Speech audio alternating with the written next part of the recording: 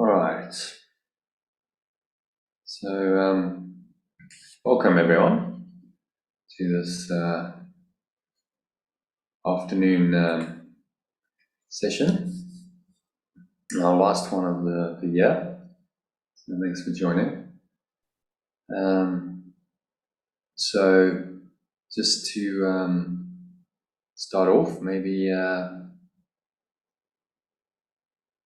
we could start off with a meditation, if you're okay with that. Yeah. Okay. Just to get into it. So just making yourself comfortable, sitting with your feet shoulder width apart, back straight. Have your hands in your lap. Close your eyes. And start off as usual with a nice deep breath in through the nose. So breathing in. Notice how the stomach rises. And the chest rises. Slow flow of air in through the nostrils. Clenching of the sphincter muscle. As you draw the energy up the spine, into your heart center, this warm wave of energy rising up, put one hand in the heart center, connecting with your heart space, and breathing in again, feeling this energy rising up.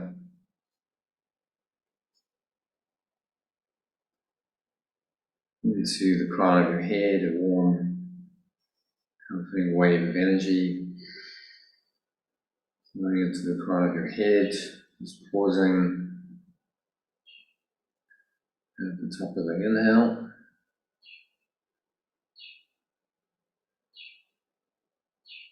And as usual, just having a little look within, noticing what's going on in there. Any thoughts, any emotions, sensations, particularly anything that feels at all negative, limiting, contracted, constricting in any way. Observe thought, emotion and sensation. And just breathe into these. Create some space, some light. Light is really just spacious awareness, just an openness entering into your mind. So just draw this openness in to every pore, every cell, every muscle of your body, into any areas of tension that you noticed. Maybe there's tension in your stomach. It's another area of your body clenching. Just breathe into it. When you do that, imagine that some light is flowing in.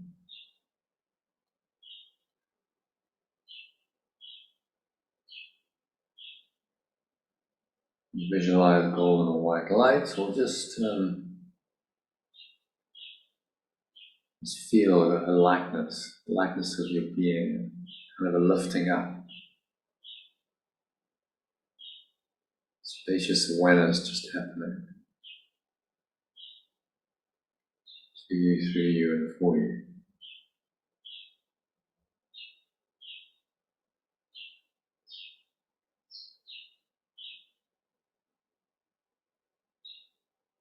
And in the light, no darkness is really possible. So whatever the thought was, the emotion,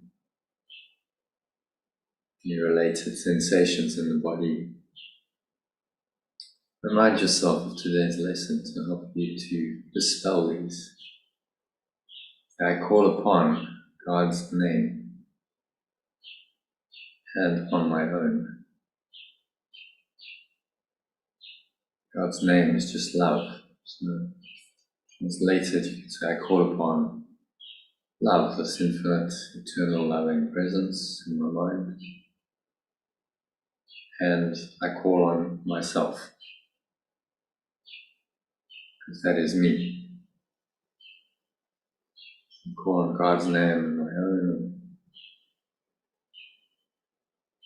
call on love itself and my true self. In the same thing, I just breathe in these qualities. So there's peace, there's calmness, there's a spacious awareness, sense of not really being too bothered about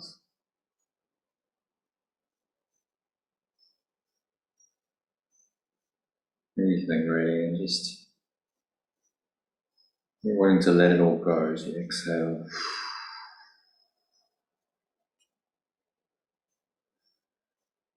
Letting it all go into the nothingness that it really is. Blowing it away, the breeze of your breath.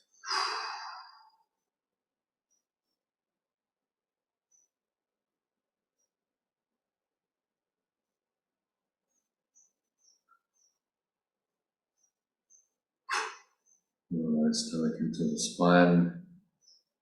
For the last remaining hours, just feel the lightness.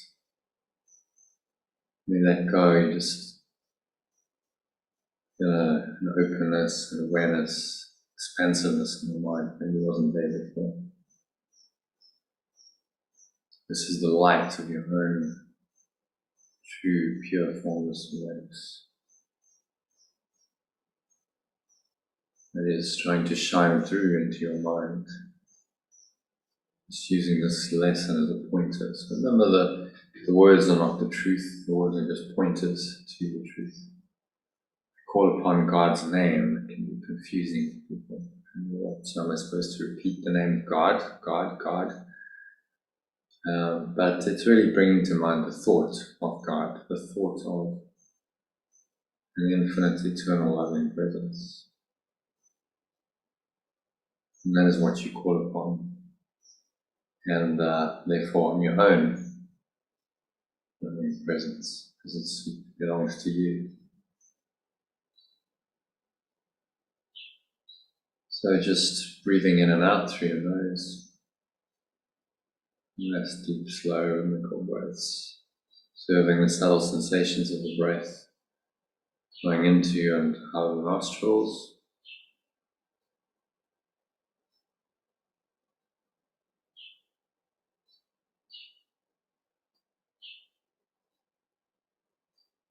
After observing the breath, you bring your mind into the present moment. Present moment awareness.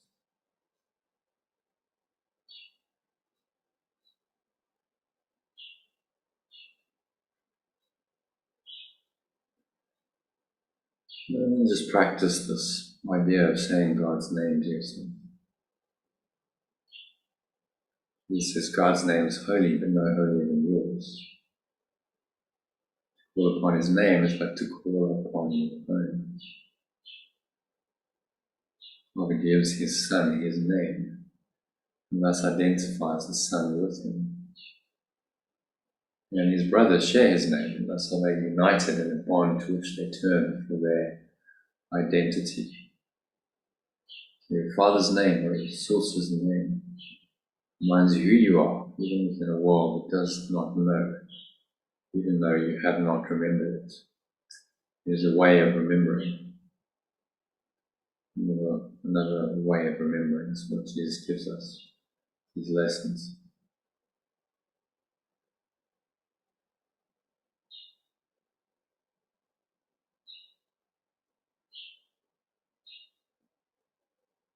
And just keep watching your breath, a sense of sinking in deeper and deeper. With each breath, just going into the light. And will take you. And you say the name of God to yourself. It doesn't need to be any specific name, term, but if you want to, you can bring to mind God or love. infinite, eternal, loving presence, or pure, formless awareness of God, or oneness, perfect oneness. It's also a term, a pointer to God, to a presence that's beyond words. Remember, the point is not the truth, but it's a pointer to it, so it can be helpful. Why Jesus is saying, use the pointer to remember the truth. When you hear God's name, it cannot be heard without response, or said without an echo in the mind that calls you to remember. Say His name, so in your mind, just say the name of God or love, the perfect oneness or beingness, and that works for you, and observe what that does.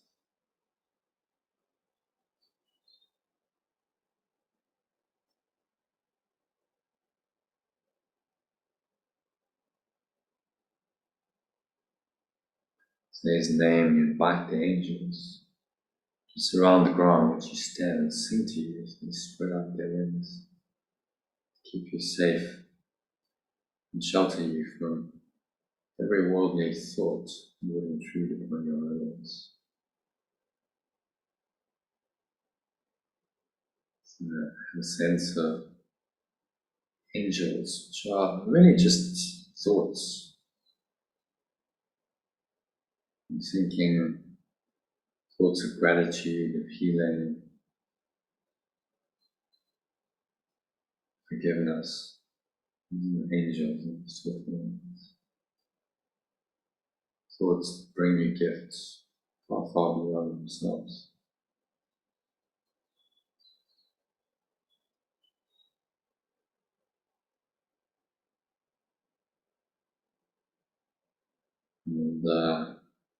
And just sinking in, see this deep state, and deeper and deeper in each breath.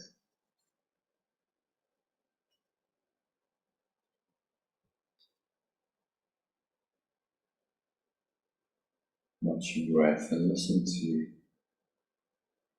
this music which you might play. Very appropriate song called 100,000 Angels. So just listen. Watch your breath and listen deeply. Let the music, the words take you wherever they need to take you.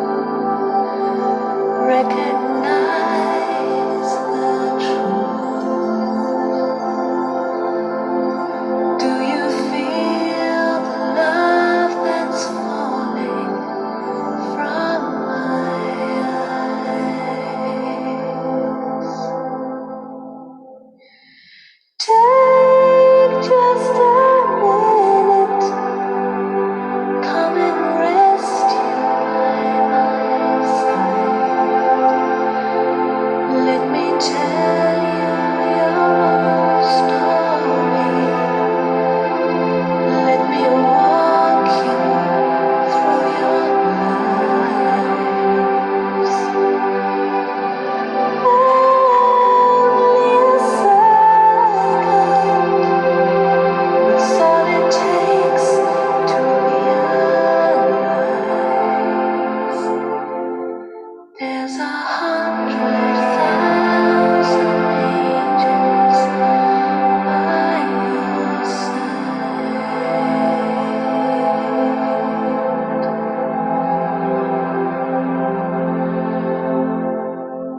There's 100,000 angels by your side.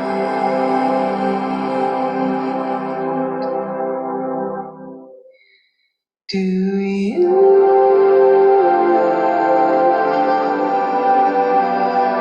hear me talk to you?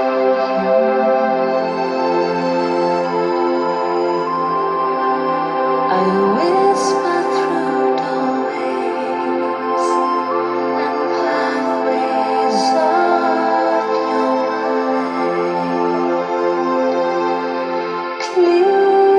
mind.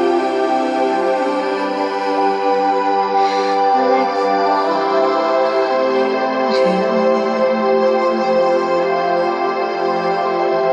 I'm fresh from my journey, crossing the ocean of blue.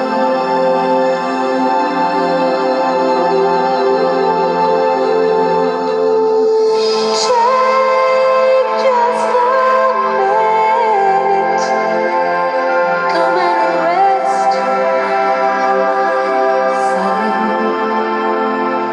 Let me tell you your own story. Let me walk you through your lives.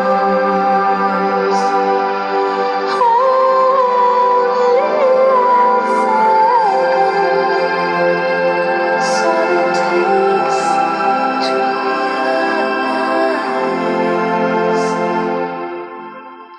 there's 100,000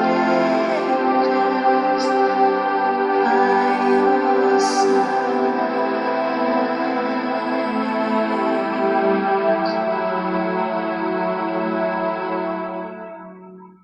There's 100,000 angels here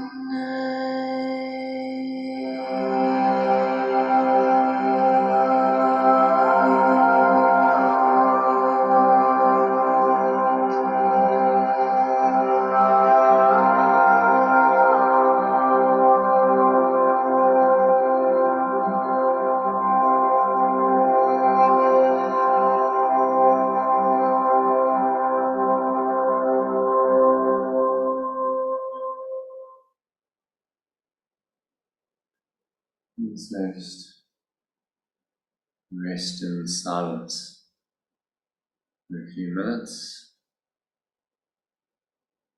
just sinking in to this holy place in the mind, which hopefully the words of that song and music activated. Just rest in the love that you are. God's name is your own. There's nothing else you have to do. Just be aware of that. Next few minutes, in deep silence as you just watch your breath flowing in and out through the nose. Keep your mind clear, calm, into this presence arising strongly, presence of love or oneness. In the name of your Father, the next few minutes of deep silence, surrender to that presence completely.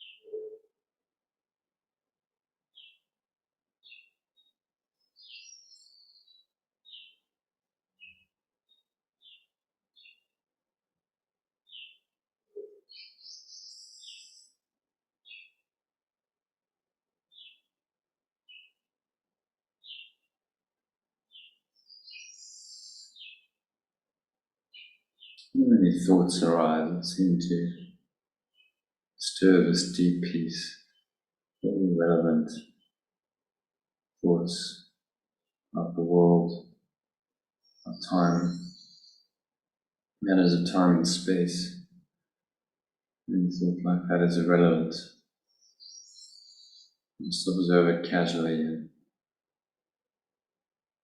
remind yourself that I call upon God's name, and then with love and on my own to dismiss this thought. And then you just exhale, have a sense of release. Know that what was trying to tell you.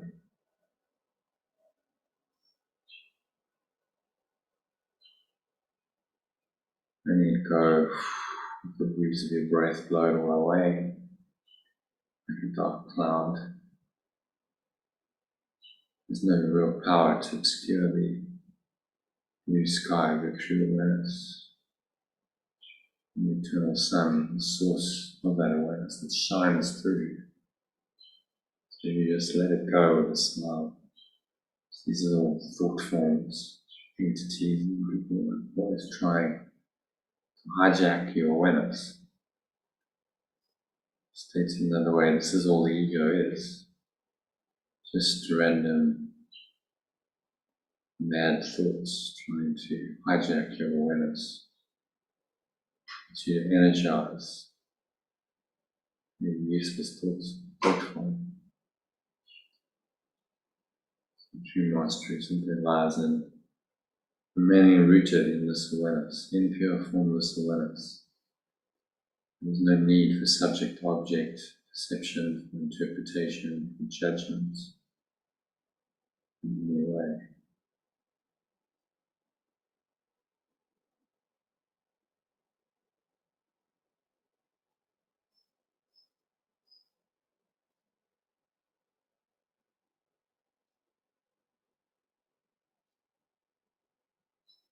And sink into this pure formless awareness. And a little deeper, there's no instructions in it. Just the name of God calling you to unite with itself, with your one self, your own true self. The next couple of minutes of deep silence.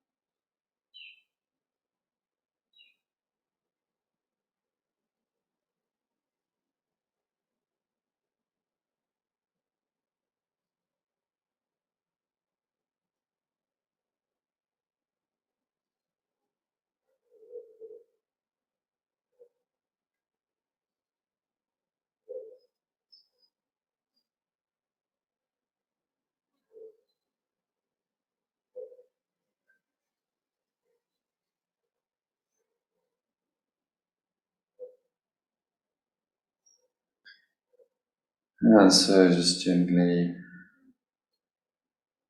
bring your mind back to an awareness of the body,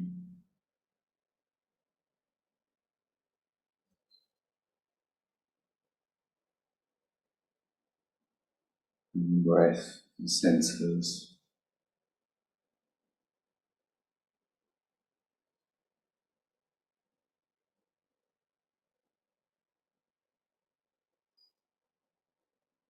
and the world, and on the count of 3, I'm just going to open your eyes. So 1, just moving in,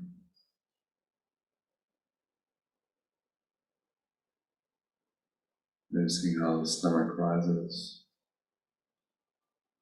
and the chest rises, and the subtle flow of air through the nostrils. Touching of the sphincter muscle, feeling your energy rising up the spine to your heart center, one end of your heart, feeling that nice warm, comforting sensation in your heart. Breathe in further, move all the way up into the crown, your head, pausing at the top of the head. Another sip of air and breathe it all in. In the name of God, your true inheritance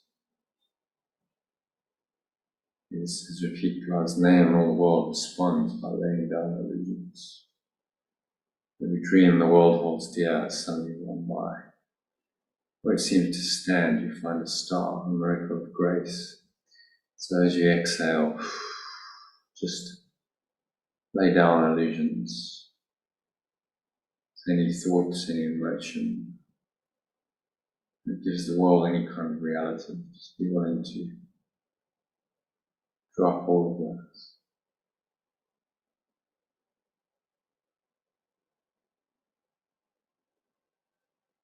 And then all go.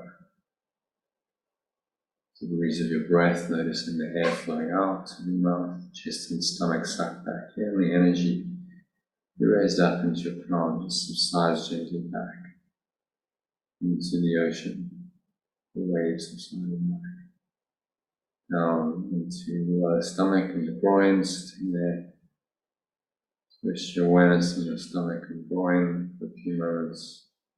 Notice now on the count of 2 the weight of your body pressing down into the chair, your feet touching the ground.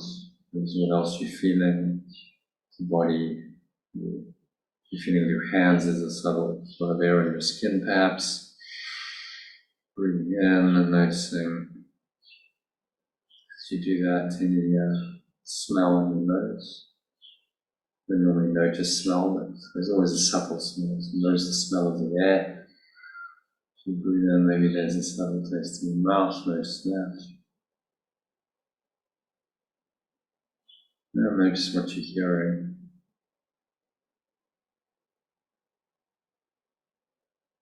In the surrounding environment, in this very calm, detached way. There's really no need to do anything. You just observe, name, judge, label, or interpret. And then you notice this very peaceful awareness, pure formless awareness arising. Just a spacious awareness. You feel very peaceful, calm, and loving in that.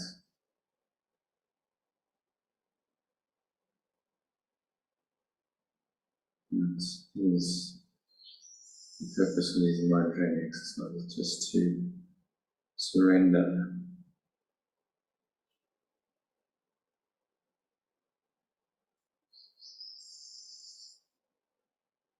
And so, in this deep, calm, connected state, you continue to stay here even while you bring more of your senses back to awareness. And you say so it's done. So 3, on the count of 3, open your eyes. And just take a minute to look around. Noticing the same familiar object in the room, but just notice them from this state of awareness. There's no mental noise, no need to name them, judge them, label them, interpret them. Notice that it doesn't matter what you look at, so just let your eyes randomly rest on little objects. Happens to look at. It doesn't matter what the object is. It's underlying awareness, peaceful presence is the same. It's training the mind that this presence, you could call God in the name of God, is always there, and it underlies all of your sense perceptions. It doesn't matter what you perceive, the presence is always there. One of the earlier workbook lessons, it's lesson 3. It's just God is in everything I see. God is in the moment. God is your pure formless awareness. So it must be in your perceptions, because perception comes from somewhere. There's a foundational awareness.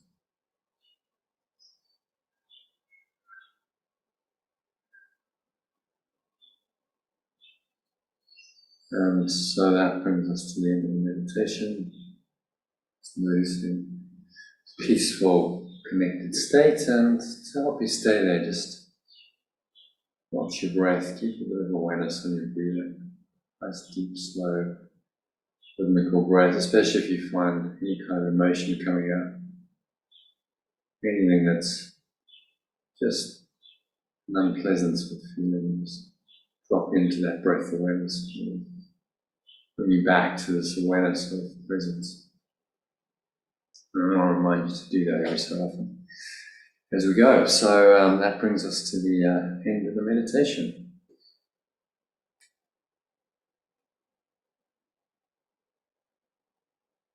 Okay, so let's get everyone back.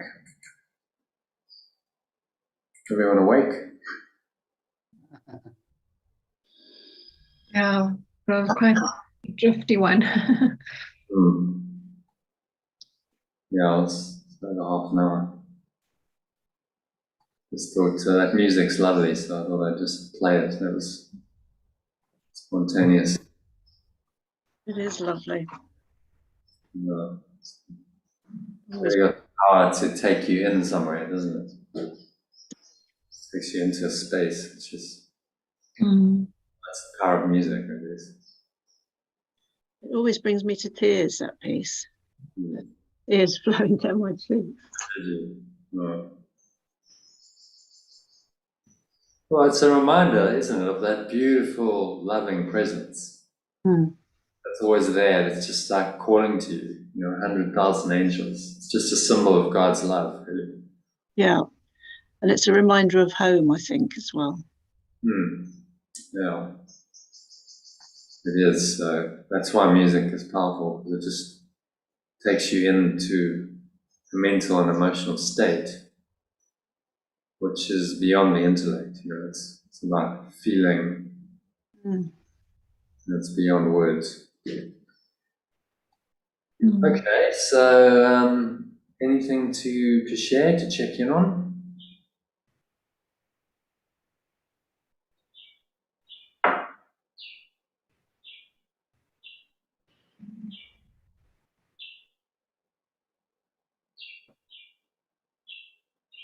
Yeah, lots of silence.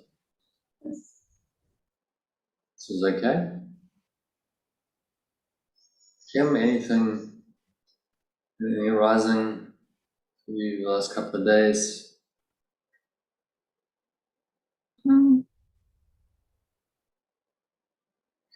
Yeah, all good. Nothing new. Yeah, just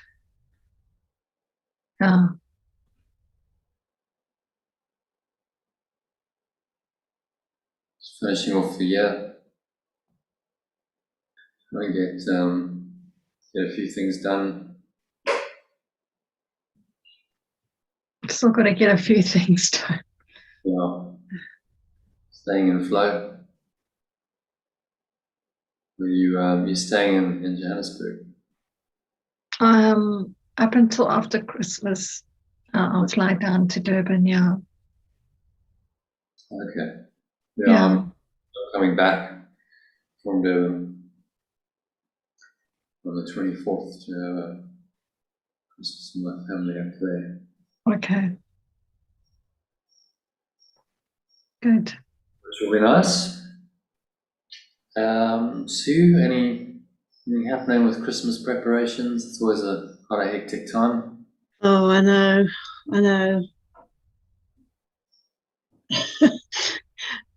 I find it hard to quieten my mind. I've just decided today I've just got to write lists of things, and with it, I haven't been getting on with anything. I've just been I have this tendency to assume that everything's going to fall into place by itself without me having to do anything. Okay.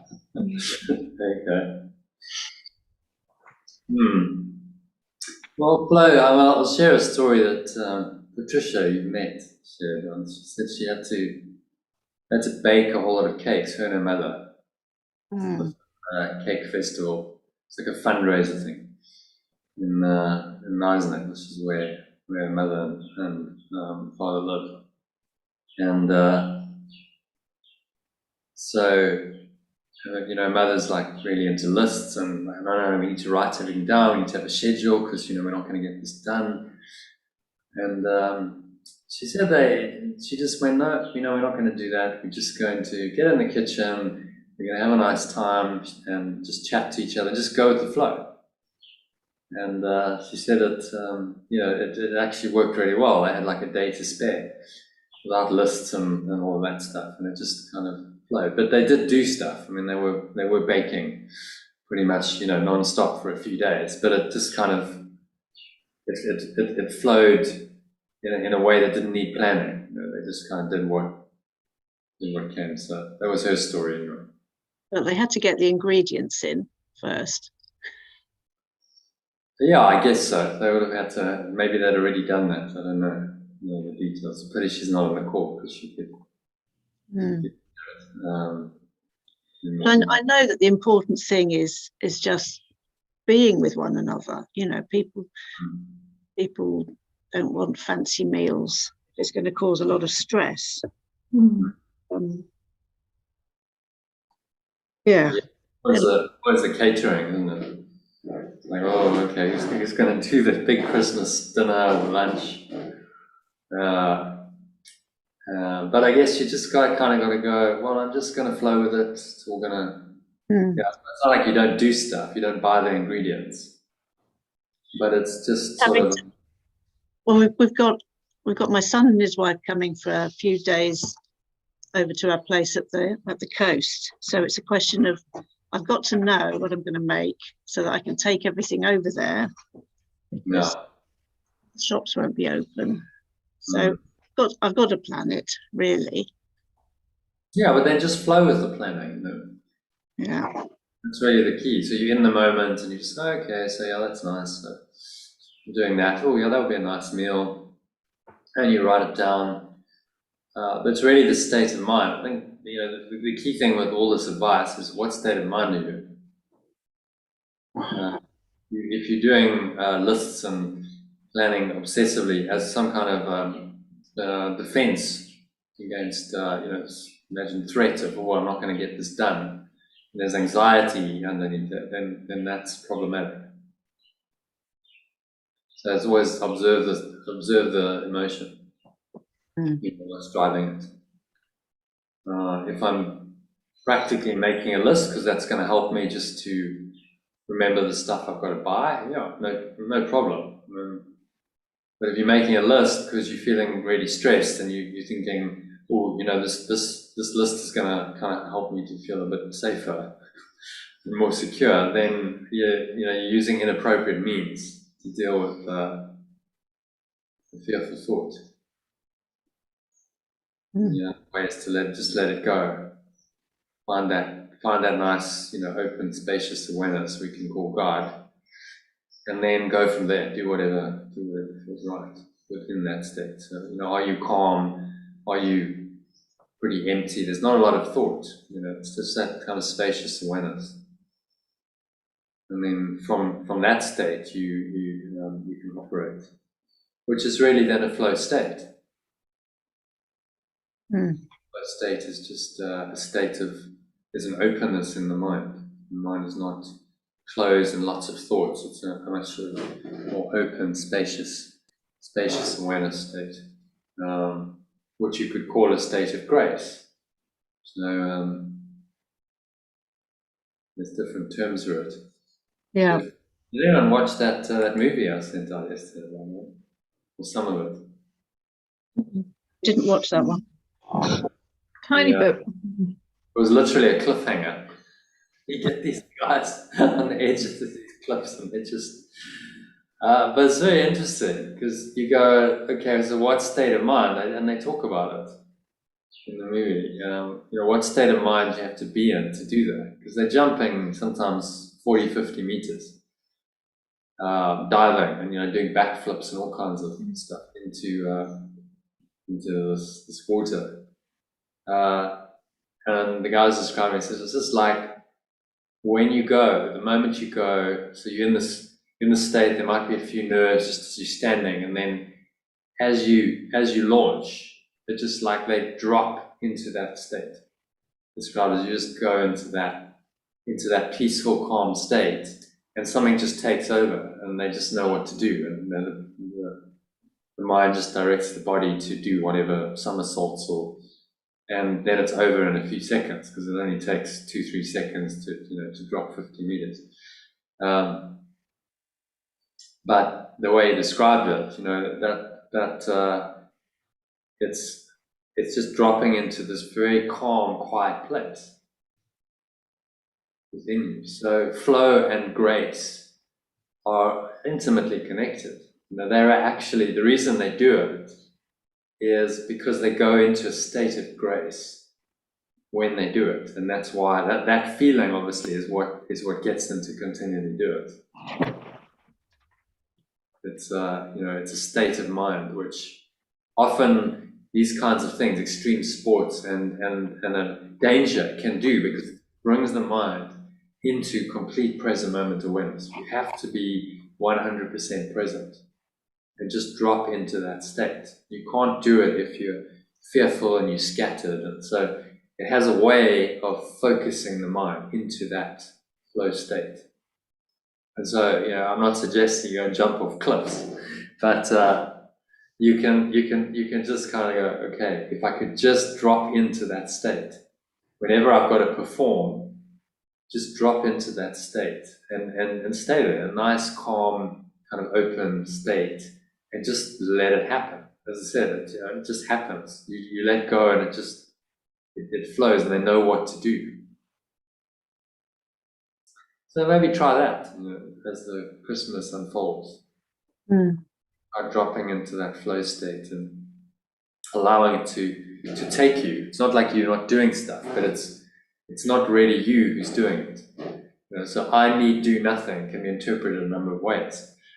I need do okay. Well, just on the level of form, I need do nothing. All right. Well, great. I'll just sit around and I'll do nothing. Well, that's probably not going to work in many instances because I need do nothing. As if you said, where's the Christmas lunch? I don't know. I'm just practicing the courses. I need do nothing. Yeah. So that's not really what it means.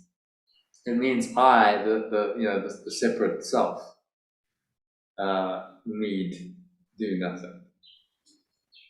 That's what it means. So there's no sense of a separate self doing anything. It's just dropping into the flow state and letting this presence, because it is just a presence, just letting this presence do it for you. That's really the key. And if you find yourself going out of it, then just come back into it. Just bring yourself back to your breathing, bring yourself back to the present moment, this nice kind of spacious awareness that you've got used to in meditation. Bring yourself back to that, even while you're acting. Maybe you just need a little time out, you take a bit of time to reset into that state, so you're not doing anything while you're doing that. But then the flow state is the idea that you can keep that open, spacious awareness while you're acting. So I'm just opening the Glossary of Terms. And we defined flow. I don't think we have. It's not actually a course term, so maybe it's inappropriate. But it's an articulating go course term, I suppose. Should we have a go at flow? Do you want to have a go at defining it? See, what is flow?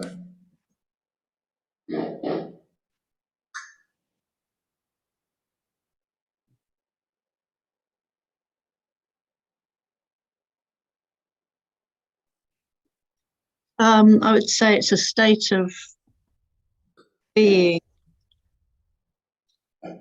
in which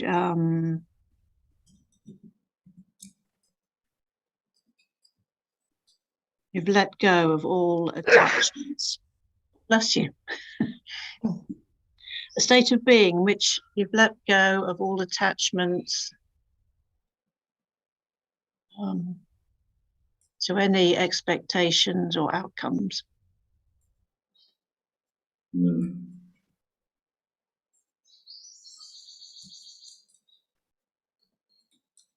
Yeah, that's actually a pretty good way to, because it really what takes you out of flow is the expectation of a particular outcome, isn't it? More attachment to expectation of an outcome. And it's the attachment to the expectation. So you might still have, well, I'm doing the Christmas dinners because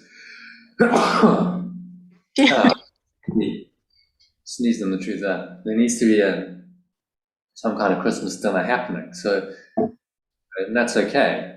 There's an outcome coming, but it's no attachment to the expectation. No, it doesn't have to be an awe-inspiring dinner that everybody exclaims how amazing it was. Yeah.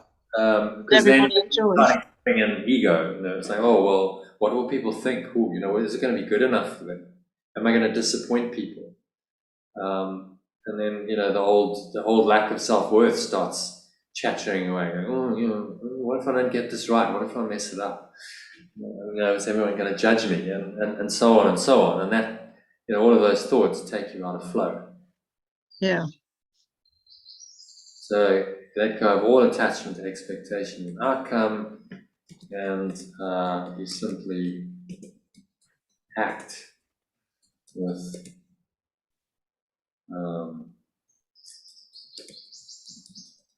guidance of spirit, which is really just a peaceful presence. Peaceful presence.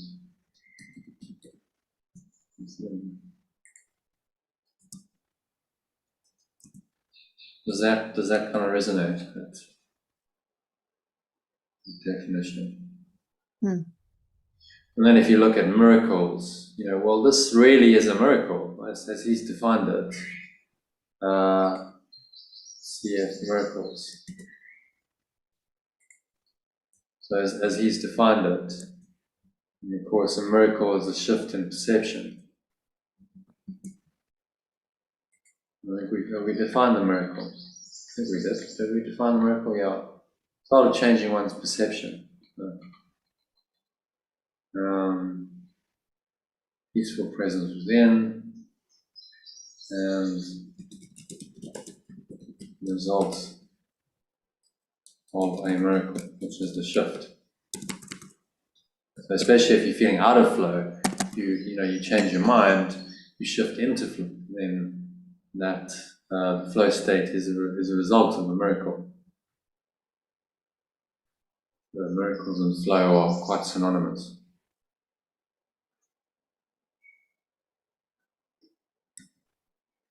Okay, makes sense? Happy with that? Yeah.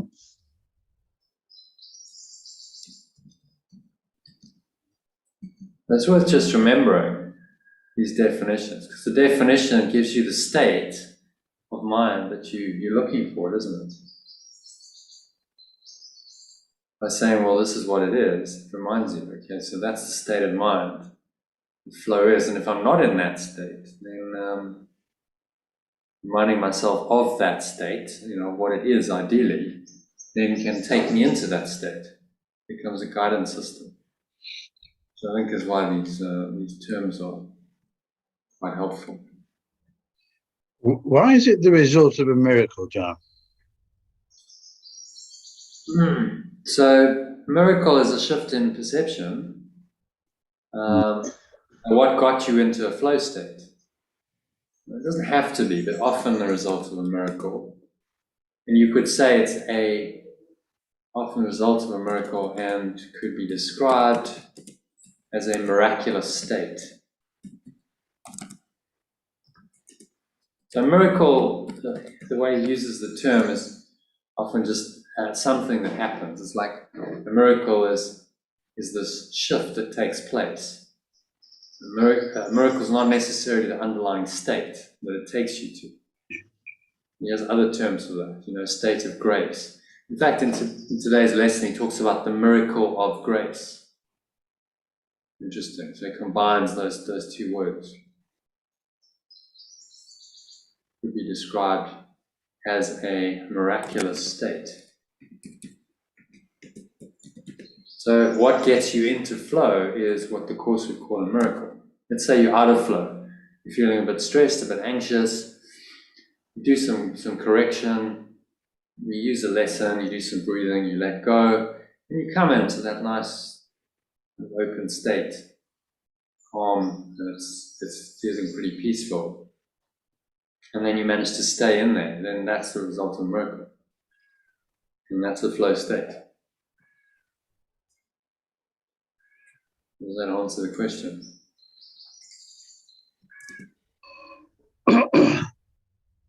John, are you happy with that? Yeah, I'm happy with that. Yeah. Okay, so any thoughts on flow, miracles, how they relate? There's also an allowing. Yeah, with the guidance of spirit, that's really the allowing.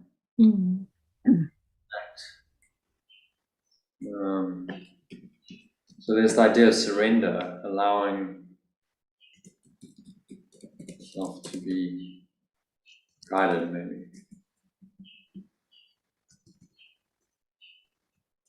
So the sense of, I will step back and let him lead the way. Surrender is, or letting go is a key part of this.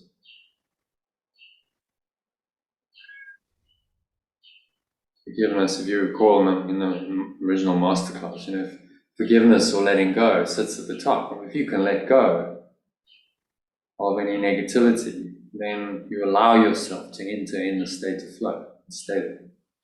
What takes you out of flow is negative thought and emotion every time. Just observe, every time you have a negative thought or emotion, it takes you out of flow, doesn't it? That nice kind of open, spacious awareness suddenly goes into some kind of contraction, and you feel the energy of that thought arising, and there's an emotion. And then, of course, if you energize that, then you go even more out of flow. So the key is to catch those thoughts which come in to tempt you away from the flow state, and go, no, it's fine, you know what, I want to stay in flow, so I'm just going to let that thought go. It's really nothing, and it doesn't deserve any kind of mental or emotional attention. I'm just going to drop it, release it, and go back into this peaceful presence, which is really not thinking very much. And this is also the key thing. Or attachment to expectation of outcome and conscious thought. That's the key thing. So all the descriptions of flow, so really you've let go of conscious thought. You're not consciously trying to do anything. There's no stressing or straining or striving in flow. It's just happening. It's happening through you. So there's a sense of it happening through you, for you, to you, and you sort of become the observer of what's happening. So flow connects you with your higher self.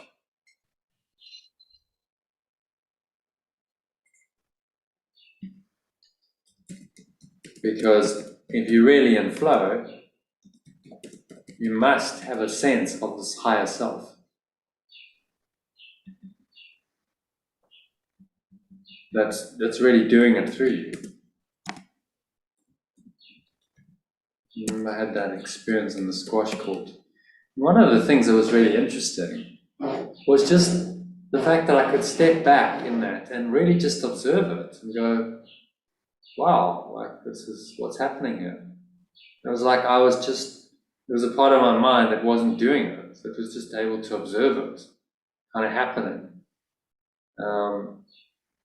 So there was a sense of some higher awareness that's observing the whole thing, and it's just happening through the body. I wasn't identified anymore with the body or what the body was doing.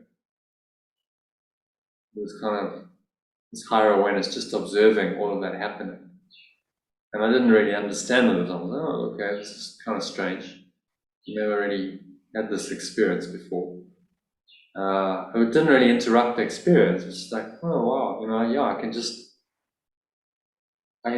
I'm not really playing. It's like, it's interesting because you're totally in the flow and it's happening, but there is the sense of a higher self, a higher awareness that can observe it all, which then is the quality of detachment. So people talk about complete immersion, but there's also simultaneously the state of observation.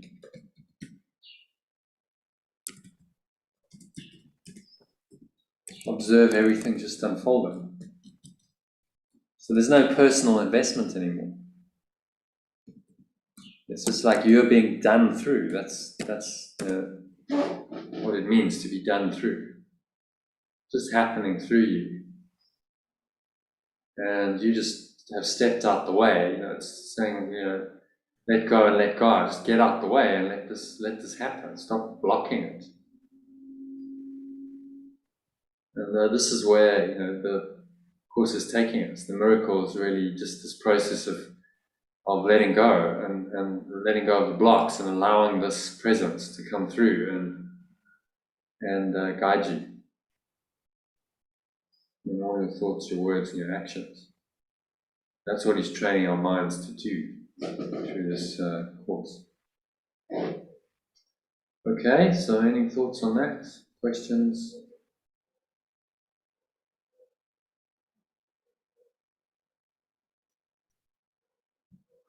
We've defined grace and revelation already, so experience of resting in pure being or formless awareness. So I would say, listening to those cliff jumpers, that they enter into a state of grace when they jump off the cliff. From the description, that is a state of grace, which they feel, and that's why they do it, because it takes them into a state that's extraordinary. So they're able to do stuff.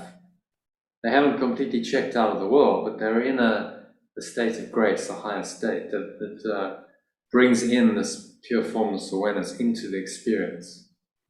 And that just takes over, that intelligence just takes over and does it for them.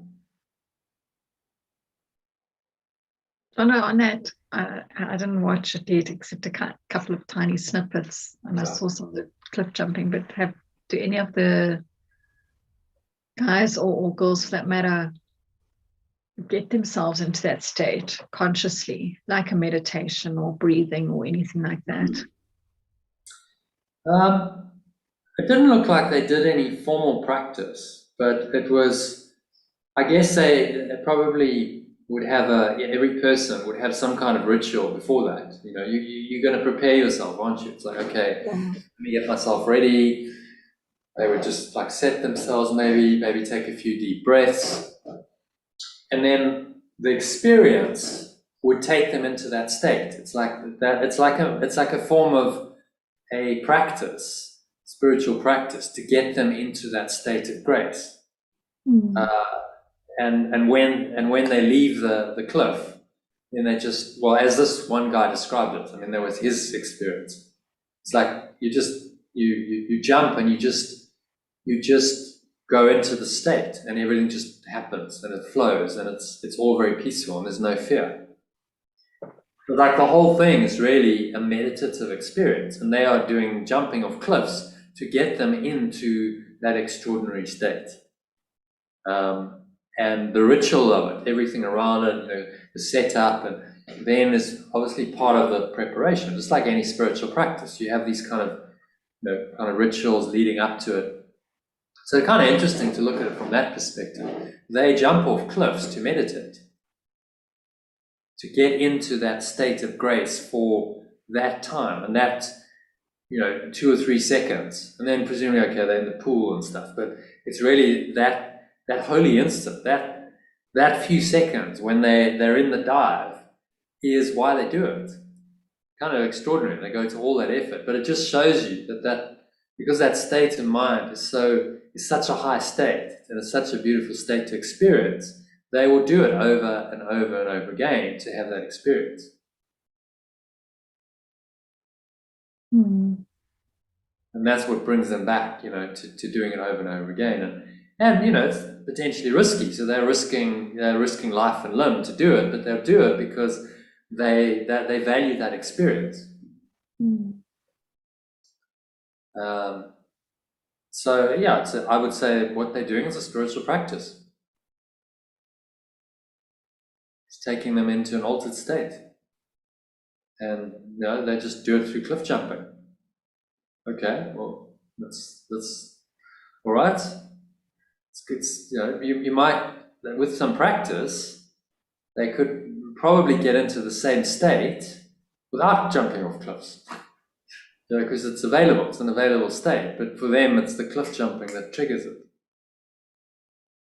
Takes them into that state of grace, which is such a powerful state that, they'll go to all that effort, traveling, going into the mountains, finding it, the whole setup. So probably the whole preparation, because it's going to take you probably a few hours to prepare. You've got to go on a trip, and the whole thing is like the ritual to prepare for that state of grace. They're just doing it in kind of non-traditional, not a traditionally spiritual way, because traditionally spiritual is just sitting and preparing in a meditation, but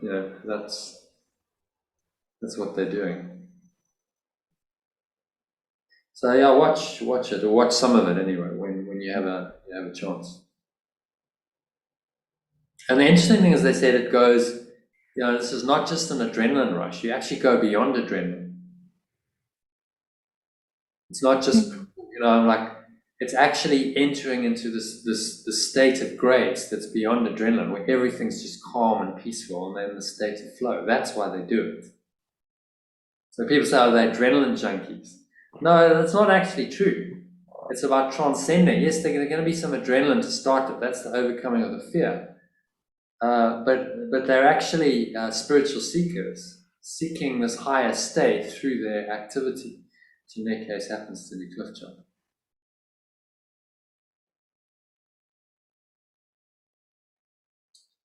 Yeah, so those are my thoughts on it. Anything else you want to ask? No. Thank you.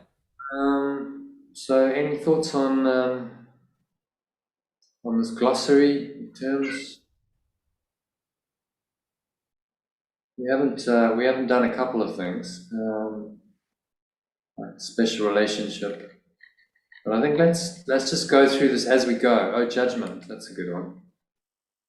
As judgment arises. Well, let's talk about judgment quickly, shall we? So, John, any idea, like what is judgment in the course's terminology? What does it mean?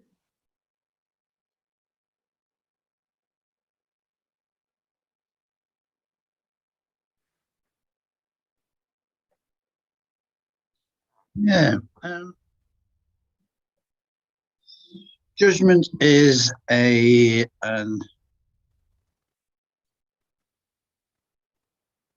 egoic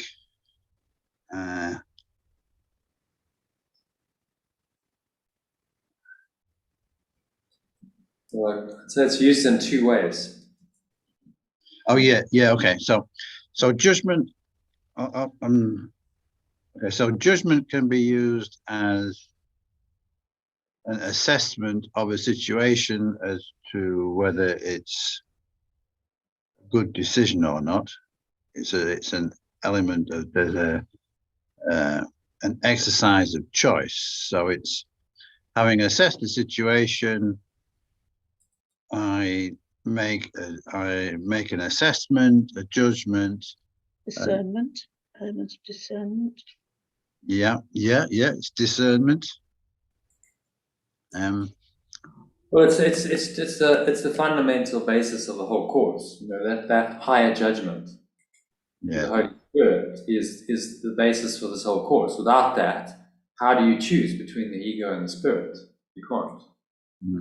So you must judge. When people say, "Oh, well, no judgment," well, you have to be very careful in what context they mean that. You know, it doesn't mean you accept everything as equally valid. Oh, well, you know, the ego is as valid as the Holy Spirit, and it's all part of so-called reality. So it's the right-minded judgment, which is really what he's training us to do this entire course. He's saying, well, look, you need to be able to discern with the Holy Spirit's guidance through the Holy Spirit, i.e. the idea of oneness. So the idea of oneness then becomes the arbiter of all of your judgments, the foundation, if you like, the thing that you keep referencing. So you want to try and complete this? Right-minded judgment, discernment through the Holy Spirit, i.e. the idea of oneness, that Right-minded.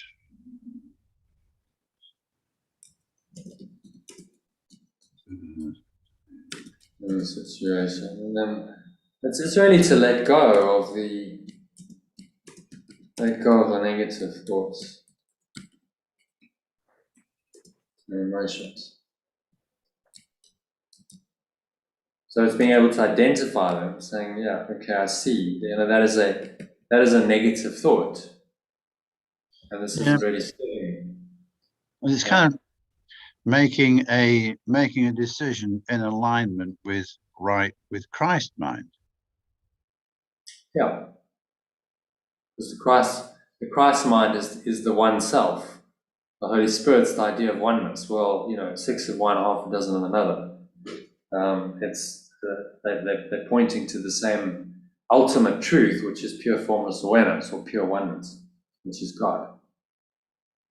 So Kim, it's worth. I will send this out shortly, maybe tomorrow. So it's worth going through this glossary because some of these terms we've explained in different language might be quite helpful. So, for instance, God is pure formless awareness. Christ is the idea of oneself. As we say, Christ, that means oneself. Holy Spirit is the remembrance of or awareness of oneness. So it's not a self as such, but because it's remembrance of oneness, obviously it connects you with the one self. The Holy Spirit brings you to awareness of Christ. Another way of saying that. So using these terms, we're just trying to understand really what they mean in psychological terms. What are they actually referring to? What's the experience of the term?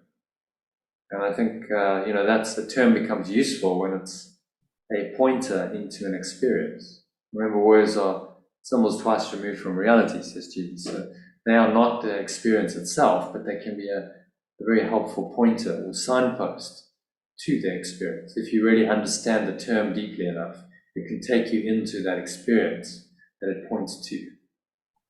Experience of oneness and the peace and love and joy that come from it.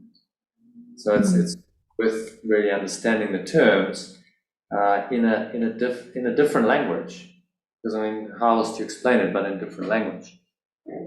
So God is pure formless awareness. I'm just in pure formless awareness. There's nothing else going on. No subject-object perceptions, no thoughts of time and space, no sense of I and other. That is a state of mind we could call God. which is the ultimate state that this is all leading to. Make sense? So Yeah, thank you. This is actually looking up as well. I mean, they have the clarification of terms from the course verse on actually definitions of words. yeah, he does talk about things like mind and spirit, Yeah. like the ego. So he does, but it's, I think there's 6 sections, and so he's defining just, less than 10 words, I think. A lot of these other terms crop up. Yes, no, definitely. This is very helpful. We just decided, I think it was John's idea actually, so thank you, John, to just put in place a glossary so that you go, okay, well, this is an overall summary of what these terms mean, and then as you go, you can keep referencing. Just, okay, well, if that's what it means, and I've come across this in a lesson or text, I reference the meaning of the term, and it might just bring you much more from the particular section you're reading. Okay, do you want to finish the judgment thing then, John?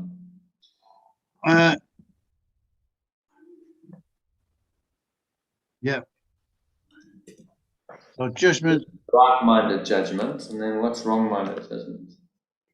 Okay, so right-minded judgment or discernment through the Holy Spirit, and the idea of oneness of any situation, let go of negative thoughts and emotions that constitute the ego. Wrong-minded judgment is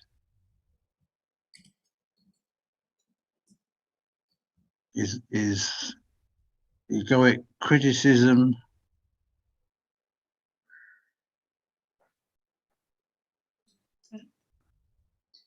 It's of the ego, and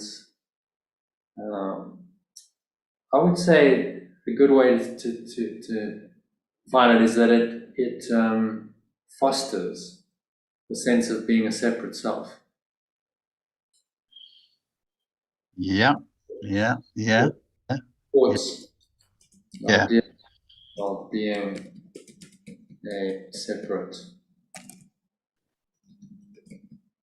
So at the core of every wrong-minded judgment is this separate self that's trying to strengthen it through itself through the judgment. Oh, this person did that to me. Oh, now I'm holding a grievance. What does it do? It strengthens the false sense of self. Oh, the little me is now offended because this person has hurt me. And Sue's saying attack. Yeah, okay, so you can incorporate that. Supports the idea of separate self. And is always an attack on self, oneself.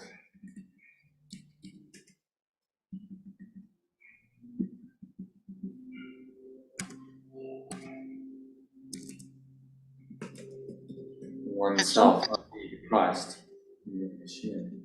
And it's also an effort to maintain. It's a resistment. It's an effort to maintain one's egoic wrong belief in oneself. What am I trying to say? It's an attempt to keep hold of one's false self. False. Yeah. Well, I think I've covered that. So it supports the idea of being a separate self. Yeah. Okay. Yeah. Yes. Something about giving a feeling of superiority as well. Yeah. Well, it doesn't have to be. It can be a feeling of inferiority. Yeah, true. Yeah. Because the ego will work on both. So, I feel attacked. I feel weak. I feel powerless. I feel like I'm the victim. That's judgment. It empowers you. rather than empowers. Ooh, this person's really attacking me. Oh, poor me, woe is me. I feel like I'm the victim. Now, often then, you'll go from that state. The victim and the attacker, the aggressor, are not far apart. It's one thought away. In another moment, you might go, bloody hell, no, now I'm getting angry. Because a victim can get angry easily. So you vacillate between these, these different aspects of the ego, but it's not the right mind of Christ that's directing it. And so he talks about judgment in the wrong mind, and he uses the same word in the course for both. So you have to know what he's talking about. Calls there's a section on the last judgment, which is the Holy Spirit's judgment on the ego. But in other parts, he just uses small j. So you have to kind of have a bit of discernment. It's okay, so what is he talking about now? Is this judgment in the wrong-minded or the right-minded sense? Yeah, it's pretty, like, you just see the context of the, where it's in the sentence and the paragraph, you pretty quickly see. Because he'll be talking about the ego of the Holy Spirit.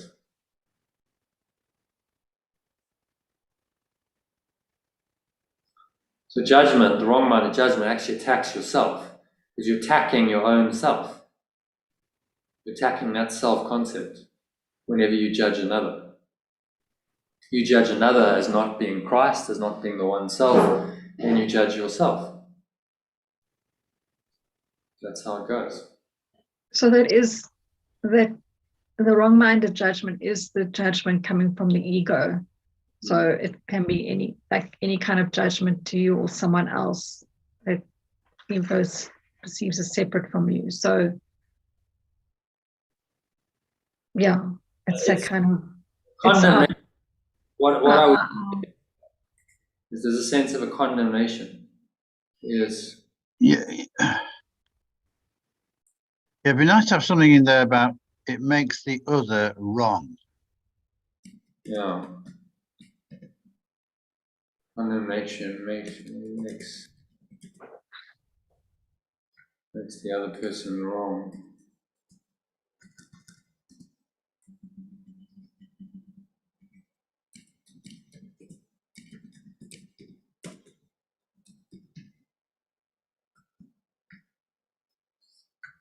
Makes the other person wrong.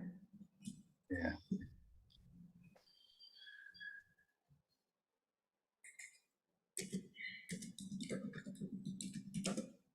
Therefore, it's always an attack on the oneself.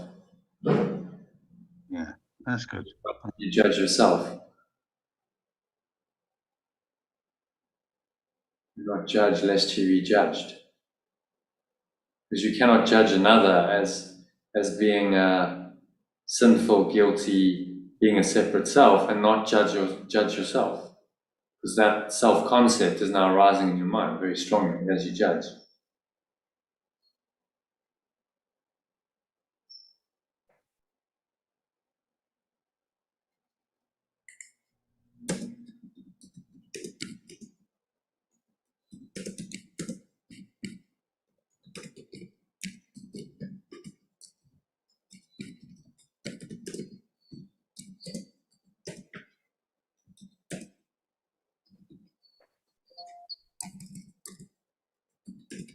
To judge and condemn yourself. Okay, does that make sense? Think we've comprehensive enough? yeah.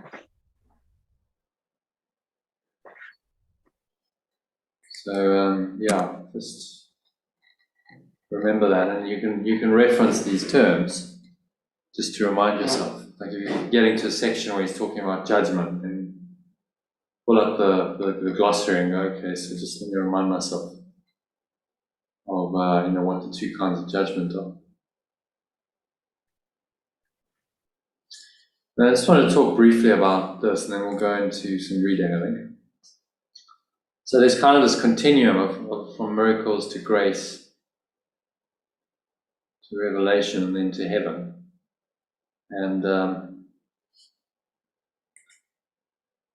we're all on this continuum somewhere.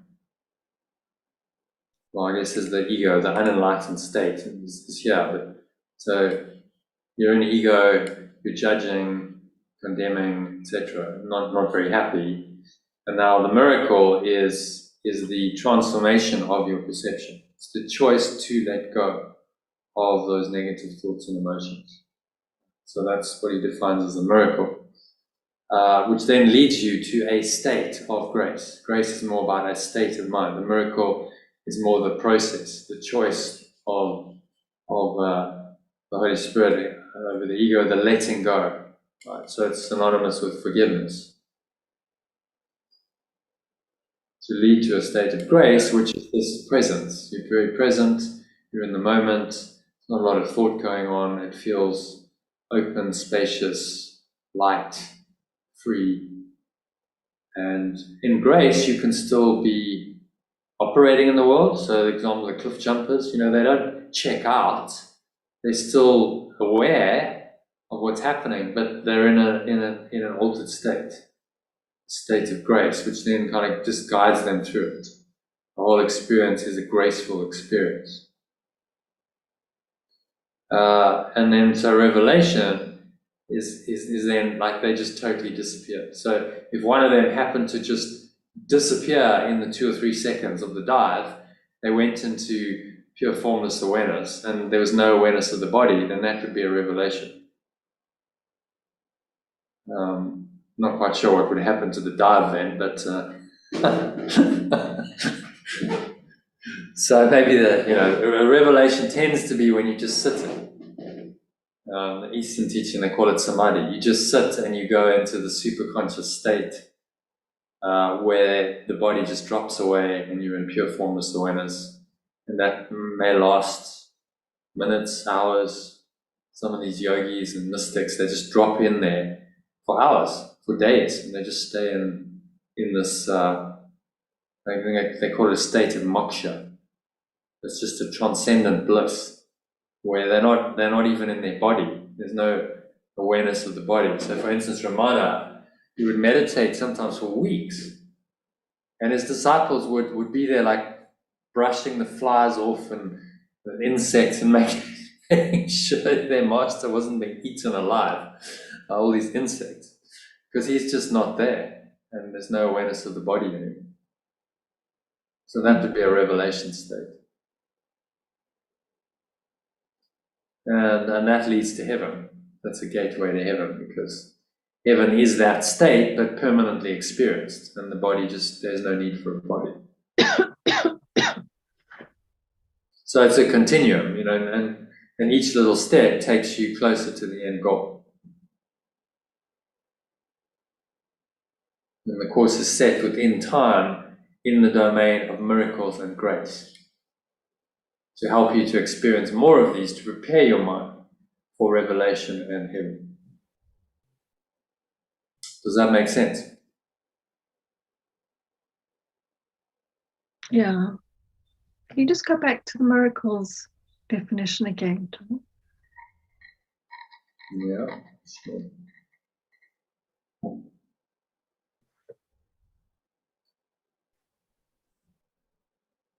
Do you want to read that aloud?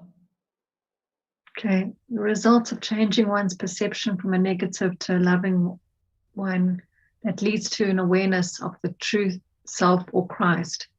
This may have tangible effects in the world of form, such as the miraculous events, circumstances. For example, healing of the body or a special relationship, but doesn't have to have tangible effects to qualify as a miracle.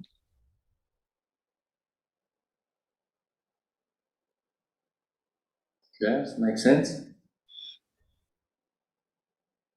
Yeah.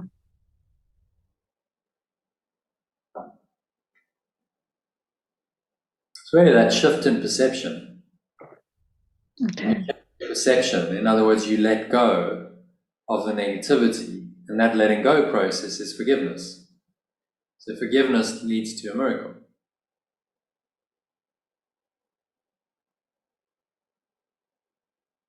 Okay. The miracle is that the other person appears to change, I think, or the situation appears to change. Well, it can be, yeah. So often it does have tangible effects in the world of form, but it doesn't necessarily have to have. Hmm. You know, just having shifted your perception is enough. That's the miracle. That's the real miracle. Mm. And then the effects will be as they are. Whatever comes from that just shows up as a result of the authentic change of your mind. And when you do change your mind on that level, it's authentic, then often there are some shifts and they can be quite miraculous, phenomenal. Like, wow, like how did that happen? Suddenly, overnight, my body's healed. I like take Anita Mojani's, near-death experience. It's got all these elements. Miracle. In that time, when she was in a near-death state, just above the body, she changed her perception of everything profoundly. That was a shift in perception that happened. Sure. And as a result of that shift in perception, she then comes back into her body, and guess what? Her body heals. Within 5 days, all the tumors are gone. Because her perception has changed so radically. Her whole thought system has just been fundamentally changed through that experience.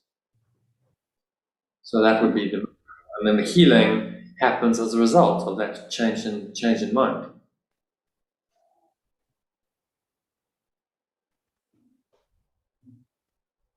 Very powerfully, because her shift was that powerful. She was deep in the ego, and then suddenly changed her mind into the Holy Spirit, just in the course of, I think she was in a coma for 30 hours or something. So in the course of that experience, she has a total radical change of mind.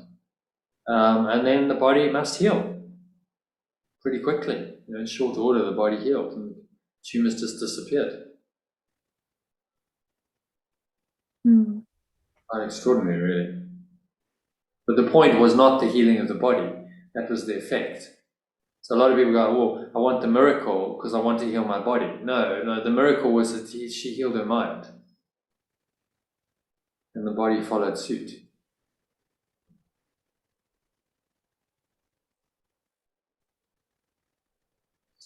Okay?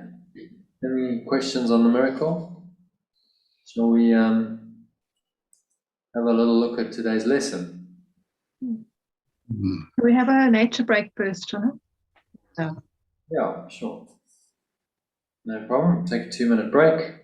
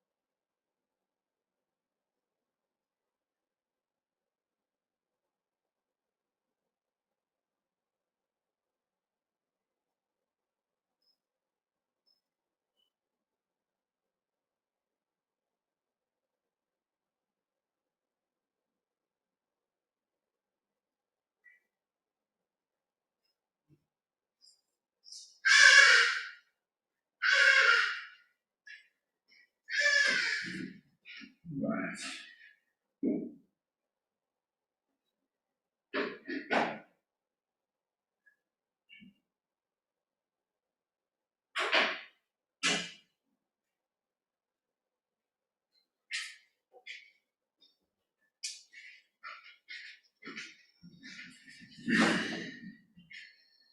Okay.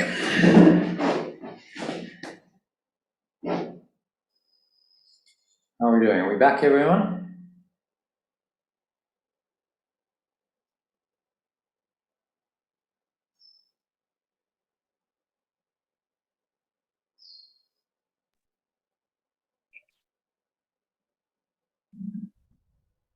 Okay, we there?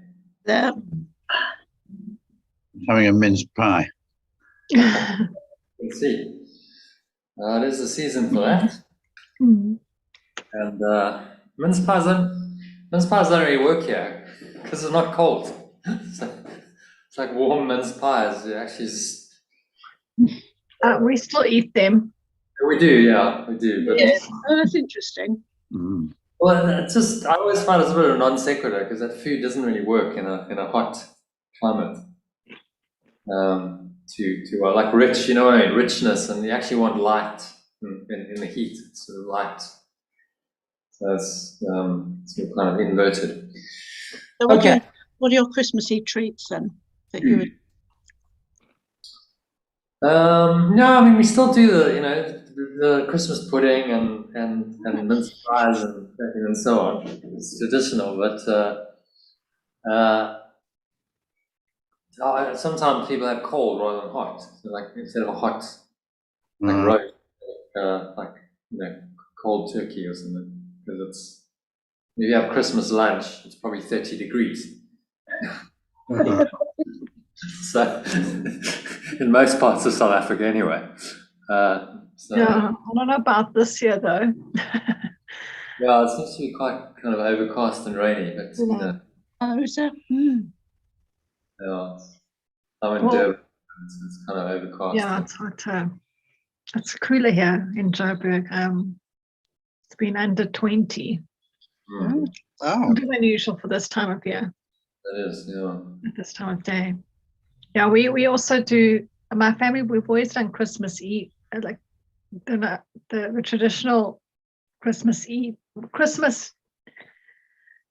dinner on Christmas Eve, because at lunchtime is hotter, so it goes down well at that time. Yeah, And then during the day we do more cold foods and that yeah. in the day, and like leftovers. We do the leftovers, yeah. Some leftovers, and then like cold meats and salads and that. So that's more for lunch, but at dinner it's everything. Oh, Putting in the mince pie. Although we have a mince pie in the afternoon as well. okay. Of course. Yes. I do love mince pies. Yeah. Okay, so let's just restart the recording, shall we?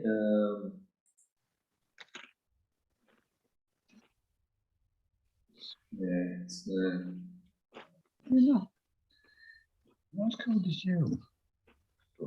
Yeah. all right. So let's have a little look at the lesson, shall we? Do you want to kick it off, John? The paragraph 1 and the key idea. I call upon God's name and on my own. God's name is holy, but no holier than yours. To call upon his name is but to call upon your own. The Father gives his Son his name and thus identifies the Son with him. His brothers share his name, and thus are they united in a bond to which they turn for their identity.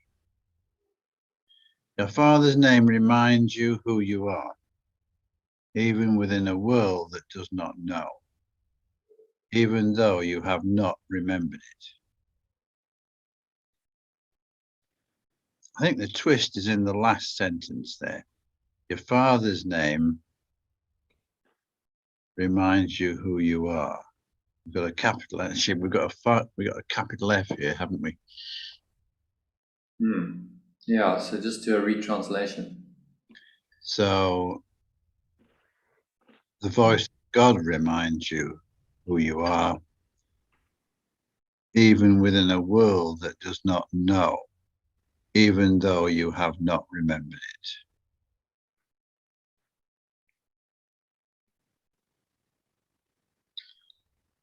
So it's kind of saying here that our family name gives us an identity and helps create a bond with our family members. Okay. A sense of identity, which is kind of like a reflection of the real identity that we can get when we tune into our fathers, our God, the name of God, actually. Yeah, I guess he's using a worldly analogy there. Father, because that's a small f, gives his son his name. Thus identifies the son with him. His brothers share his name, that's how they're united in a bond to which they turn for their identity. So if we saw ourselves as all sons, or extensions of our father source, then everyone must be your brother. You come from the same source. And it's not related to a body. So that's why it can be helpful. Instead of father, you just retranslate it and say your source's name, your creator's name.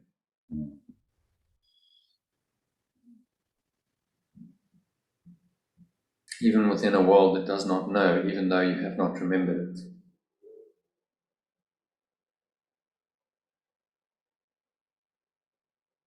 So in this world, it seems like the Father, the real source, has been forgotten, and we are now, our biological parents or our parents. Our cause seems to be another body who brought us into the world through an act of sex, and the ego wants us to stay in that perception, but it's not true.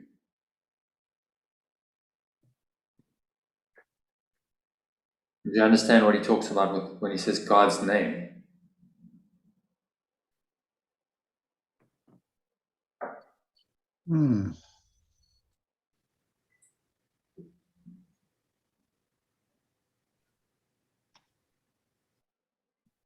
What does name mean to you? You think he's referring to the actual word of God, or whatever you want to call it? I guess it means identity, presence. It's another way of saying, the identity. God's identity. So retranslate that. Say God's identity is holy. Yeah, God's identity is holy, but no holier than yours. Okay, continue. Just do the whole thing with identity instead of name. Call upon his To call upon his identity is but to call upon your own. The Father gives his Son his identity and thus identifies the Son with him. His brothers share his identity and thus are they united in a bond to which they turn for their identity. Your Father's identity reminds you who you are, even within a world that does not know, even though you have not remembered it. And try changing your father to your source. Oh, yeah. And your source's identity reminds you of who you are, even within a world that does not know, even though you have not remembered it.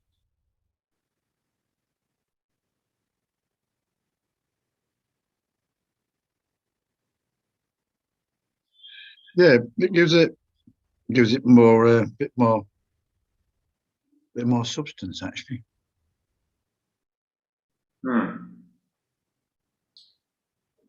the name can be a bit like, so a lot of people then go, well, what's the name? Am I supposed to say God's name? Is that God? Am I supposed to be saying God, or am I supposed to be saying some other name of God, Yahweh or whatever? But actually, it's not referring to that. This is why he doesn't go into a specific name. He's just saying it's this identity. Yeah. What is the idea of oneness?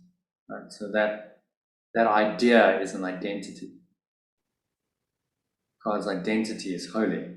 Perfect oneness is holy by definition.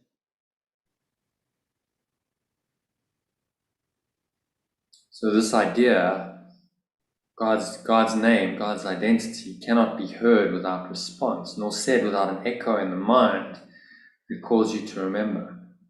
Say his name, say his identity. And you invite the angels to surround the ground on which you stand and sing to you as they spread out their wings to keep you safe and shelter you from every worldly thought that would intrude upon your holiness.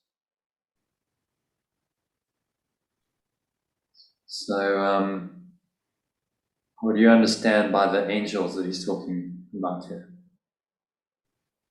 Sue or Kim?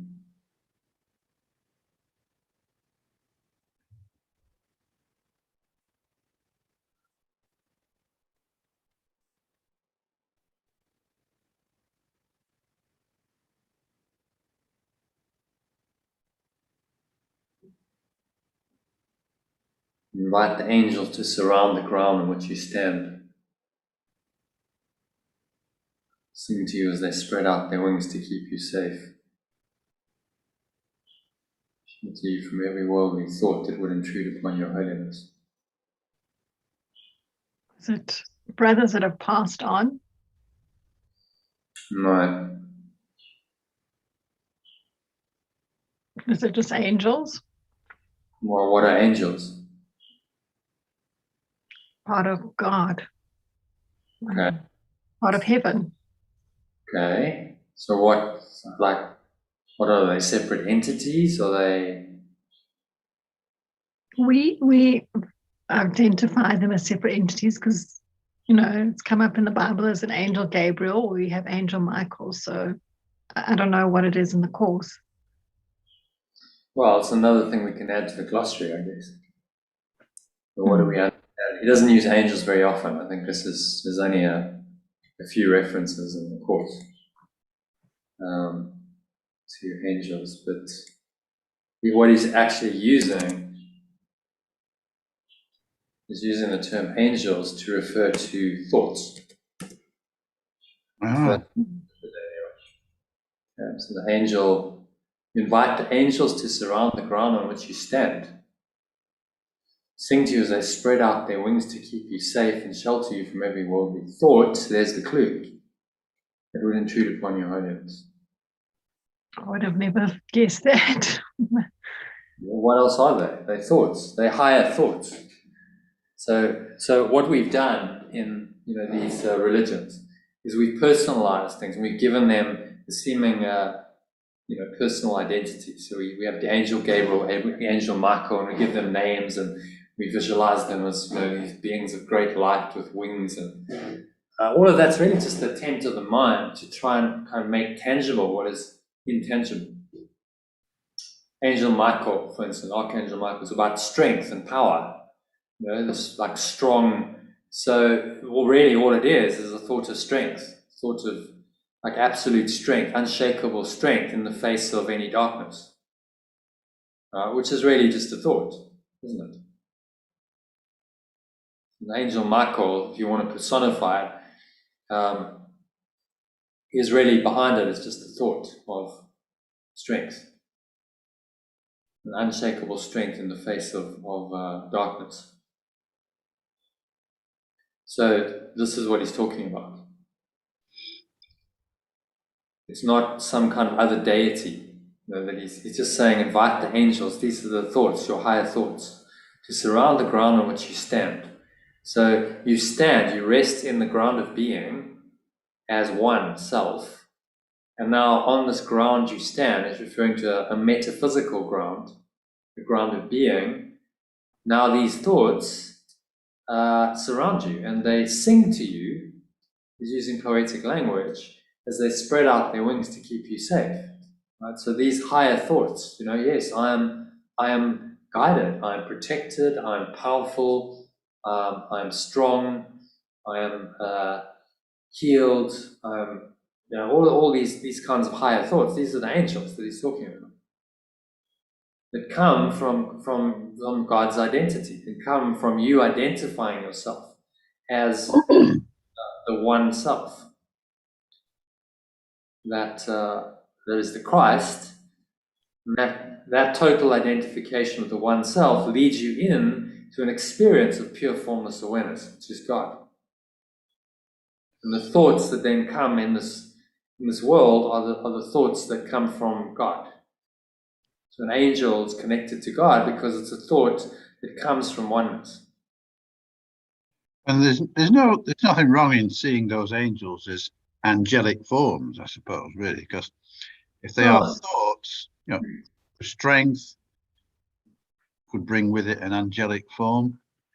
Well, it's interesting. I was listening to Eckhart Tolle the other day, and he said every thought is an entity. It's like a little entity that forms in your mind. It has some kind of being. Every thought has that. So angels are just the higher thought forms. Yeah. Have some kind of existence, some kind of identity, and for a lot of people, they find it helpful to then kind of try and visualize them. Say, well, it's this is how it looks. It's like an angel, and it's got wings, and you draw light, and because that's what the thought feels like. So you visualize the thought, and it feels light and symbolizes sort of this light, airy kind of quality. And of course, the devil, the demons, are those thought forms that are very dark and contracted and kind of make you feel all enturbulated. And then those get visualized as kind of, devils with pitchforks and kind of dark. And so the visualization just maybe helps you to connect with the thought. But you need to be a bit careful, because some people then go into like angel worship. Yeah. And they're going, oh, well, what's going to help me is Archangel Michael or Archangel Gabriel, and I pray to this other kind of entity, and that's not really correct. Actually, the source of it all is God. You're missing the point if you go into the devolved form, which is what's happened to a lot of religions. So it happened in Christianity with angels, and then they got various saints and so on involved. So now you pray to Saint Michael or to Saint George or whatever, but it's a devolvement of the power of God, which is just pure oneness. And it actually takes you away from that perfect oneness if you focus on that. So I remember, Kim, you mentioned there was that lady Doreen Virtue who was into angels and angel cards, and then suddenly she just went, no, I'm going to give it all up, because something higher came in and she said, actually, there's just God and there's just Christ. And, I need to just let go of all the angel stuff I'm doing, even though she built quite a successful following and business around it, because there was a deeper calling to go, actually, there's just beyond the seeming separation of the angels, there's just the one self, there's the Christ. So it's kind of calling you into the Christ mind, the one identity, which then connects you with God. And angels are just thought forms that kind of accompany you, but you don't worship the angels. They're just a result of the one mind that you now identify with as yours. So if you interpret like a lot of the religious teachings, when they start talking about angels and so on, in this sense, then it makes sense, doesn't it? Okay, well, an angel's just a thought form, a higher thought form, and yeah, if it helps you to see it as some kind of entity, maybe. But remember that its source is just in the mind. Its source is the idea of oneness, which you then adopt, and you believe that, you accept that. And now from that thought come the various angels of strength and protection and guidance, and healing, and and so on. These are all effects of the idea of oneness adopted in your mind, which would then be the source would be God. So does that kind of make sense? No, just curious on the demon or demonic side, like some people feel like they've described, maybe it's just a bodily form, like lower entities attached to them, like lower vibrations or lower entity, like they literally put it into words, like, so maybe it's just a strong thought that I know even it's not really the same thing, but Eckhart Tolle has talked about pain bodies as well, which can maybe move. I've read that in the Power of Now. So I'm just wondering if it's like a sort of strong thought that you think is manifested somehow, or if someone has a vision of what they see as an angel in that sense. Well, it's how the mind can maybe interpret it. So someone says, I have a vision of an angel Gabriel, or I have a vision of a figure. Often in the Christian tradition, people would see Mary. That's just how the mind then interprets it. So that is beyond form, really. It's a divine energy, but the mind interprets it as a vision, and puts it into a form that the mind can now process and understand.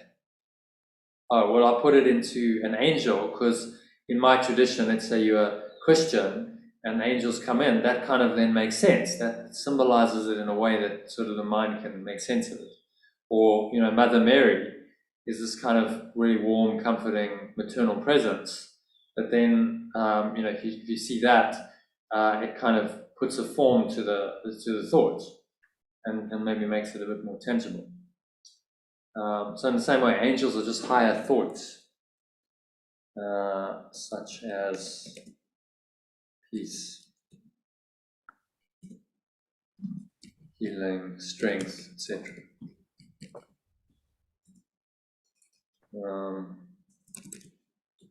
That are given some kind of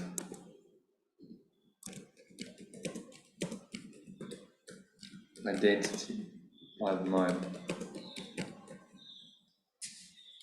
So it can be helpful for people, but honestly, it's not really necessary. You don't even need to think of them as angels. Just think of them as thoughts. Just cut to directly to the chase. So no, these are just my thoughts that bring qualities of peace, healing, and strength. If they're connected to oneness, the thoughts are coming from oneness, then these are the kinds of so-called angels that are going to come and bless me.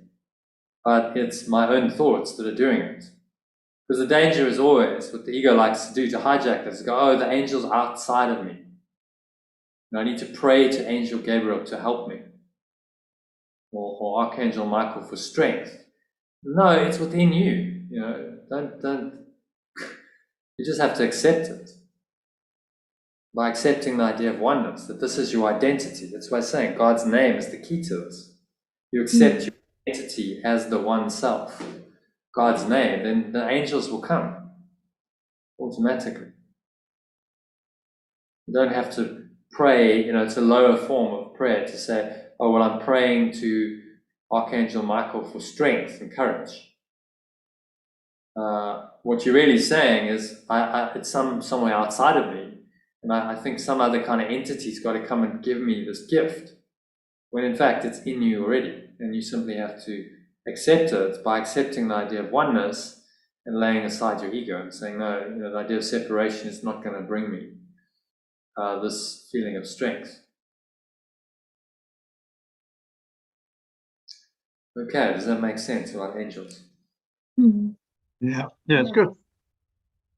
All right, number 3, Sue or Kim? I'll read. Repeat God's name, and all the world responds by laying down illusions. Every dream the world holds dear has suddenly gone by, and where it seemed to stand, you find a star, a miracle of grace.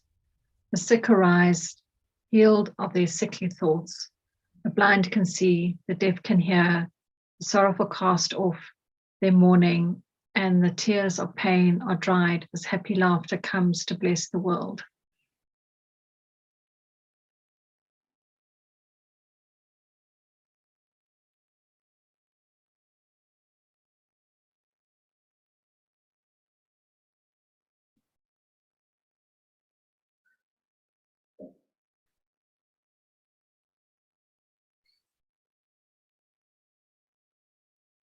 I think it's just dropping that, from what it's saying, it's just dropping that illusion.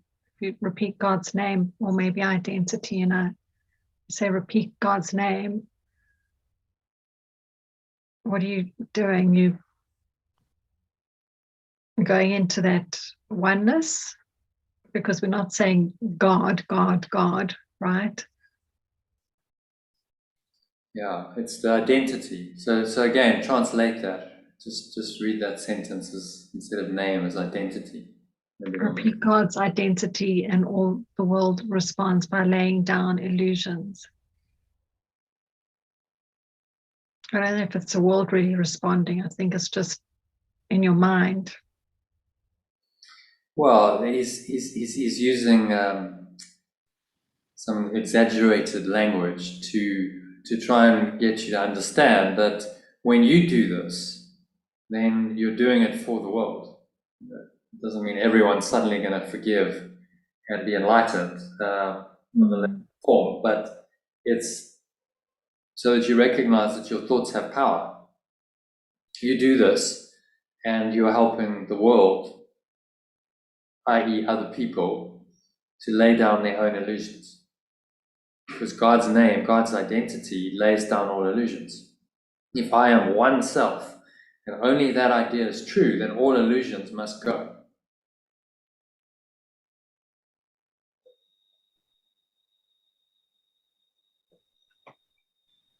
Yeah. And so this can take us into the state of grace, and here he uses a miracle of grace together. Miracle is a change of mind that takes you into a state of grace, which is just a connection with this pure formless awareness. So another way of looking at this, Kim, what we've started doing is, instead of God, you say pure formless awareness, because that's really another pointer to what God is. So say that first sentence has pure formless awareness and identity, and see how that works. Or just say, repeat pure formless awareness, and all the world responds by laying down illusions. Well, repeat the identity of pure formless awareness. Okay. Another way of saying God's name. Okay, repeat the identity of pure formless awareness, and all the world responds by laying down illusions.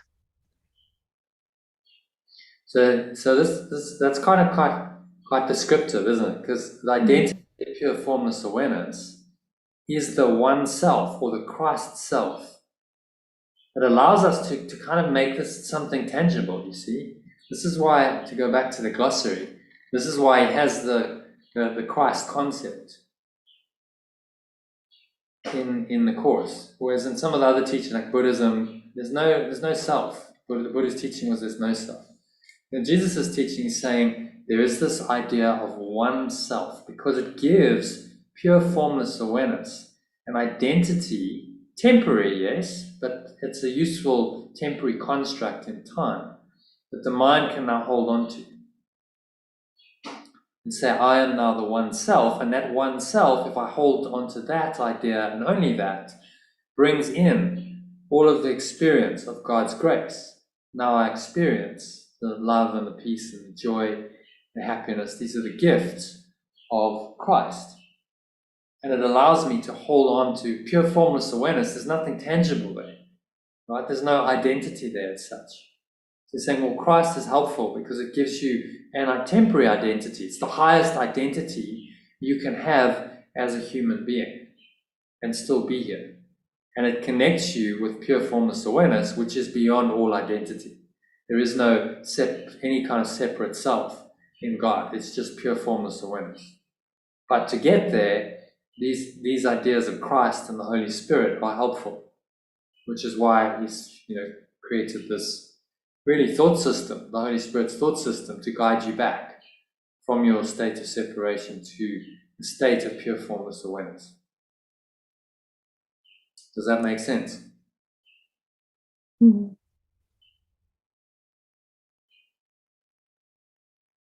To repeat the identity of pure formless awareness, the identity of oneness, and all the world responds by laying down illusions. And then if you retranslate in these other terms, it makes sense, doesn't it? The sentence still makes sense. So you determine, actually that's true. It's just another pointer. Because remember, the words are just symbols twice removed from reality anyway. So you use other pointers to maybe point you a little bit deeper, to give you a different experience of the words. As one of my projects will be to translate the course into this other language sometime when I have a lot more time than I do now. Okay. Okay. Katie, who's this? Repeat the name. Shall I start? Repeat the name of God, and little names have lost their meaning. No temptation, but becomes a nameless and unwanted thing before God's name. Repeat His name and see how easily you will forget the names of all the gods you valued. They have lost the name of God you gave them.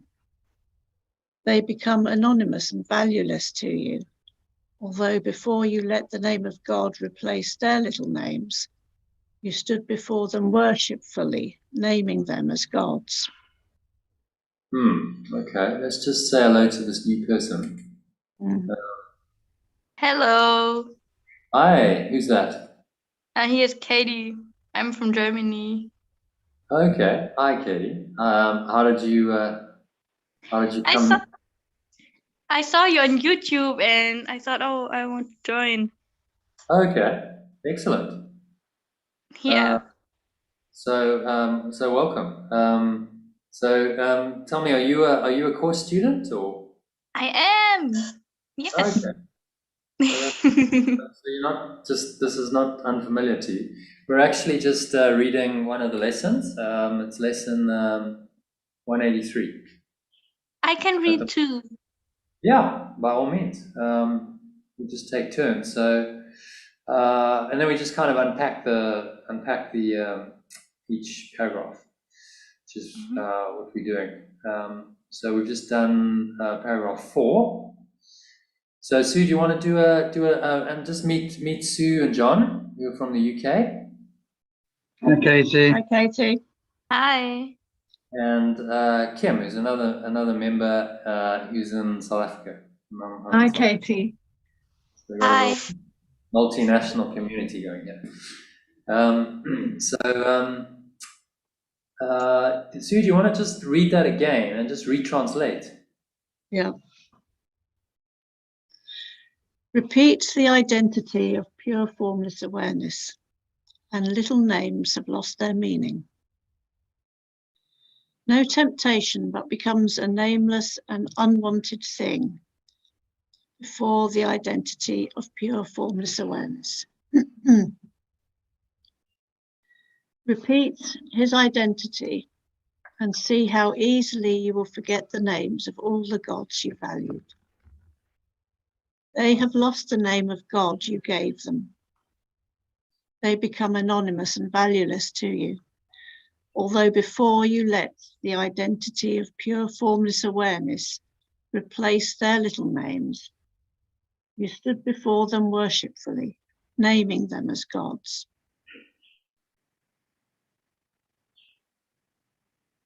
Okay, so anything stand out for you there? Or anyone else?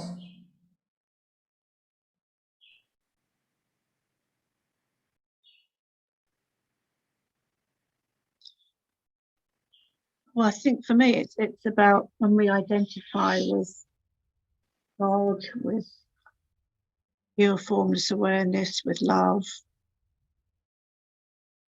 Once we do that, the other things that we thought we valued just lose their value, disappear. Even Those though, are the gods with the little g. Notice the capitalization there.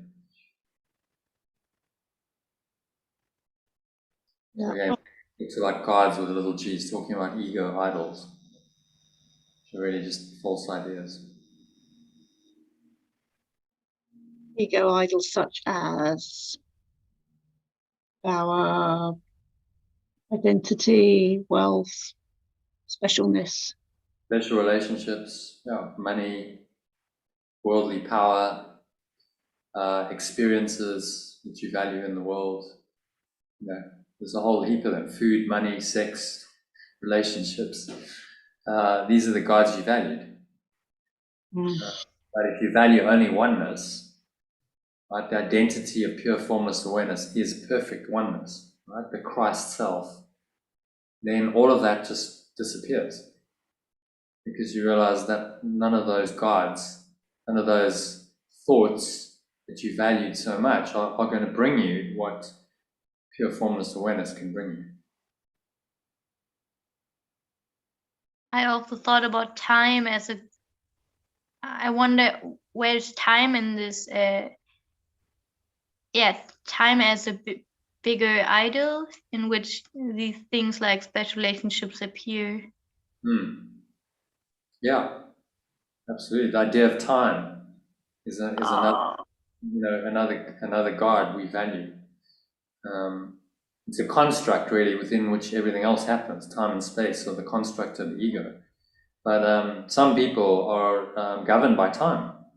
If you're always on a deadline, always rushing, always expecting, if you're in the future all the time or the past, then that's a god that you value. Your mind is now attached to time, and that takes you away from the present moment. So yeah, it is. It's another god we can value in the world.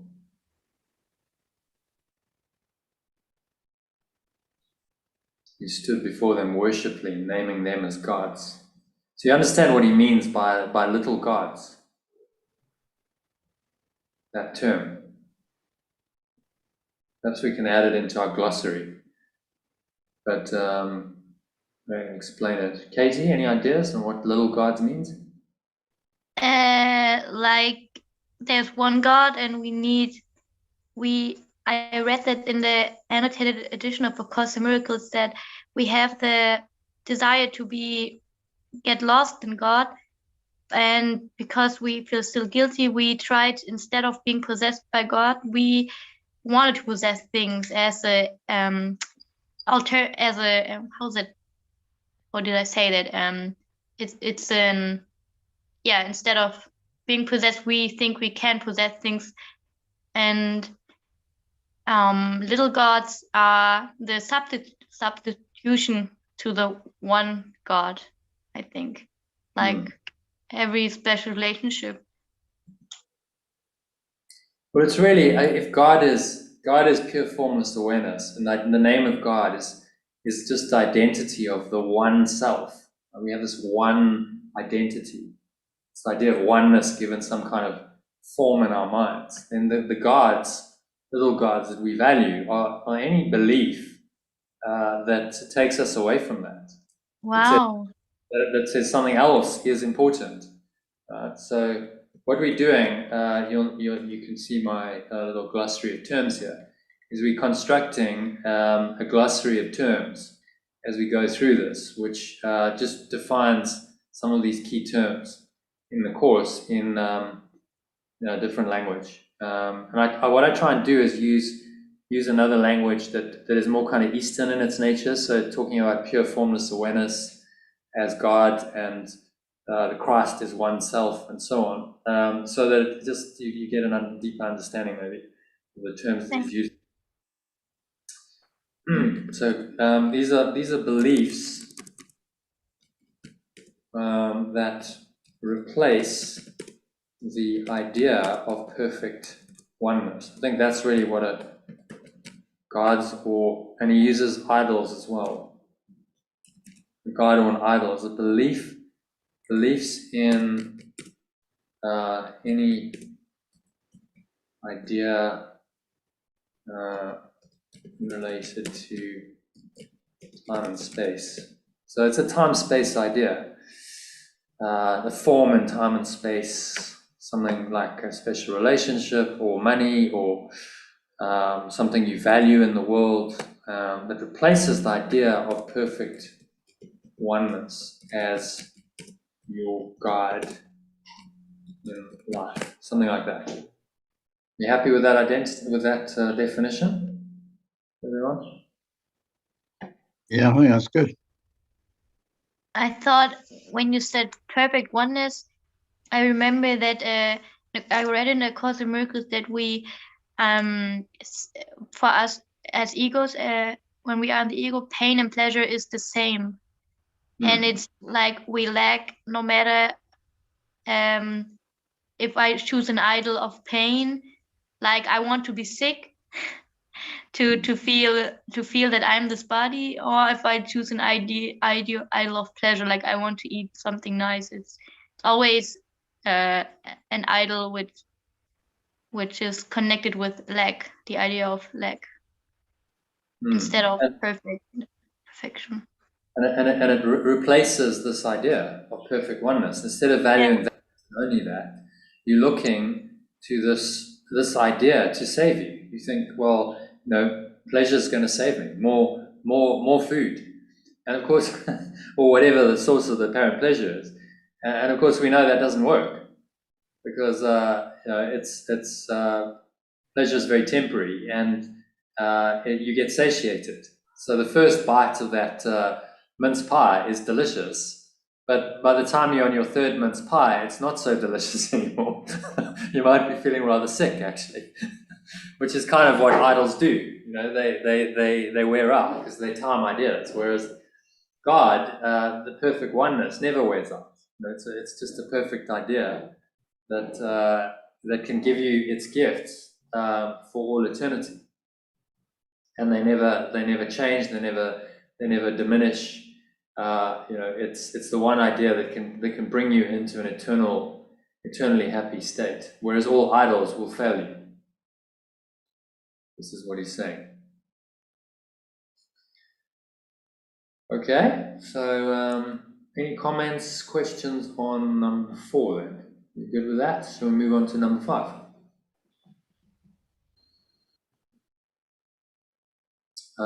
Sue, I think it's your turn to read, and then Katie, if you want to read number 5, paragraph 5. Yeah. I can read, yeah. Yeah. Repeat the name of God and call upon yourself, whose name is His. Repeat His name, and all the tiny nameless things on earth slip into right perspective.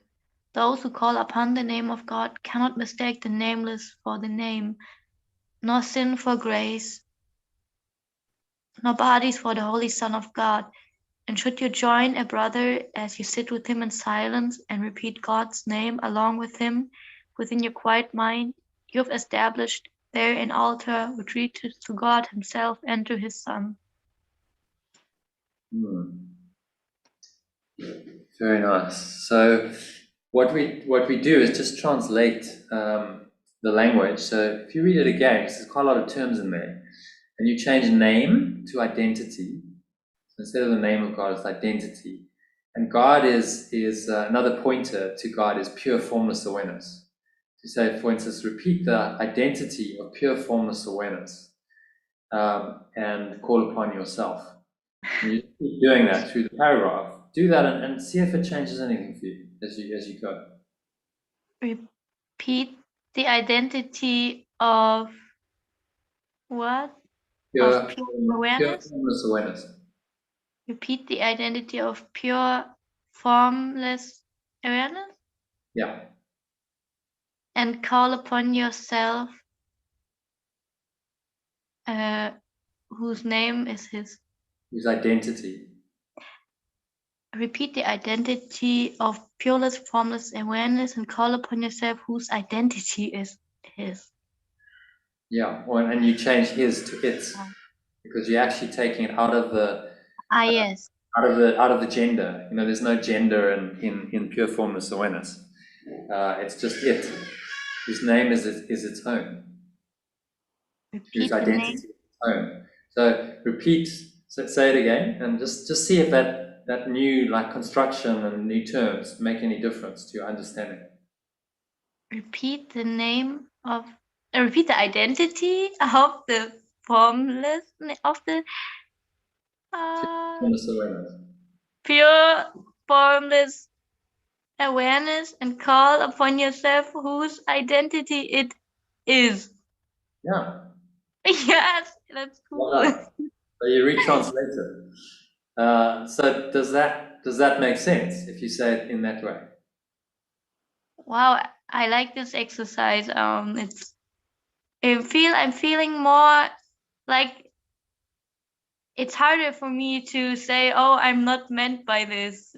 Feeling like feeling more like I am meant by as a son of God now. Yeah. I'm getting more conscious of that.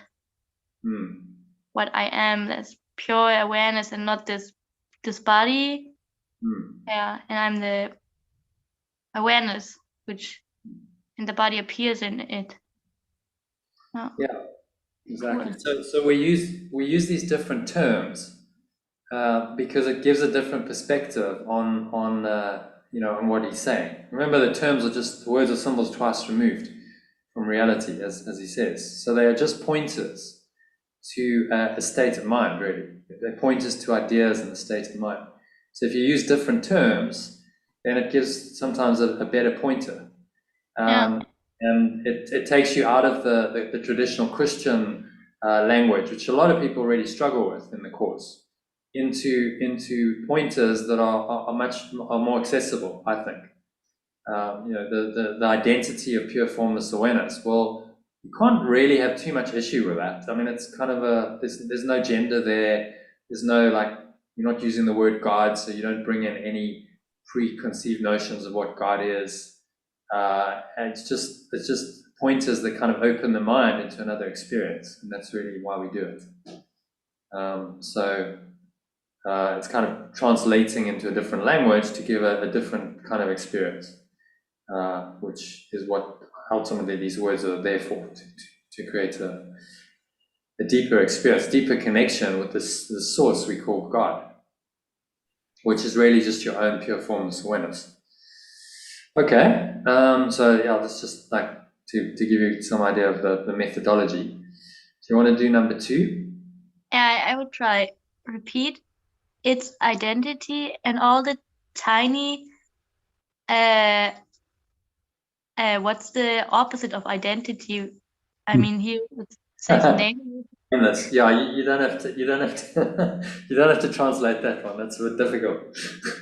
Just translate when he capitalizes name, then do the translation. Yeah. Okay, repeat its identity and all the tiny nameless things on earth slip into right perspective.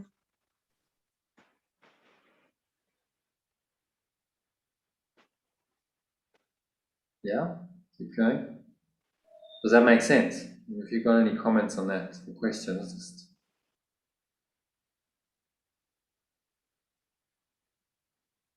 You understand what he means by the tiny nameless things slip into right perspective. Yeah, like they don't share this one identity because that they are lost. They have a loss of identity, and then I can see that I am the mind, which is not bothered by things which don't have a mind, identity.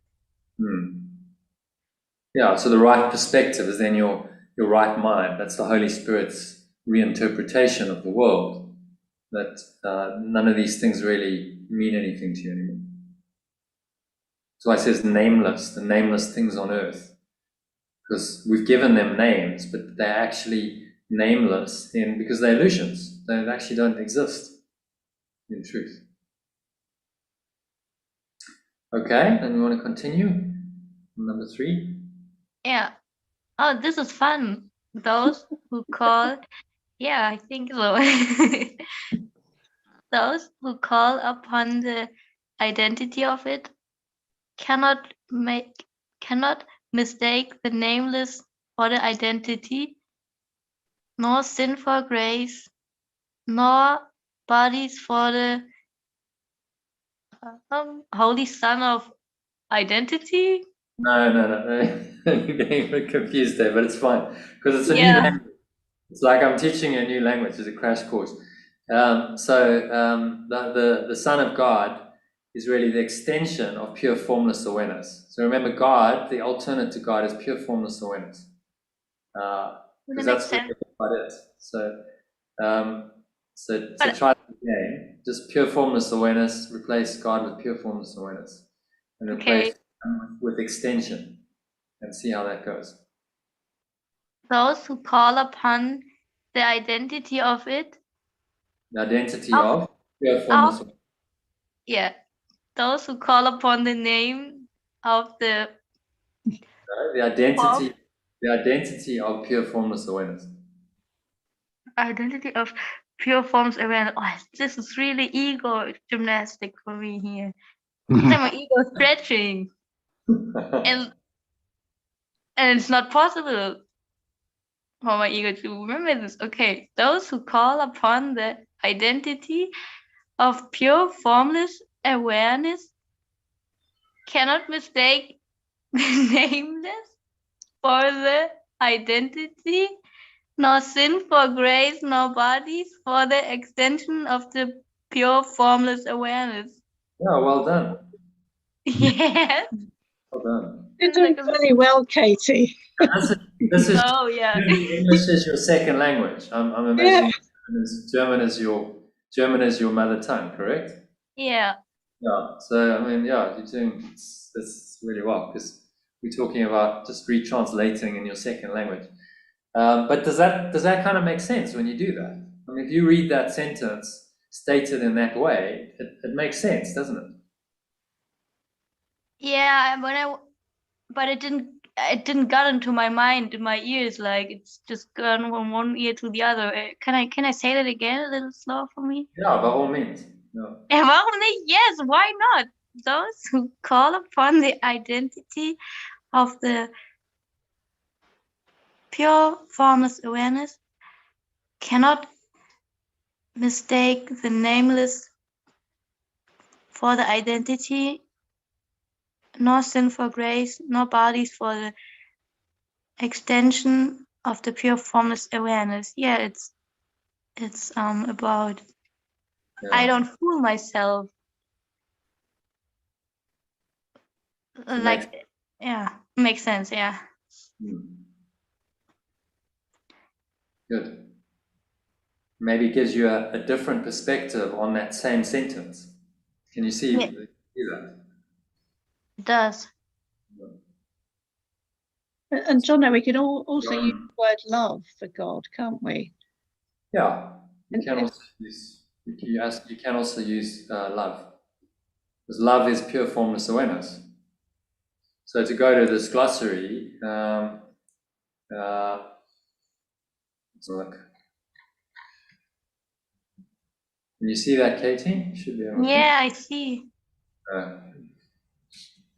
Chrome is not responding. It's always good. Anyway, at the top here, we've got God is love, is pure formless awareness, is perfect oneness. These are all different pointers to the idea of God. Because I think it's useful to have a number of pointers instead of just one, God. Because a lot of people get stuck on God. They just can't get beyond the God terminology. And it puts them off. But if you just retranslate it, so one of my projects is going to be to actually retranslate the course into this language at some point. I'm not saying when, because it's quite a big project, but I think it needs to be done. So God, Father, or Source. So he uses all these terms. Is really pure formless awareness, which is also unconditional love, which is also perfect oneness. So you can substitute any of those terms whenever he uses the term God in the course, and see what happens when you do.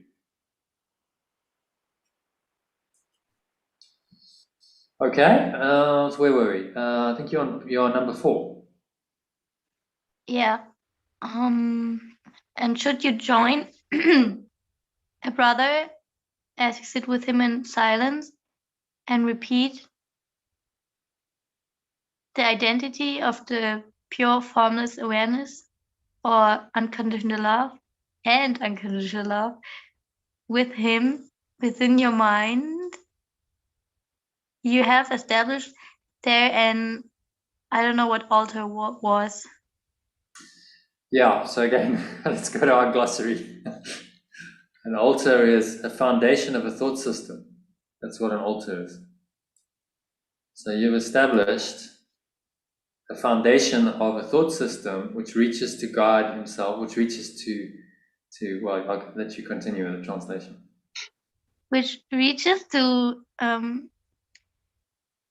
pure formless awareness itself and to its extension.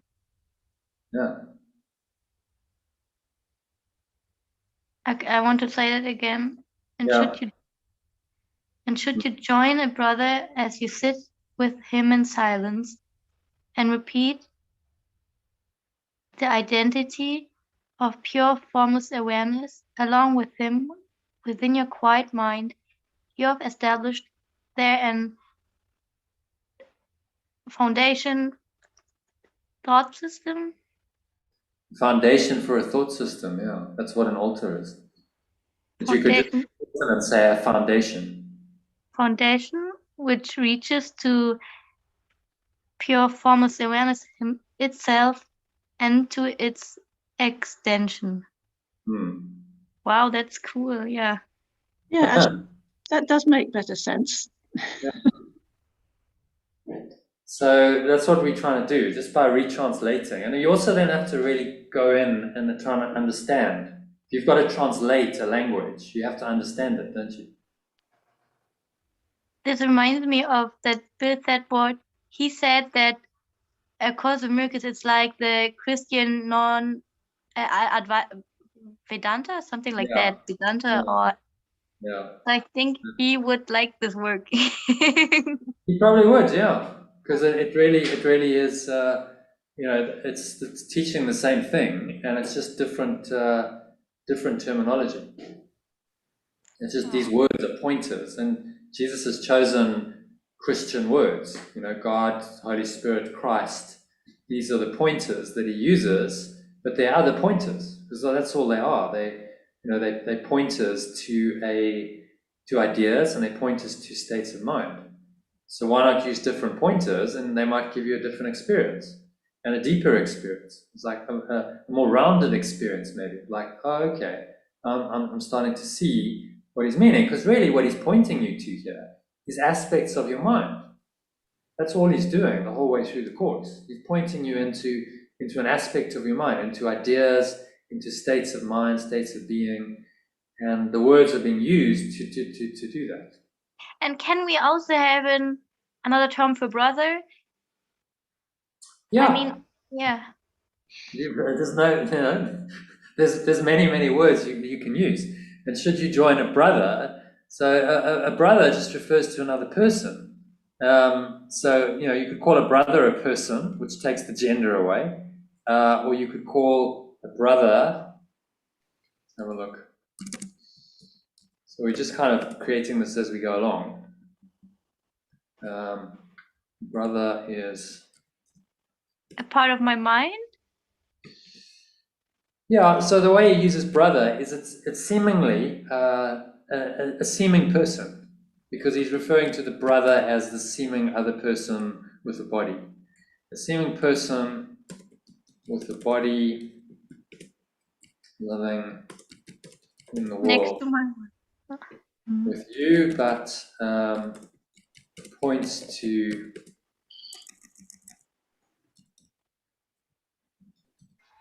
so he uses brother in the sense that you points to a state of unity with that person, i.e. a holy relationship. So he uses it in terms of, you know, the brother, your brothers are in holy relationship with you, and you're seeing them now as the one self that they are. State of unity with that person, i.e. You see them as the one self. and what I wonder is Yeah. if my brother is not a person, that means it states to unity with. When he's not a person, what is he then? Yeah, well, he's a mind, isn't he? Your brother is the term brother points you from the person, seeing the person as a person with a body and a separate identity, to the idea that this is just another part of the mind. We're all part of the one mind, and we're not really separate from it because there's only one mind, and they share your identity as that one mind. So hence they are the extensions. The Son of God is the extension of that one mind. Is the extension of love or of pure formless awareness. And the extension of pure formless awareness is still pure formless awareness. The extension of love is still love. Therefore, we must be one. We are all extensions of that. We must have the same identity.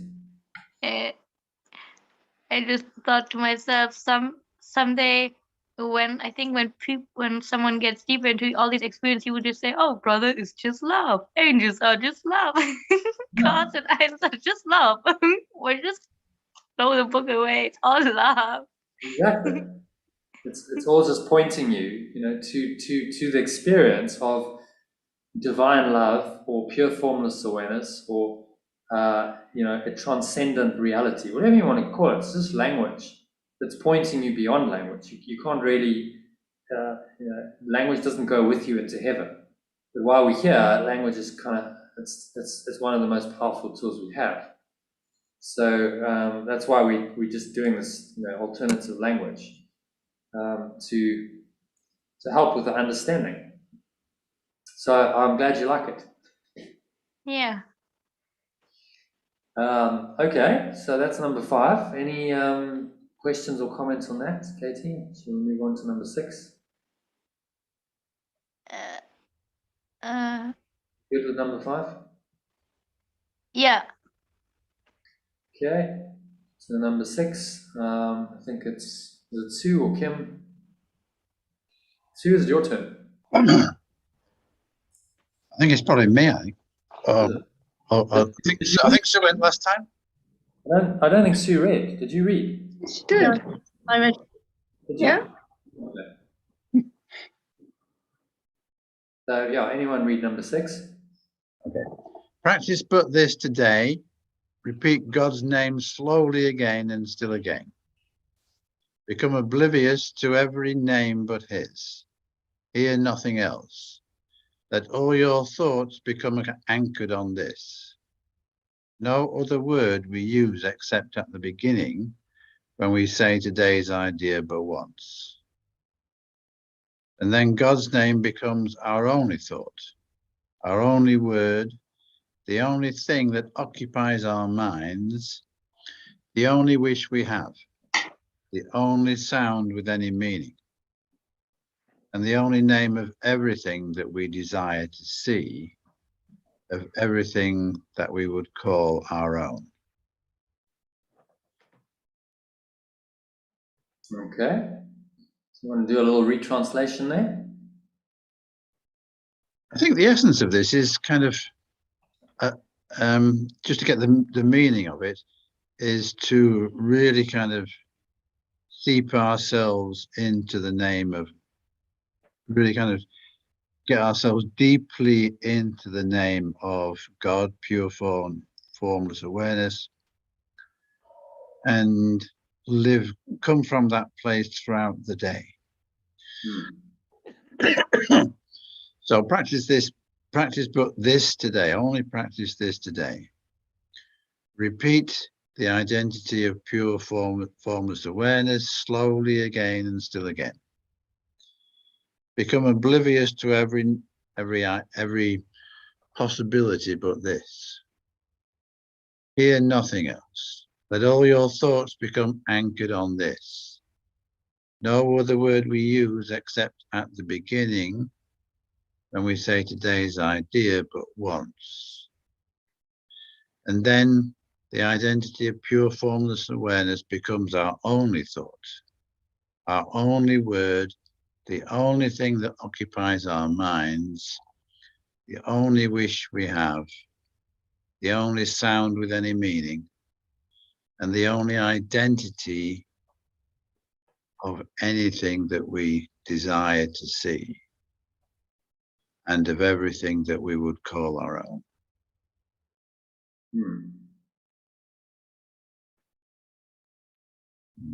That makes sense? Yeah, well, it makes sense in terms of, you know, totally absorbing ourselves and connecting ourselves with pure formless awareness and coming from that place throughout the day. Yeah. There's using this idea of God's name or the identity of oneness, pure formless awareness, as an anchor. So we think of that, and we think only of that, and it brings us into this state of pure formless awareness. So just by meditating, contemplating on the one identity, the one self, it takes you into this deeper state where you actually experience the connection directly with that pure formless awareness itself. So if you look at, you know, in the Eastern yogic, in the yogic system, they have these two kinds of meditation. You have dharana and dhyana. And dharana is a kind of a focused meditation. You focus on one thing. So a mantra like this. And then that takes you into dhyana, which is a deeper meditative state, where you go beyond words, and it's a deep contemplative state where you're actually experiencing pure formless awareness. So he's actually using this meditation practice. He's trying to help us to meditate on this name. So that's focus. This is the dharana, which then leads you. If you do this and you focus only on this one identity and you hold that in mind, then you will go into maybe a deeper state where you just drop into an experience of pure formless awareness. But it starts with, well, you've got to start somewhere. So you have this kind of mantra of holding on to the name of God. So a lot of people this lesson get confused because they go, well, what am I supposed to chant the name of God? You know, whatever that name is, love or God or some other name, you know, chant the name of God in Sanskrit or something. But he's actually talking about holding the identity, which is really just the idea of oneness in your mind and concentrating only on that as a way into actually experiencing the state itself, which is pure formless awareness. Does that make sense? Okay. Everyone good with paragraph 6? Any questions? I thought when you spoke about dhyana, I thought about pratyahara when I saw in section 6, sentence 3, hear nothing else. Exactly. Taking the senses inward. Yeah. Let all your thoughts become anchored on this. So you start to see, you know, some similarities between the traditions, which is just because they're all pointing in the same direction, and there's a process to get there, and that process works. So I just reference, as I said, some of the Eastern teachings because there's a lot of wisdom there, a lot of guidance, and it comes through in the course if you know what those teachings are. It sounds like you do, so it's great. Yeah, it reminds me of when I read in Gary Knight's book Lifetimes Where Jesus and Buddha Met. And did you know that book? I haven't actually read it. No, I know of it, but I haven't read it. Yeah, it's about where from lifetime to lifetime Jesus and Buddha meet each other, and then they go in one lifetime they and learn from Lao Tzu, and then it's interesting because it talks about non-dualism, semi-non-dualism, and pointing the for example, the book was also about where Lao Tzu was that his non-dualism was not pure non-dualism, and that was interesting to me. I think it was because of his understanding of God. Yeah. Yeah. So there's various versions of. I had a conversation with someone a few months ago, and he was saying, "Oh well, I'm from the alternative school of non-duality." I just laugh. You've got to laugh. It's like there's no alternative school. It's either dual or non-dual. Yes. Really. But he's like, no. There's an alternative school of non-duality, which basically then is not non-dual anymore. It's dualistic. Needless to say, we didn't continue, but it was an interesting conversation just to see that the mind. The thing with the ego is it doesn't want to go into pure non-dual awareness. It's got a huge resistance to that because pure non-dual is the end of it. There's no other self. There's no other consciousness. The ego simply disappears in pure non-dual. So there's many teachings and thought systems that point to a pure non-dual state. So, for instance, Taoism, Lao Tzu's, but it's not pure non-dual because there's still this kind of sense that the world is kind of real, and you're dealing in these two kind of realities, and it's trying to kind of merge them into one. And Jesus is just saying you never will. You'll never do that merging. You cannot reconcile heaven and this world. You just must choose. You've got to choose between them. And that's the whole process of the course, is saying just keep choosing through this process called forgiveness. Does that make sense?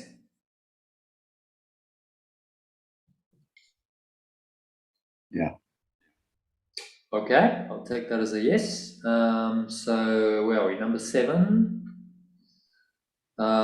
Kim or Sue, do you want to read that? I'll read it. Thus we do give an invitation which can never be refused, and God will come and answer it himself. Think not he hears the little prayers of those who call on him with names of idols cherished by the world.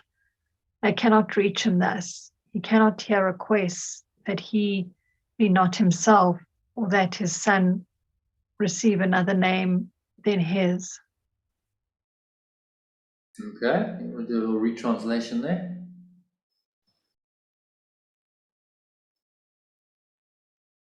Okay, thus do we give an invitation which can never be refused, and pure formless awareness will come and answer it himself.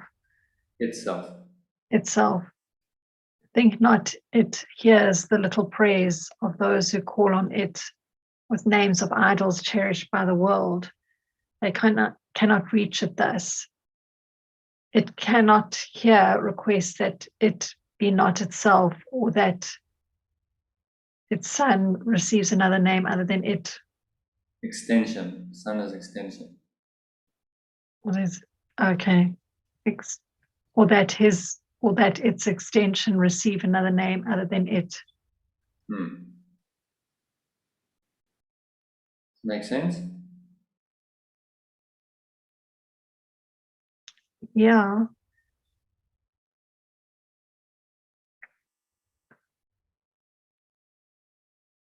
Just looking. I'm just reading it again. Why not? It's like, whoa. think not. It's so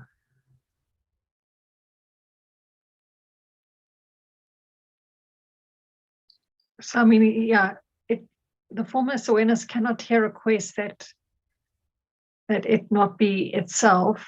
So if you're not requesting something that's for formless awareness, it doesn't hear the prayers.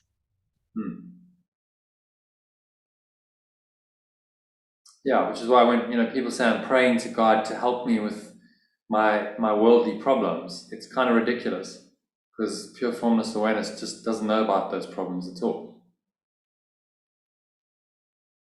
Yeah. The whole method of healing is simply to bring those problems into pure formless awareness and let them dissolve.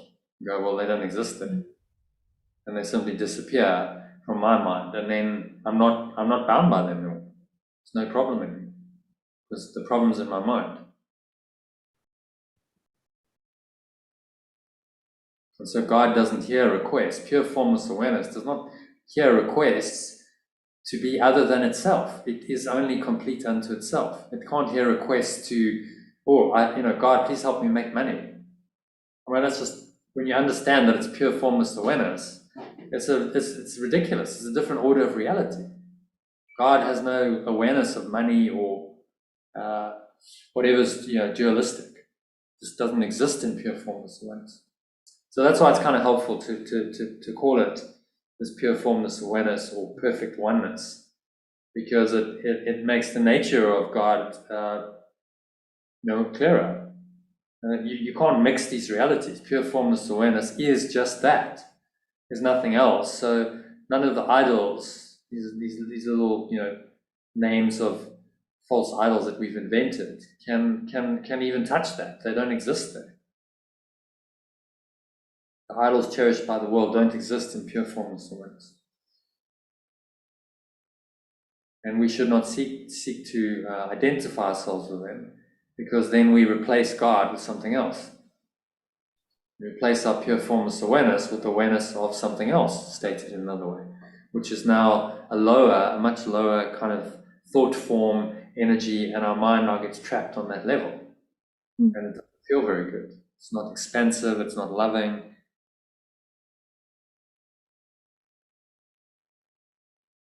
Okay, does that make sense? Any questions on that? Comments? None. Okay. So number 8, Sue, do you want to have a little read of that?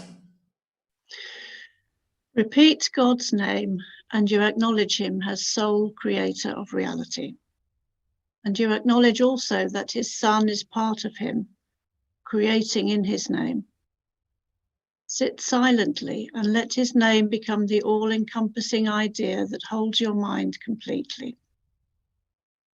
Let all thoughts be still except this one, and to all other thoughts respond with this, and see God's name replace the 1,000 little names you gave your thoughts, not realizing that there is one name for all there is and all that there will be.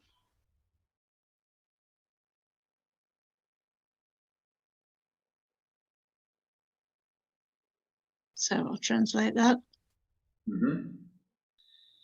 Repeat the identity of pure formless awareness, and you acknowledge it as sole creator of reality.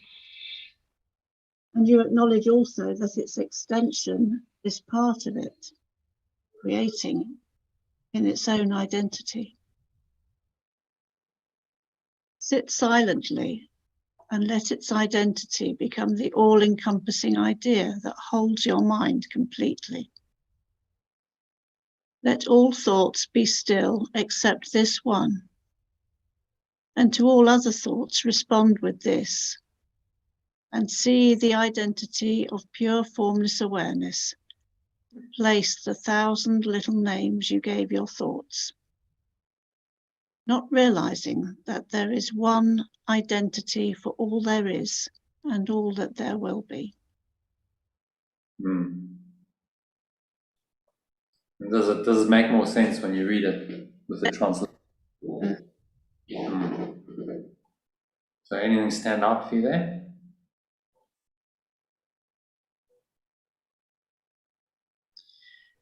Yeah, number 3, sit silently and let this identity become the all-encompassing idea that holds your mind completely.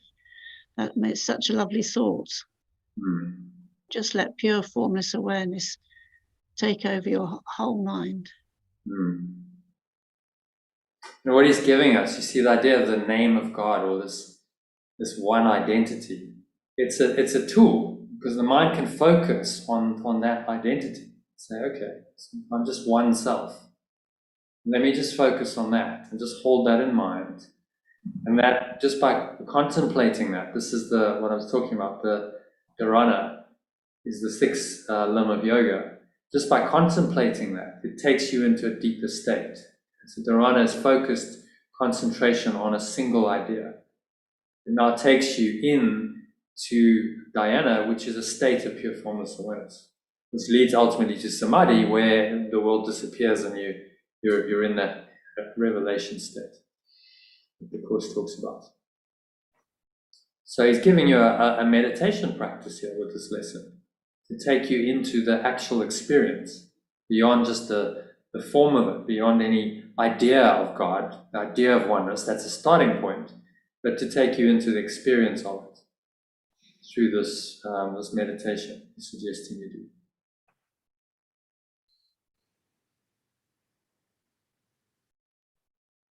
Make sense? Yeah.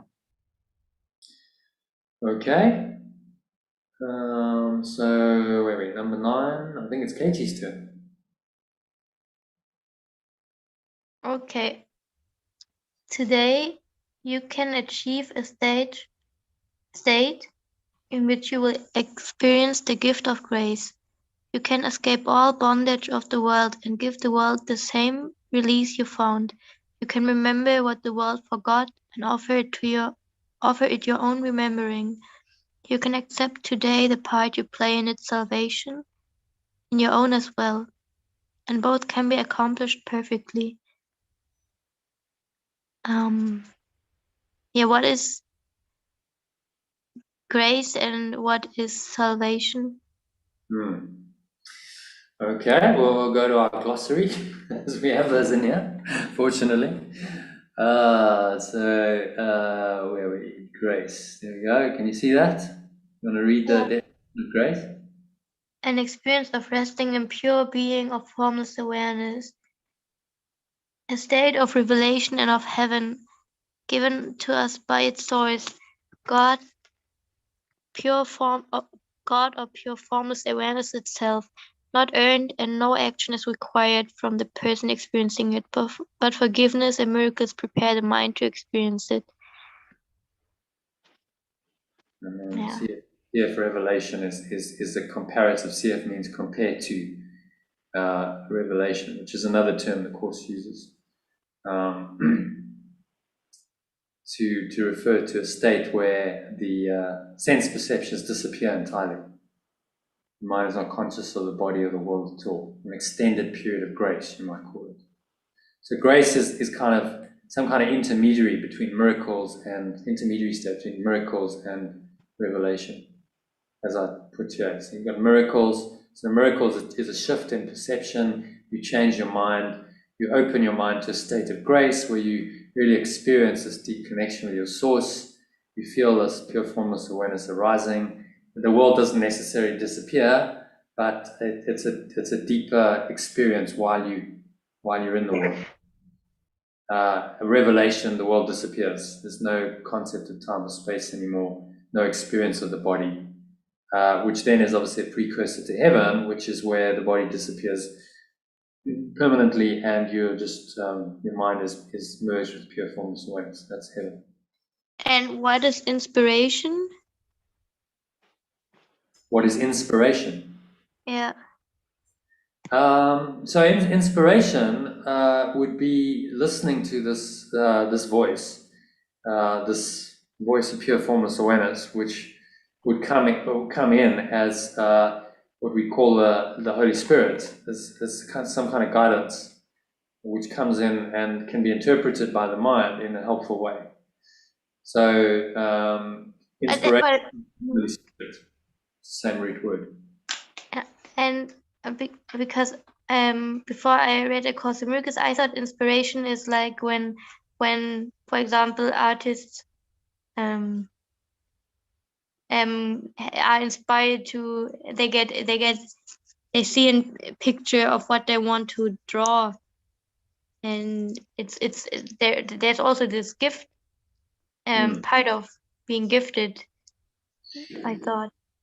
Yeah, well, Like, in some ways, I mean, if you look at what the Holy Spirit does, if you read this definition, it's the reinterpreter of the dream and the illusion of form. So it's able to take whatever the forms of the world are, say in your example, a painting, and it's able to bring in the pure formless awareness, that awareness of oneness or pure formless awareness, into the painting of it. If they're an artist, they're going to create it, they're going to paint it, and bring it into the interpretation of anything. So if someone is looking at the painting, then they can bring in, with the inspiration of the Holy Spirit, they can maybe see something different. They can see something different from what the ego will show. yeah. So it's a reinterpreter of the dream from the perspective of oneness. And the whole idea is to return the mind to the perfect awareness of oneness or God through this reinterpretation function that's happening all the time. So that's what I would call inspiration. It's coming from the spirit. In spirit is the root of the word. Yeah. So the spirit is now guiding, but typically the idea of inspiration is that you're still operating in the world. So, I have an inspired idea and then I kind of act on that and I paint this amazing picture or do something, that seems to be quite amazing. And we say, oh, that's an inspired. You were inspired when you did it. What does that actually mean? It means that this quality of pure formless awareness is now coming through and it is behind whatever it is that you are thinking and saying and doing in the world. That reminds me of in Hinduism there's a term for something like that. I think it's like K Lala or something like that. I read it somewhere. They say that when someone is doing their things from this K Lala, I have to look it up. It's something I think I got it. It's it's an no, I didn't got it. I have to look it up. It's being inspired to do something, but it's not coming from the ego.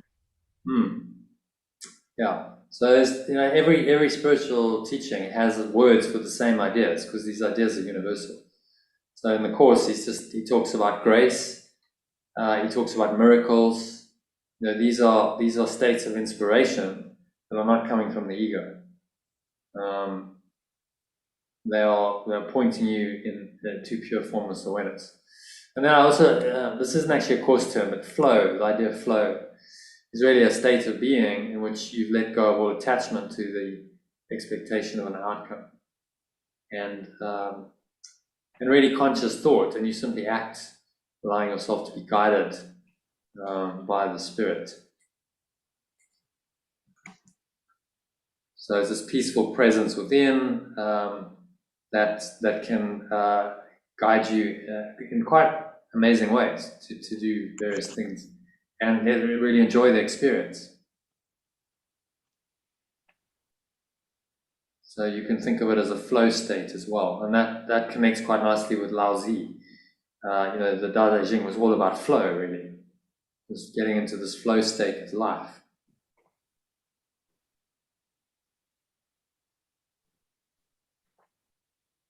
Does that make sense, Katie? Oh, and you wanted to know about salvation as well. Yeah, makes sense. Okay, so there you can see salvation is the process of letting go of all egoic thought, those unloving thoughts and emotion, and restoring the mind to the full awareness of God. In other words, pure formless awareness. Yeah, there's something about point, and it's about this concentration thing. Hmm. Or is it not? Because here it's about process of letting go of all egoic thought. Isn't that concentration? When I let go of it, then I'm again in this having just that one thought. Hmm. Yeah. Letting go. You're letting go of all your other thoughts that replace, the one thought of God, of pure, perfect oneness, pure formless awareness. And so, as you let go of these other thoughts, then cause itself is the full awareness of God, or pure formless awareness. Just restores itself. It starts to arise more and more in your mind. So it's a state of formless emptiness, which requires that you empty your mind, that you let go of the egoic thoughts. So it's really a process of cutting away, all the ego. You don't have to become pure formless awareness. You don't have to create it or invent it. It's already there, but you have to let go of what covers it over. And that's what we've done. The veil of illusion is just the covering over of pure formless awareness with a whole lot of other thoughts and emotions that that block our awareness of that stop us from being aware of this pure formless awareness, which is the only thing that's going to bring us happiness. I had an experience a few months ago. I went on a Vipassana retreat. I don't know if you know about Vipassana, but it's a Buddhist meditation technique. 10-day silent retreat. You're meditating for like 10, 12 hours a day. It's quite intense. So on the 9th day, which is the last day of silence, I have this experience where I'm just finally I just lie down because I'm my body's just so sore from all the sitting. And so I just lay down and I just dropped into that state for not very long, maybe like 30 seconds or a minute, I don't know. And what came immediately after having had that little insight was the interpretation of the Holy Spirit, which showed me that all we've done, the entire, I really viscerally understood what the Course is saying. We've just invented this entire world to justify all these thoughts and emotions that really just take us away from that pure formless awareness. They obscure that. They cover it over, and so now we have this veil of illusion in our mind that we caught up in all these thought forms, all these emotions that really all they're doing is covering pure formless awareness and preventing us from experiencing it. And the world is just the justification for those thoughts and emotions. And I saw that so clearly, because I'd seen it experientially, and I cried because it was so sad. I was like, how could we have done that? But salvation is the process of realizing what we've done and then just letting go of those blocks to the awareness of love's presence that cover over pure formless awareness. So it's the process of letting go or forgiveness. So I use forgiveness and letting go synonymously to reveal pure formless awareness again. Does that make sense?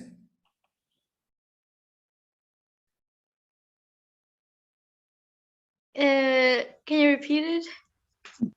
Okay, I'll ask someone else to repeat it because that's often. John, can you explain that? Or Kim or Sue?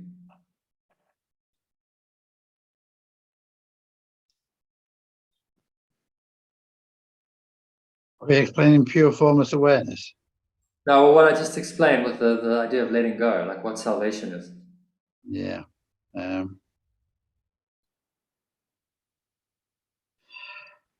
Okay, so salvation is a letting go of all ideas that we feel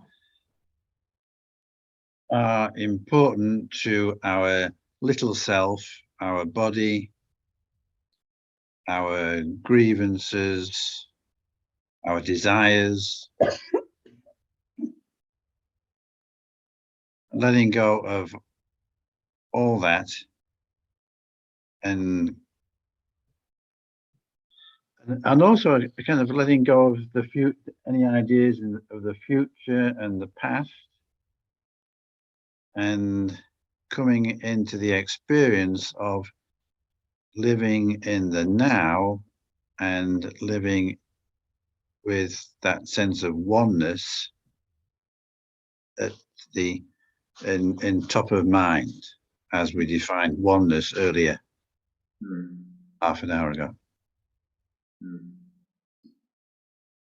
Coming into, it's the process of coming into the full awareness of God, or pure formless awareness. So in this world, it means the letting go of all the thoughts that block that awareness.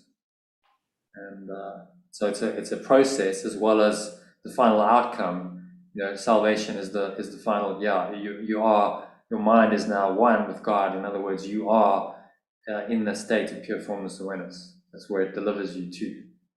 But as he uses it in the course, it's this process that you're undertaking with his guidance of the Holy Spirit. Okay, does that make sense, Katie? Yeah, it makes sense. Can you repeat it back to me? Because then I know you understood it. Yeah, okay, and I won't look at the screen. Yeah, okay. Don't look at the screen.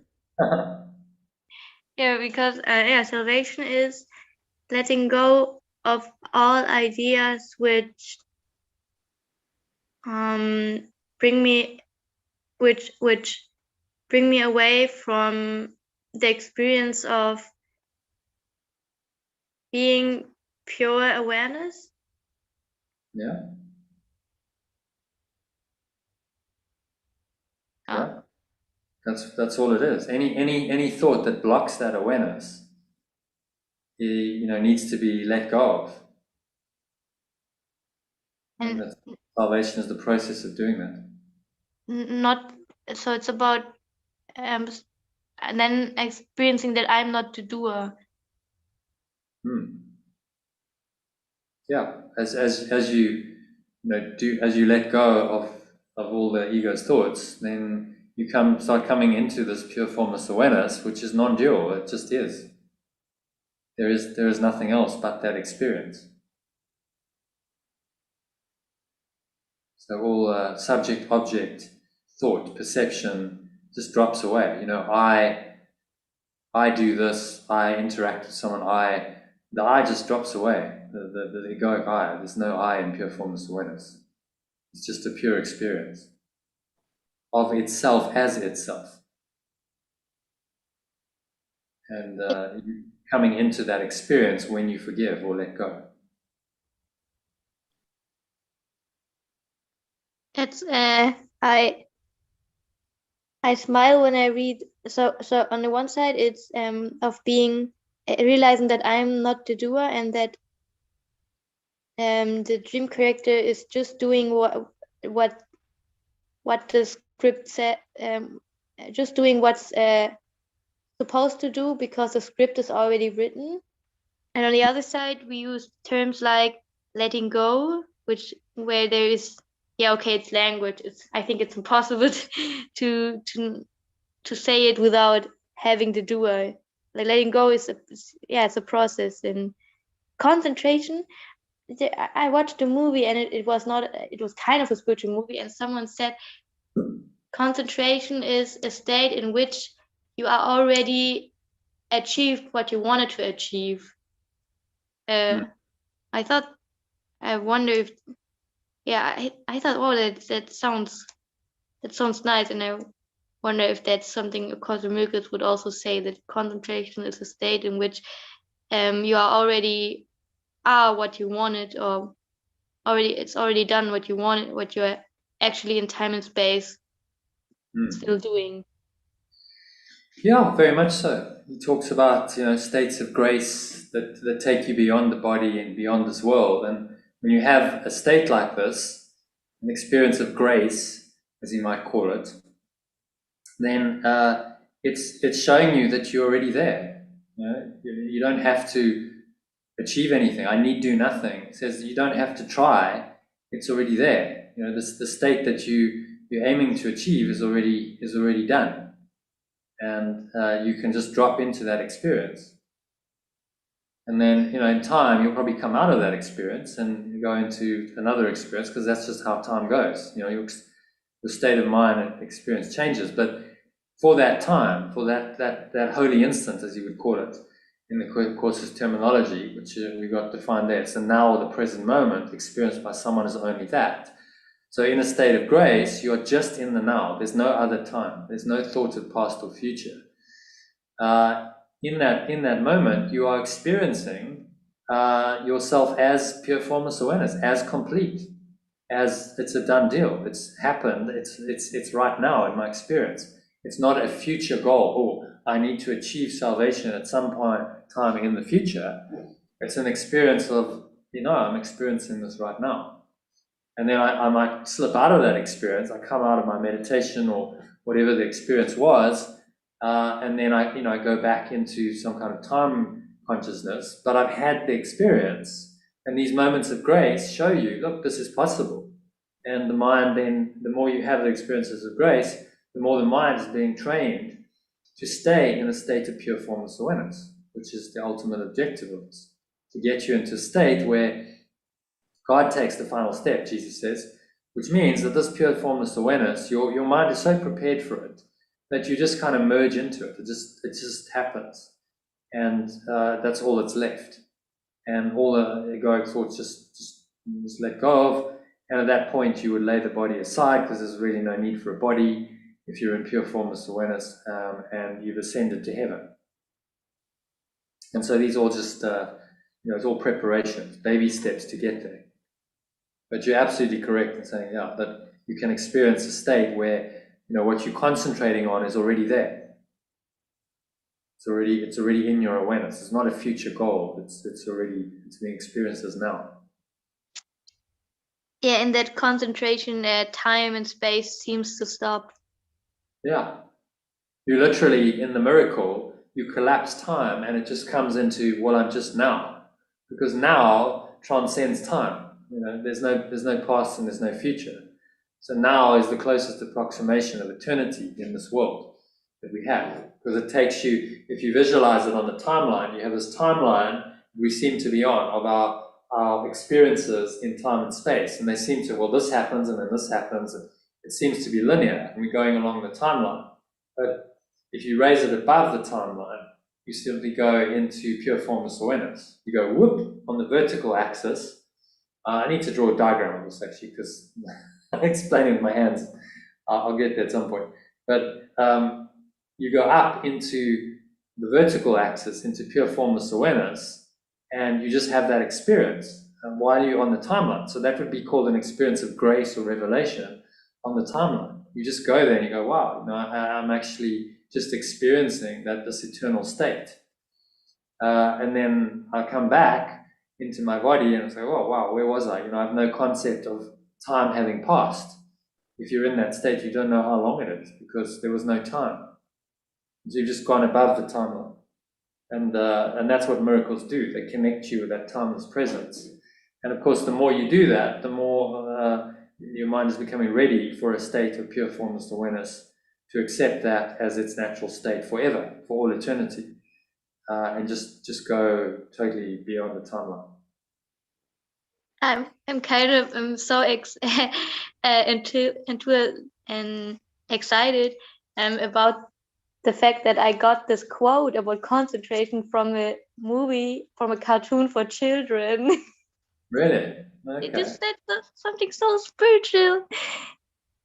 Yeah. Oh, interesting. Well, the truth is everywhere. It comes through in all kinds of forms. Books, literature, movies. If you have the eyes to see, then you'll see it everywhere. Yes, again, this thing of seeing the things in the right perspective. They have, in truth, they are neutral. They are not, but Holy Spirit can use them. For the truth. Yeah.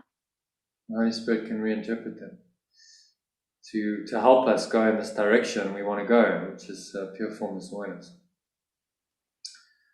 Okay, so where are we? On number 10? Jono, I'm going to have to... You're going to have to duck. Okay. Yeah. No problem, Kim. Thanks for joining. Okay. And will I see you before Christmas or not? You're going to join a session or maybe? Maybe. Well, if I don't Then have a good Christmas. And Yeah. as I said, I'm gonna stop. We're gonna stop the live session on the 24th, and then Okay. after we'll run another Sunday session in January. Okay. If I don't get to join before again this week, have a happy, blessed Christmas, everyone. Have a Christmas of pure formless awareness. How about What's that? it? Have a Christmas of pure formless awareness. Christmas and pure formless awareness. Because that's actually what Christmas symbolizes. It's not really about eating, drinking, and making merry. It's the ego's interpretation of it. It's going into that holy state and staying there. Yeah, I hope you do enjoy it, and I don't see you speaking. Yeah. Well, I'll try join another session in one of these evenings, but yeah, it's 10. Okay. Otherwise, have a wonderful formless awareness Christmas, everyone. All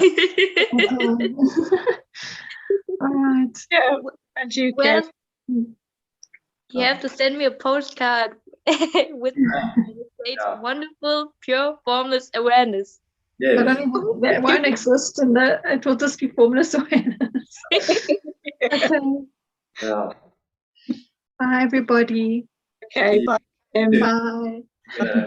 Continue. So number 10. Shall I read it? Yeah, by all means. Turn to the identity of pure formless awareness for your release, and it is given to you. No prayer but this is necessary, for it holds them all within it. Words are insignificant, and all requests unneeded when the extension of pure formless awareness calls on its sources, calls on the identity of its source. Its source's thoughts become his own. Its own. Well, it's a small h, isn't it?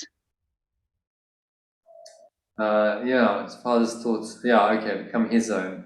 Become his. Going to a person then, yeah. He makes his claim to all his source gave, is giving still, and will forever give. He calls on it to let all things he thought he made be nameless now, and in their place, the holy identity of pure formless awareness becomes his judgment of their worthlessness. You're getting good at this. Well, the pen is dropping. It's starting to make sense. Yeah. Yeah. And then in the translation, you actually have to really think of it more, don't you? Yeah. Not just read. Read the words and you kind of zone out, and you're like, "What am I actually reading here?" Whereas you've got to interpret, then you have to concentrate. Yeah. Okay, so anything stand out for you in that paragraph?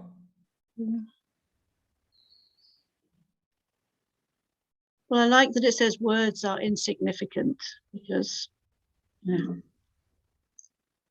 they are something we've been saying a lot, and they just are. You just have to fall into the space.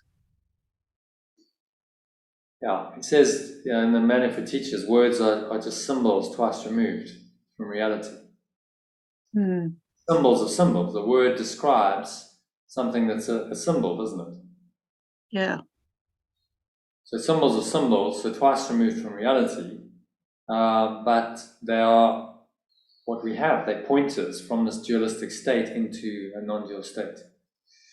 And a lot of these symbols that we're talking about, the words are, they're not actually symbols of symbols, because they are words that are pointing to a state.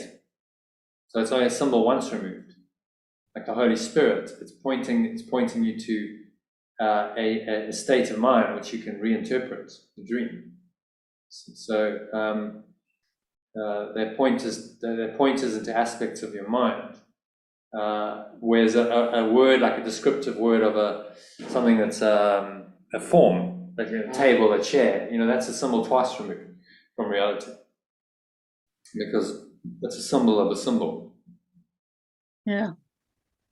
Yeah, just a little technical point, but by doing this, see, we're using these words in really powerful ways, hopefully to point to the experience that they're meant to point to. And if you use different pointers that are more effective in getting you there, then that's the only purpose of the word. Yeah. Don't get attached to the dogma. In my post today, I was like, it's not about dogma. It's not about our teaching says this, and people get very attached to the belief around a particular word, an interpretation. And it's not really about that. The word is just a pointer into an experience, and use whatever words are helpful. So if God works for you as a pointer, use that. If pure formless awareness works for you, use that. If a word in another language works for you, then use that, because it's what works for you to give you the experience. And then you're using language, in a way where there's no attachment to language, which is the whole idea. Because the word shouldn't become another attachment that blocks your awareness of what it's supposed to point you to. It's a bit like a signpost. If you're on a journey, and you get stuck at the signpost, it's like the people who have like dogmatic attachment to terms are like, they got stuck at the signpost. It's like, no, this is the truth. I'm here. My destination is the signpost, and they camped at the roadside next to the signpost, and that's just not, the point is the signpost is meant to point you onwards, to carry on the journey, get to the destination. Does that make sense? Any questions on number 10?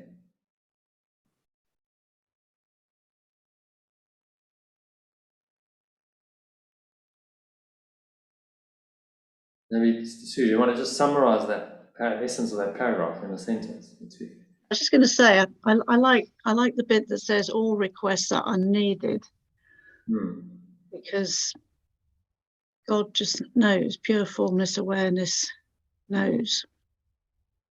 Yeah, well, it comes back. We've done this, but I'll read it again in this context because it was helpful to revisit. In the course he says prayer is a way of asking for something. It is the medium of miracles. But the only meaningful prayer is for forgiveness, because those who have been forgiven have everything. Once forgiveness has been accepted, prayer in the usual sense becomes utterly meaningless. The prayer for forgiveness is nothing more than a request that you may be able to recognize what you already have. So he's just talking about that, the ultimate form of prayer. You don't need to pray for any specific outcome on the level of form. You just let go of all of your your egoic attachments. Yeah. And then it arises. The pure formless awareness arises again in the mind. It holds them all within it. All requests unneeded. You call on your Father's name. So you're asking for this pure formless awareness to be restored to your mind. That's the only true prayer. Let me come into an awareness of you, of this pure formless awareness, as the purity of what it is. And I want only that awareness.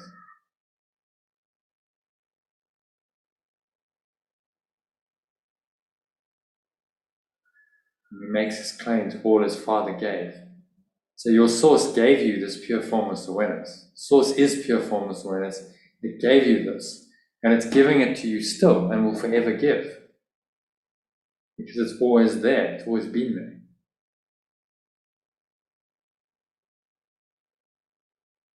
And whatever we made to cover this over is now nameless. We don't see it, we overlook it.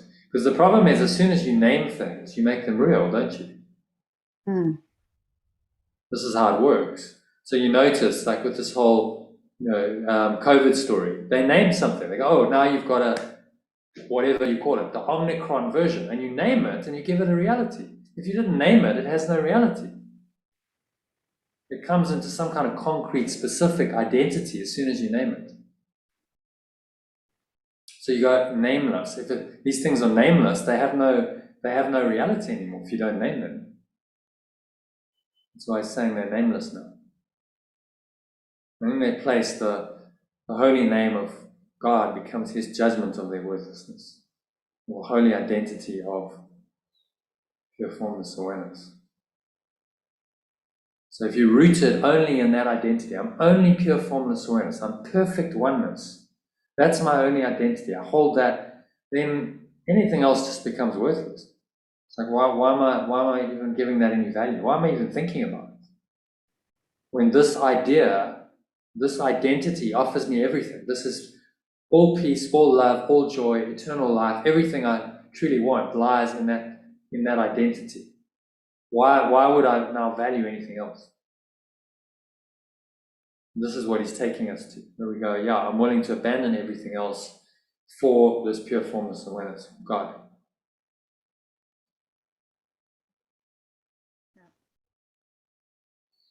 Okay, makes sense? Yeah. So number 11. Whose turn is it? I'm not sure. Now have we go. Yeah, there we go. All little things are silent. Little sounds are soundless now. The little things of earth have disappeared. The universe consists of nothing but the Son of God, who calls upon his Father. And his Father's voice gives answer in his Father's holy name. In this eternal, still relationship in which communication far transcends all words, and yet exceeds in depth and height whatever words could possibly convey is peace eternal.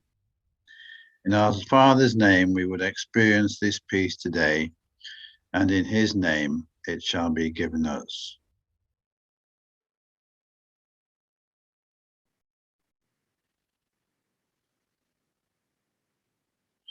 So I think he's saying here that now enter the moment where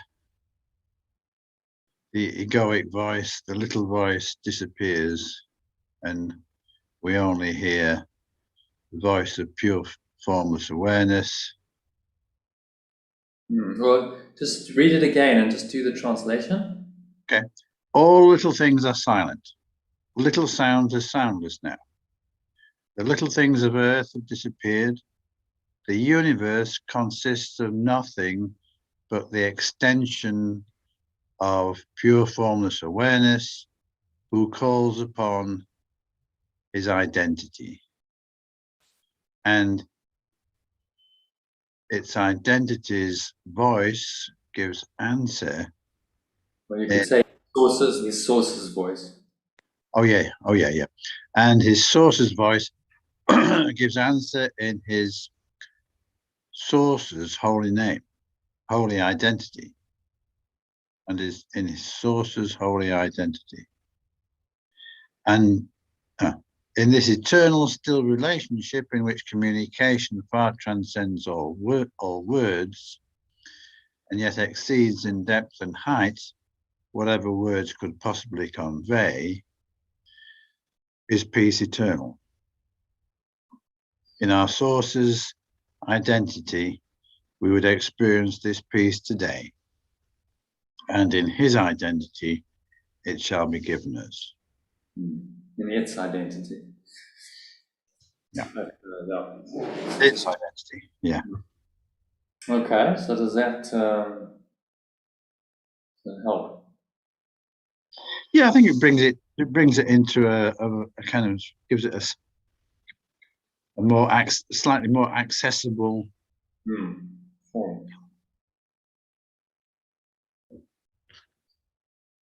And so he's pointing us here into this state of being, one with pure formless awareness.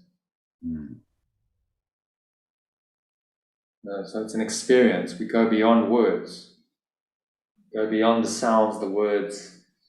It's pointing us into this deep state of bliss or grace. In the Eastern teaching, they call it samadhi, right? Perfect, pure formless awareness. An awareness that you are that awareness and there's nothing else. In which communication far transcends all words. It exceeds in depth and height whatever words could possibly convey as peace eternal. So it's pointing us to a state beyond words,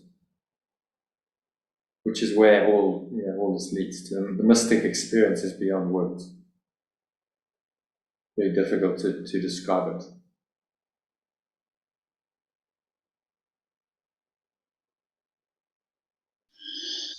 Yes, a nice concluding paragraph. It is. Always knows how to end it off. Okay, so any questions on the lesson? Maybe John, do you want to give a little summary of the whole thing? I mean, what's the 1 minute takeaway of this? What's he really saying?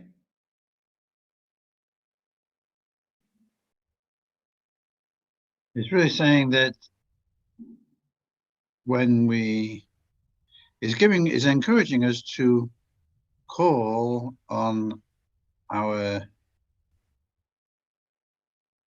source, on our real identity, and to align ourselves with that constantly through the day. And if we do that, the little voices will disappear.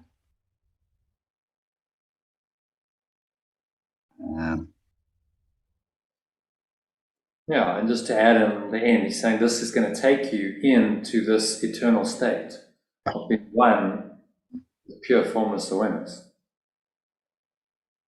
Beyond words, beyond sounds, beyond this world, is this peace eternal that waits for you.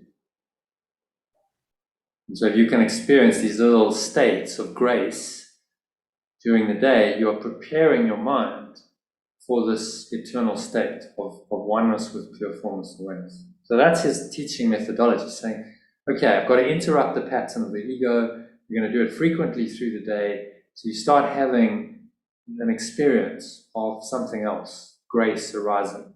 And the more you do that in the day, and if you continue doing this day in and day out, you're preparing your mind to accept that state and to enter into that state only. And the ego is being systematically undone, which is why he's got the lessons and the pattern interrupt. He's interrupting your pattern frequently in the day, saying, no, just pause, think about this. And even if you do it for a few seconds, the point is it's a connection, isn't it? You've done it and you've now had an experience of something other than your normal egoic thoughts, and it keeps you connected. Kim was saying the other night, she said, it's like this thread that runs through her life. So although she's not practicing a lot because she's working and busy, it's like it's just always there. It's something to come back to and keep reminding yourself of. So there's still a connection. You haven't just forgotten that there's something else, because that's when the ego then starts to take charge. Oh, there's nothing else. I'm just in my egoic perception. Now the ego loves that because it's like there's no alternative. And that's when people get themselves very lost in the dream. And it's practice. I've spoken to the last couple of days a couple of people who at one stage were in quite a good space with their spiritual practice, they were meditating, and they were really like connecting with the peace of God. And then they just lost their way. And they lost their way because they didn't practice. Like, don't practice and allow the ego to come back in, and then it does. It will, without you practicing these kinds of spiritual practices that bring in the spirit, the only alternative is the ego, and the ego will just gain a hold if you don't practice. That's really the idea of this the workbook, and for the benefit of Katie, we have this ongoing program where every day we practice. So we join online and we go through the lesson for the day and the text. as well, just getting through both of those. So that actually brings us to the text. So we have a look at that. How are you doing on time, Sue and John? You carry on? We're a bit over time, actually, Jono. Yeah. But I'm happy to continue. It's actually quite a short section. It's an introduction, so it's 4 paragraphs, not too bad. Okay. So we just finish it. Yeah. Okay, Katie, you still with us? Yeah, I'm still with all of you. Yeah. Do you want to read the first paragraph of this? This is introduction to chapter 22. We're on to, which is salvation and the holy relationship. It's called. Mm. So just to set the context of where we're at. Yeah. Take pity on yourself, so long enslaved. Rejoice, whom God hath joined, have come together, and need no longer look on sin apart. No two can look on sin together, for they could never see it in the same place and time. Sin is a strictly individual perception, seen in the other yet believed by each other to be within himself, and each one seems to make a different error, and one the other cannot understand. Brother, it is the same, made by the same, and forgiven for its maker in the same way. The holiness of your relationship forgives you and your brother, undoing the effects of what you both believed and saw. And with their going is the need for sin gone with them. You're having a little chuckle. Yeah, because I I had a neighbor here, and he's in some way he's open for spirituality, and in some way not. And we were having a little joke today, and it was about saying I, and it was about I think it was about I said I am the universe of the world, like and he said yes, I am the universe of the world. I said no, I mean I said yes, I mean I am over here. I said no, I'm the I over here. I don't understand what you mean. That was about this, how we use the word I, and it's like everyone use it, and it's we mean not the one I mean a separate I, and The little I. yeah. Well, the great I am. The I am presence is what unites us. The little I separates us. So if you think you separate, and someone says, "Well, I'm the universe," that's like, well, who the hell do you think you are? What entitles you to be the universe? Like, I'm the universe. I'm the big cheese. And so now we get into like competition. Whose I is bigger? When it's ridiculous because we all I. We're the great I am presence, and in that we united with the same self. It's just recognizing that. And then I remind in this book by Gary Renard, it's like I'm making promotion for it, but I didn't plan to. It's I there was a part which was about John Lennon, the story that he got shooted, and he was, I don't know, is that right? He got shooted, or someone shot at him, and then one of the masters said to Gary, just I tell you what John Lennon done in his last lifetime, and in his last lifetime he shot at this person. In this lifetime, it's just the other way around. And Well, that was also that's often how it goes. It's like because we only see in time. It seems to be some karmic event that plays out, but you don't know how that's all connected, and that's karma. So whether that's the case or not, there's no way of proving it. But we all have, we have these experiences, and it's based on an entire many lifetimes of experiences, and our experience in this world is just a kind of a culmination of all of that. into, you know, an experience happening in this lifetime. But fortunately, Jesus is pointing us beyond all this. And he's saying you can go beyond the need for a lifetime. You don't need to have another human lifetime because eternity beckons. You can just go into this pure formless awareness, which is, was, and always will be the truth. And all these lifetimes and relationships and all the stuff that goes on here just disappears. That's what he's pointing us to here.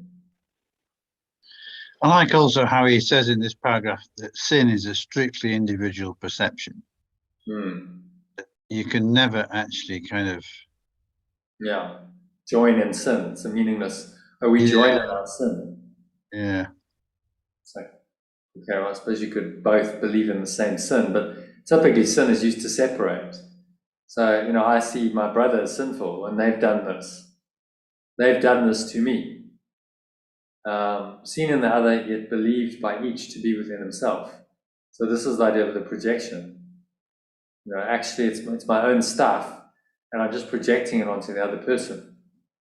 And then I see it in them, but actually, it's a projection of my own sense of sin within me. And so we see it seems to be a different error. One the other cannot understand. Like, how could they have done this? I don't understand. And he's saying to us, it's all the same. And forgiven for its maker in the same way. Okay, we are the makers, our ego minds are the makers. And so the forgiveness simply says that both you and your brother are innocent. So it's just different perspectives on the same error, really. And we both forgiven and we both innocent.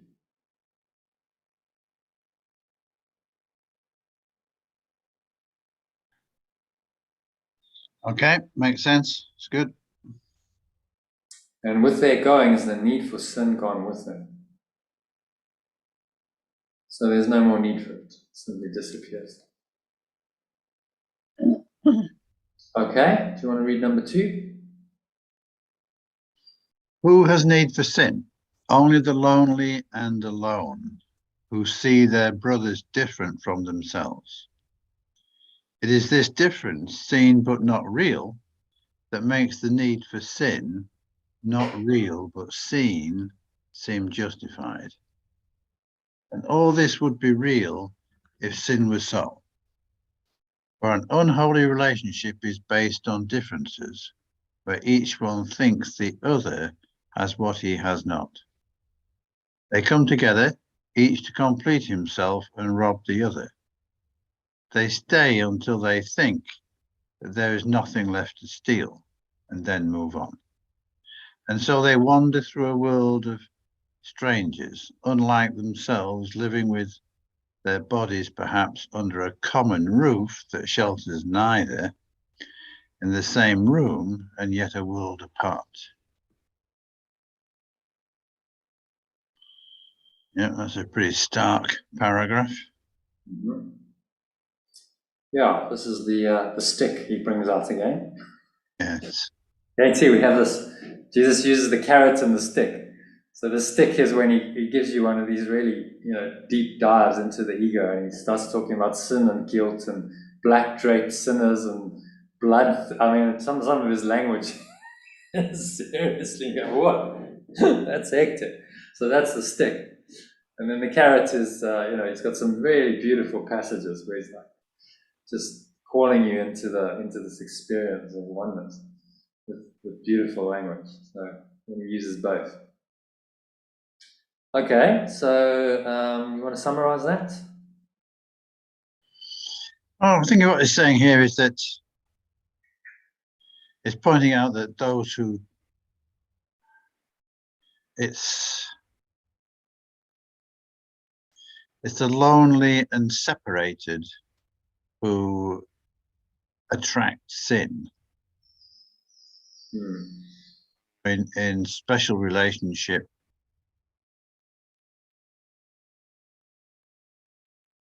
thinking that they are going to be completed through that separate relationship, through that special relationship, but actually looking to compensate either what they don't have or want to have, and in that sense steal something from the other. And when that illusion, when that is eventually not satisfied, then the relationship finishes, and the cycle starts over again.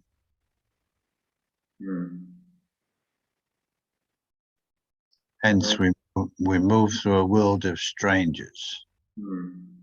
Living with their bodies perhaps under common roof, it shelters neither, in the same room and yet a world apart.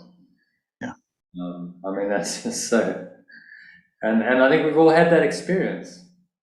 You can feel that, and you go, actually, yeah, you just feel a world apart, although you're living in the same house. If there's no unity of mind, then it's just a very lonely place to be. The unholy relationship is a very lonely place to be.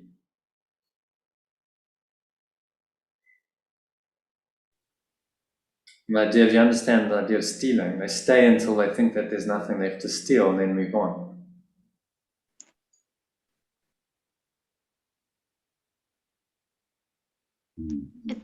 It's kind of scary. No, yeah, to me right now, it's kind of scary. How, like, I have so many I had so many lifetimes, and every lifetime I identify with the culture I am in, with the gender I am in, and all the beliefs which are come with that, and then I choose based on that I choose the who to love and who to hate.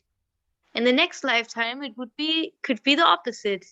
It's like it's not real, and I feel so like I am a puppet, and I like when I'm identifying with it, it's like it's all these, the personality is kind of empty and it's not real, and I'm thinking it is real, and I think the personalities of my brothers are real, and then I'm choosing who to love and who to hate, and it's insane. It's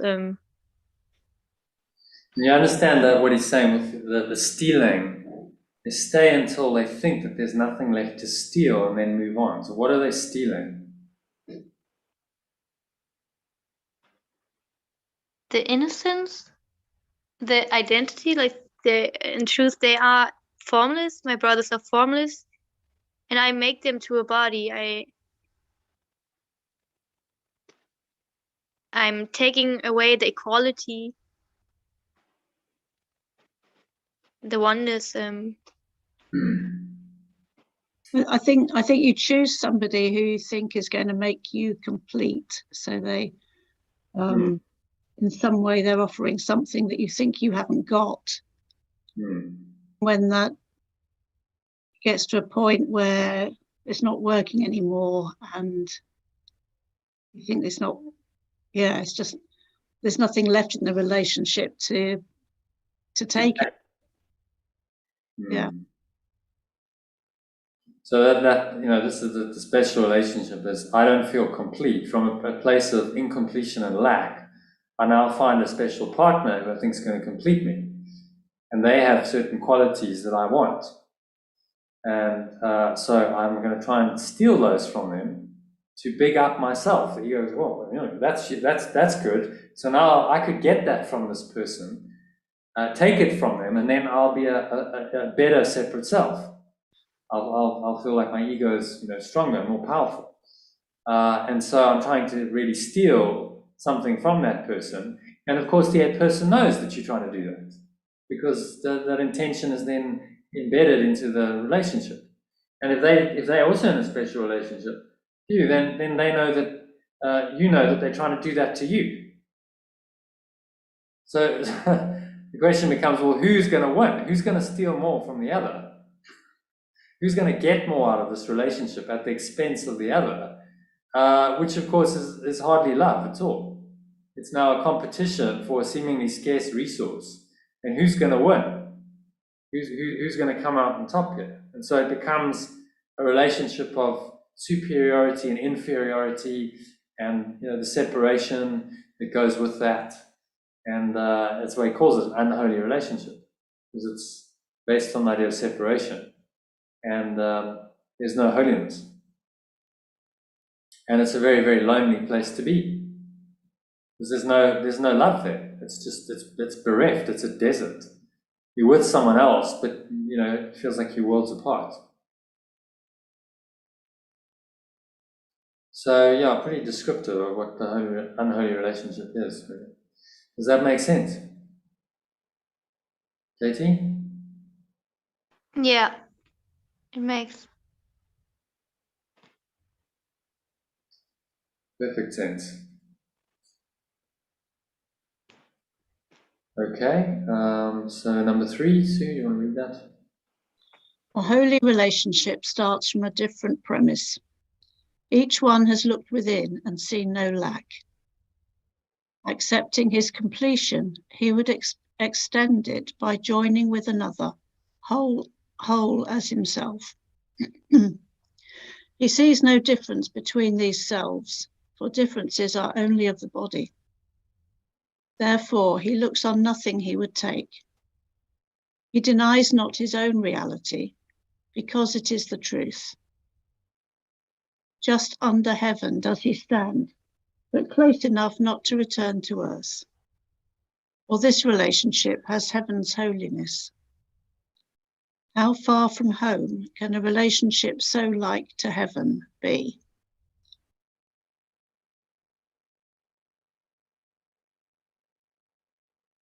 Okay, so let's do a little summary of that. So he's describing a holy relationship where two people already know that they are each whole and complete, just as they are. So,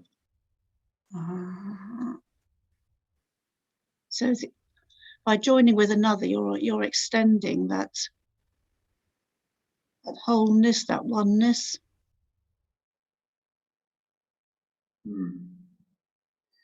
You could do a translation of heaven then. You could say heaven is a state of pure formless awareness.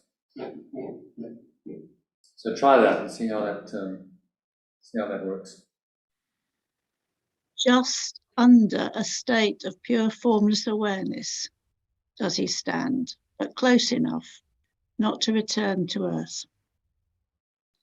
For this relationship has the holiness of pure formless awareness. How far from home can a relationship so like to pure formless awareness be? That changes. Mm. It's really emerging. The holy relationship is when two people are in this state of pure formless awareness. Right? They identify with oneself, they're experiencing this pure formless awareness, perfect oneness, arising in their mind simultaneously, and they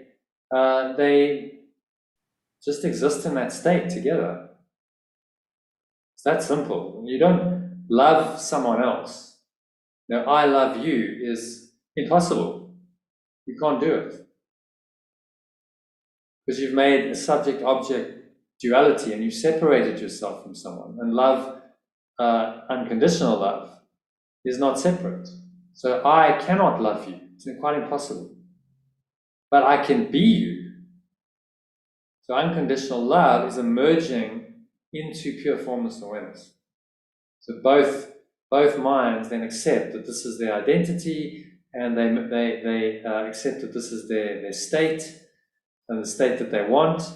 And if they both are in that state, then their relationship is a holy one. They operate from that state, and they relate to each other from that state of mind. And that is what unconditional love is. Unconditional love cannot come if you say, I love you, unconditionally. It just doesn't work. There's no I and there's no separate self to be loved. Rather, it's a joint awareness that you share. And then that guides all of your thoughts, words, and actions in your relationship. Does that make sense? Yeah. Katie? Yeah, it makes sense. I'm like, wow, in that relationship there would be no expectations. Yeah, exactly. Because I already have everything. If I'm in pure formless awareness, I don't expect anything from you because I already have everything. Pure formless awareness gives me everything I want. I don't need anything from you. I just want to share that with you. Let's just be one together in pure formless awareness and enjoy, the experience of that together. Very different from the ego. It's like, oh, I feel deficient and lacking, and so now I need you to complete me. I mean, what a disaster of a thought. I mean, is that going to go well? I need you to complete me. Oh my goodness. I mean, of course it's not going to go well. Because you're coming from a base of lack and limitation, and now expecting the other person to somehow meet that. But the foundation is the thought of lack and scarcity, and that just carries through the whole relationship. And so now it's a relationship based not on abundance of, we have the abundance of the gifts of God or pure formless awareness, and there's really no limit in those. It comes from the belief, oh no, I'm lacking, and I'm somehow deficient, and so I need to compensate, and you're gonna compensate for me. You're gonna be how I balance this equation, and I get what I think I'm missing, and the other person does vice versa, and it's a nightmare. There's no love there. It's just, what can I get from you? And then we call this love in the world. It's not love, it's insanity. I think I read somewhere in the course that when I say, okay, my brother has to give me something, how to say, so I'd say, okay, my brother has to give me something, and at the same time, I already decided that he can't give it to me. So I already decided that he will do it wrong and not how I wanted to have it. And then I will see him as deficient and lacking, and I will judge him, and I'll condemn him. I'll see him as sinful, and the ego is in business. That's what it wants to do: use the relationship for its unholy purposes. So we don't actually, people who are special love, they actually don't want love at all. They say they do. Oh no, I just want love, and I want to meet my perfect other half. This person's going to complete me. They say all this, but actually, what they really want is someone to play the game of sin and guilt with, and confirm their separate identity, and stay in a state of unholiness, to confirm that their ego is real. That's what they really want from the relationship. So he's just pointing that out. He's saying, look, you need to just become aware of what the program is here, and see through the ego's all the ego's devices. Okay, any questions on number 3? Shall we close it out to number 4? Anyone want to read that? You read it. Shall I read it? Think what a holy relationship can teach. Here is belief in differences undone. Here is the faith in differences shifted to sameness. And here is sight of differences transformed to vision. Reason now can lead you and your brother to the logical conclusion of your union. You must extend as you extended when you and he joined. It must reach out beyond itself as you reached out beyond the body, so that you and your brother be joined. And now the sameness that you saw extends and finally removes all sense of differences, so that the sameness that lies beneath them all becomes apparent. Here is the golden circle where you recognize the Son of God, an extension of pure formless awareness. For what is born into a holy relationship can never end.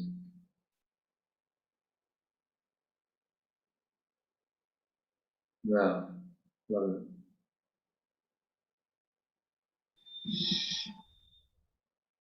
So, any questions on that?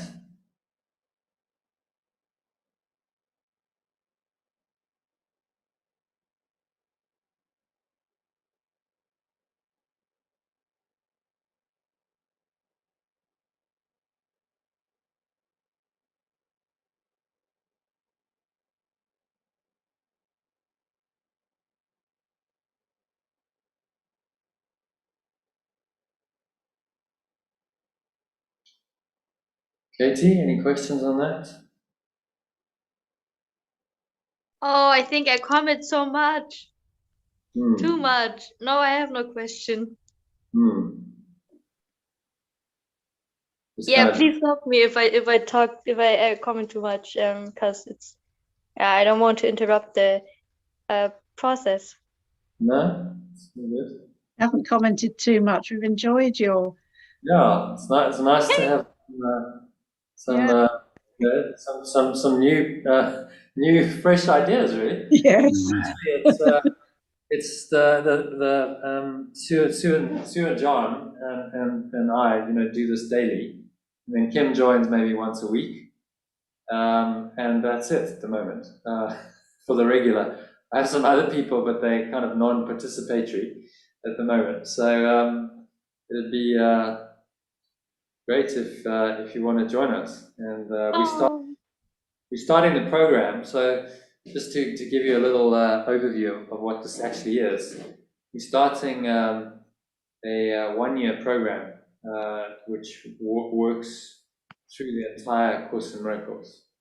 So that's the text, the workbook, the manual for teachers, the supplements in January from day one. So I've been developing this course. Well, it's a 6-week course to start with. That's just the introduction, but if you like that, then continue on with the whole with doing the whole year. So it's really it's a deep dive into the course. It's really I mean, Sue and John, maybe you can speak to this, because your experience was you've done the course for years and you've done the workbook, but since you started with this in June, it's kind of taken it to another level for you, hasn't it? Yeah, I mean, for myself, I've been a student of the course for 15 years, and I've been pretty good actually at reading the lesson each day to start the day. I mean, what I used to do was just read the lesson and then go into meditation, and that's the way I was engaging with it, Katie. And but I always had a feeling that I didn't really understand. I could never read the text. I would read 1 or 2 pages and then give up on it because I wouldn't understand it. But I wanted to understand it, and so for me, it's made a lot of difference.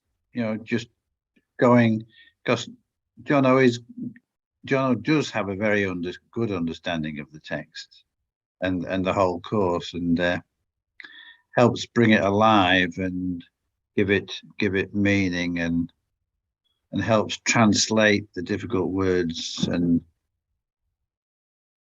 terms into simple, more easy to digest terms. And now I do kind of it's part of my day, really. And if we've just had a couple of days actually where we were doing other things, and I missed it. Yeah, as you missed on Friday. Did we do a session for Friday afternoon? We did it, not at night. No, we didn't do anything on Friday. Right. Yeah, I did a session in the evening with Kim. So it's a regular program. I mean, this has taken me kind of 3 years of iteration to figure it out, but to actually do this properly and really do justice to this great work, because of Course in Miracles, I think you can say it is really a great spiritual work. It requires doing 2 sessions a day. So we do the workbook in the afternoon, and then the text in the evening. In Sundays, we just combine it into one long session, which is now into its 5th hour. We've been going 4 hours and 20 minutes or something. So, that's why we split it up, because otherwise it just becomes a marathon of notes. So in the afternoons, we do the reading, the discussion like we've done of the workbook, and the meditation, which you missed. So we did a meditation to start based on the workbook. So I guide people through, and then in the evenings we do the text for that day. So we're just chunking it down section by section, taking a new section each day, read it, discuss it, and I think that's really the only way to do it thoroughly, because otherwise you're just missing bits. I think what always frustrated me with the course, because I've also been doing this for about 15 years, so I've done various teaching of it. I've run some groups, like meet once a week, and you do a little dip into it, and it's nice, So let's do our course session for the week, and people meet, and you have a chat, and you study a section, and it's nice. It's a taste, but it's not really systematic or comprehensive. It's like a little dip into it, and then everyone goes away for a week and carries on their lives, and then you dip in again. I was like, well, really, you want to be systematic about this. If you're going to do this, do it properly and study it every day, because that's really going to get you the benefit. And so that's what the program does. It guides you through it on a daily basis.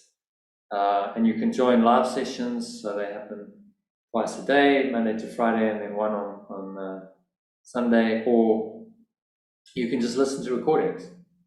So I send out recordings, like this is being recorded now on my phone. It goes out straight away to the group on WhatsApp as a podcast. So the people who can't join the live session, at least they can catch up with the recording. It's not the ideal way to do it. I think, the benefit is in the live sessions, really.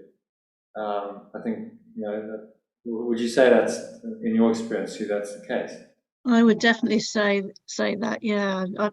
I would find it difficult to listen to a recording of 2, 3, 4, 5 hours.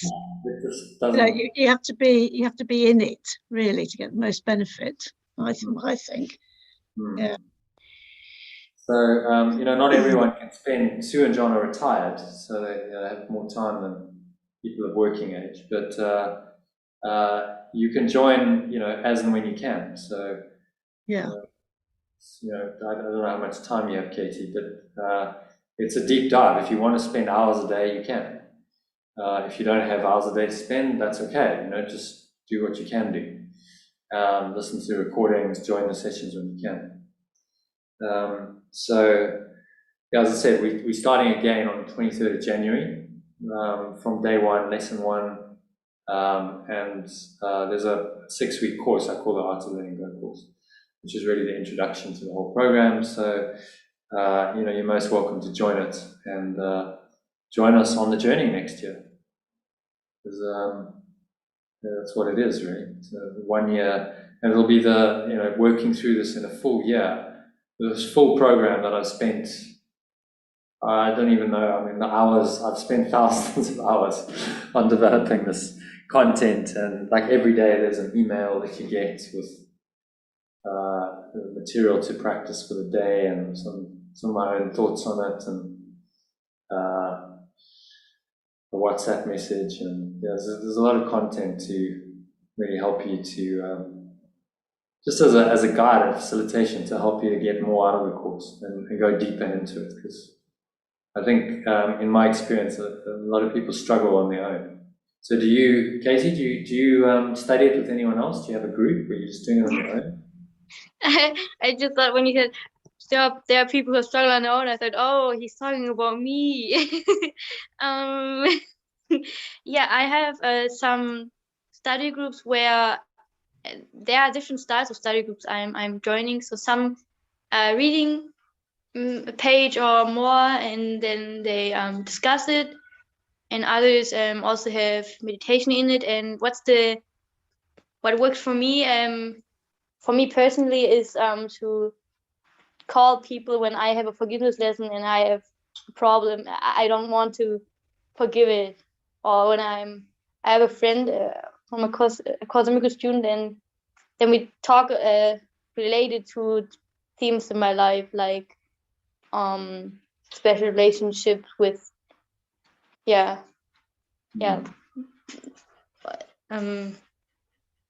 Yeah, so, you know, typically that's the experience of most course students around the world. You know, there are these groups that are formed and people of like mind kind of connect, and they'll read a bit and they'll discuss, and often it's like once a week or once every 2 weeks. And that's great. And that's really what this is built on. Except I've just taken it to another level and said, okay, we'll just do it every day. Because otherwise you're not getting through the entire course in a year. So it's a systematic approach to really studying it and getting a lot out of each lesson, and each section of the text is profound. There's a message in it, but you need to study it in the way that that we have today. I mean, you've seen it's quite thorough. We go through paragraph by paragraph. We discuss everything, retranslate into this other language, which is just kind of evolved over the last month or two. We just started to go, okay, this actually works. So, as you do this, it evolves, and we'll see where we go together with it. But it's a really. I was going to say, but by doing it every day, as we do, it really keeps us on track with the course principles and living it. Well, that's what it's designed for. He's given you a daily lesson to help you to practice it daily.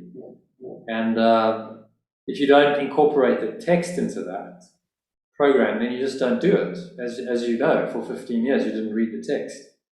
It was just not part of the program. So, right? Yeah. What did you say? It was just too dense. We couldn't, we'd read sentences and couldn't understand it. So just sort of.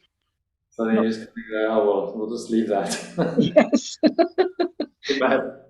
So and that's not an uncommon experience.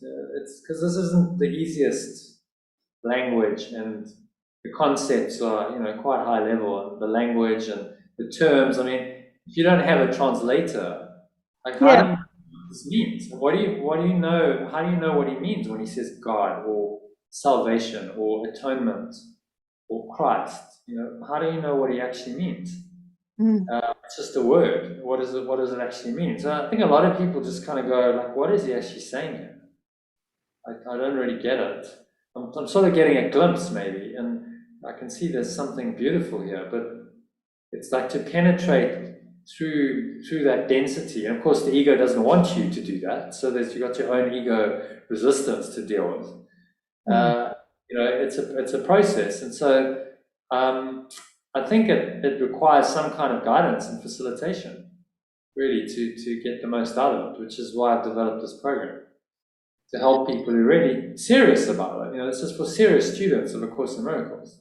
If you really want to dive into this and get the most out of this, and really understand what he's saying, then this program is for you. If you want to dip in and out, and I have people who do that, they're members, but they're just non-participatory, so they just listen to recordings and they get the emails and stuff.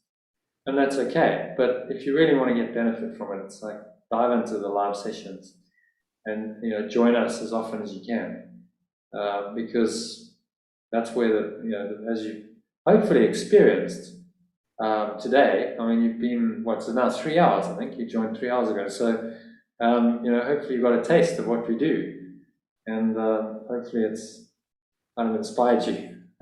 Say, oh, I like that, I want more.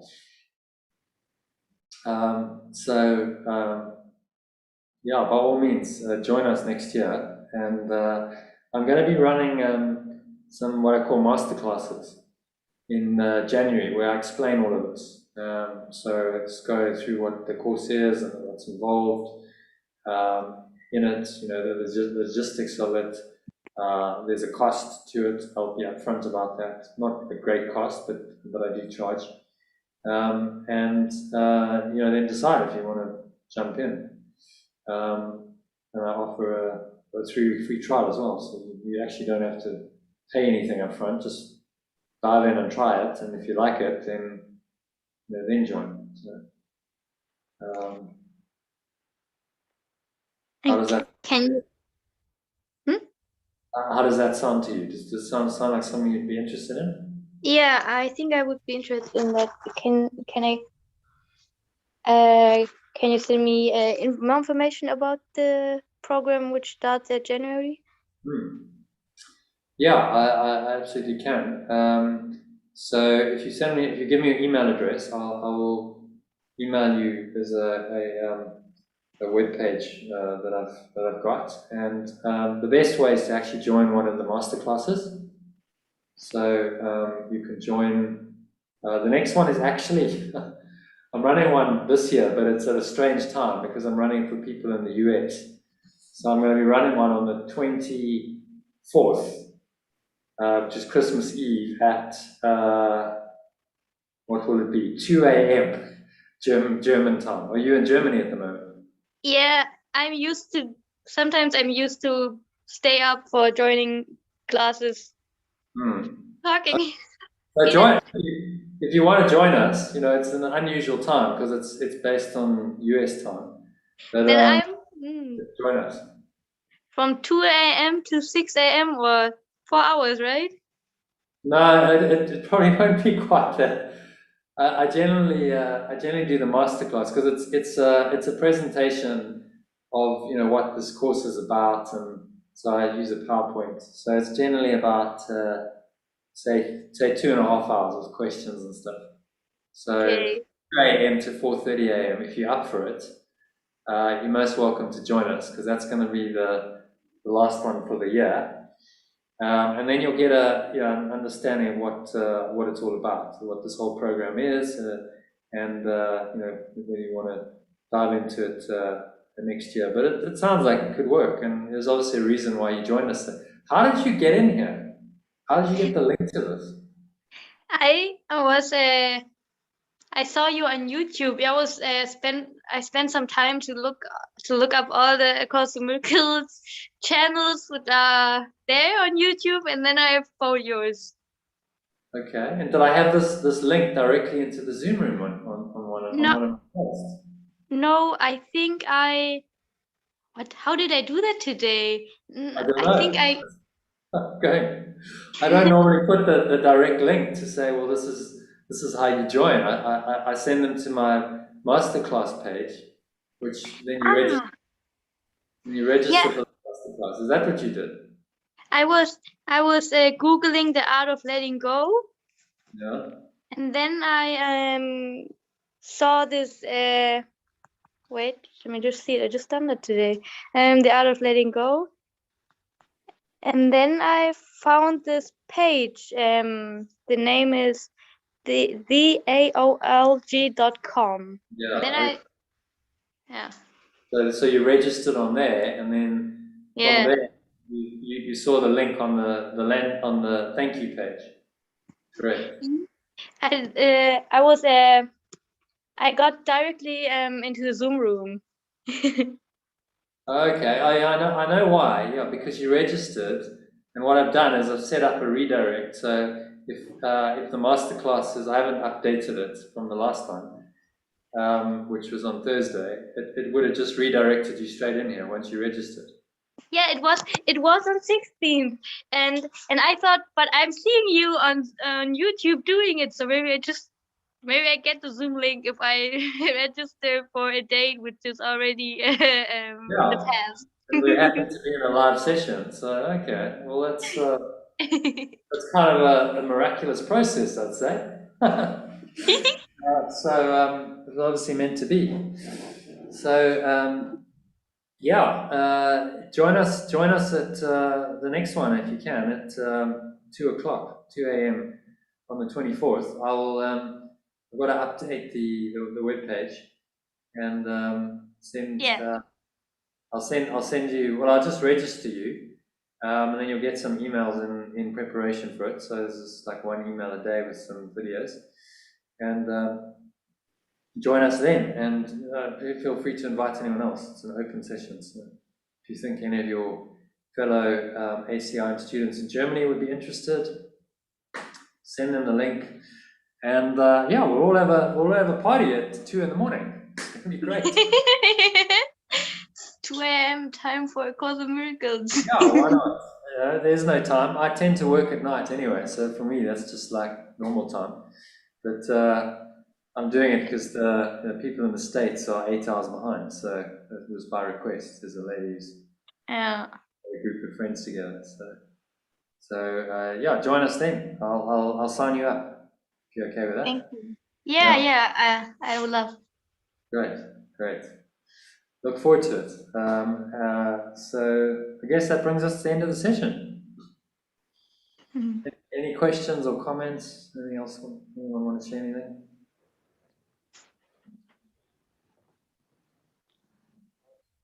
No? No. What is your full name, Kathy? Just so I know. My full name is Katika. I can write it. Katika. Like, yeah, I have I just show myself shortly, and I have Indian roots, so it's Hello. hello, hi. Oh, nice to see you. Nice to put a face to a name. This is a face. Yeah. Karthika. Okay. How do you say it? Karthika. Katika. Karthika. Okay. So were you born in Germany or you? Yeah, I was born in Germany. Okay. But your parents were from India. Yeah, my roots. Yeah. Okay. So hence you understood the Pratyahara and. Yeah, I think that's because I was interested in spiritual traditions, so I didn't got that from my parents. Okay. But You just yeah, died. yeah, it's kind of weird to. I just said I didn't get it from my parents, but who are my parents? They're just me. Okay. So it's like I can't say anything about anyone. Yeah. Oh, it's like I have to just shut up. Yeah, like I love to talk right now. Yeah. Yeah. Well, let's do a little closing because we always just close it out with a little mini meditation. So it's a nice way to end the session if you're up for that. So just making yourself comfortable. Sitting on your feet shoulder width apart, cup your hands in the lap, back straight, close your eyes. Let's take a nice deep breath in, your nose, and clench your sphincter muscle. It's a muscle you use to contract the flow of urine or squeeze the last drops out. It's the root lock in yoga. So just feel like this nice, comforting, warm wave of energy is rising up the spine, into your heart center. Put one hand on your heart to connecting with your heart space. And just drawing it up into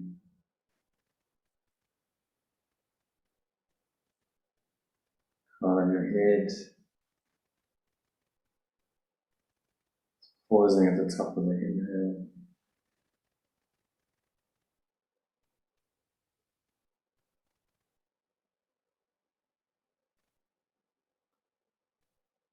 And just remind yourself of today's lesson.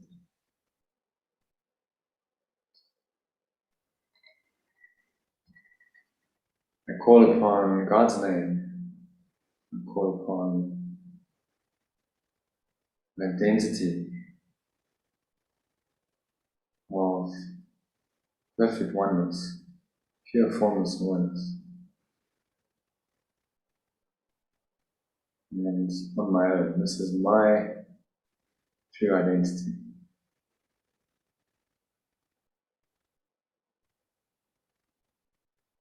And so just feel that, breathe it into every pore, every cell, every muscle of your body, every part of your mind, every fiber of your being is in this one self, in the light. And in that light you give thanks for the session, for being able to join the session. Katie, in your case, it's kind of a miracle that you happened to join us at the right time. So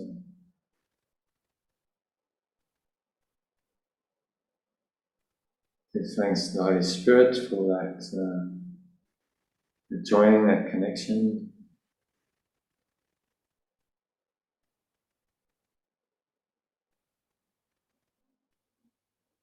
Obviously orchestrated, meant to be. So give thanks, feel the gratitude, feel the love that underlies it all, for each other, our holy brothers on path back to God, back to pure formless awareness. I'm going to read you this last paragraph.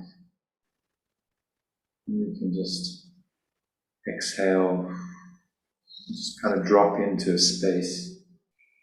You just go and surrendering as you listen to his words. And just breathe in and out through your nose, moving time, observe the breath. So Jesus says, think what a holy relationship can teach. Here is belief in differences undone. Here is the faith in differences shifted to sameness. And here is sight of differences transformed to vision. Reason now can lead you and your brother to the logical conclusion of your union. You must extend as you extended when you and he joined. So just feel this.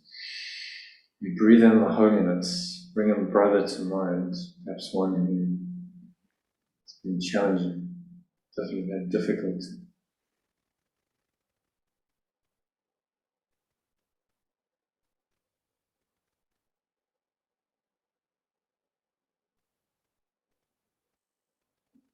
And you're just going to extend this presence, this love, pure formless awareness must extend as you extended when you and he joined. So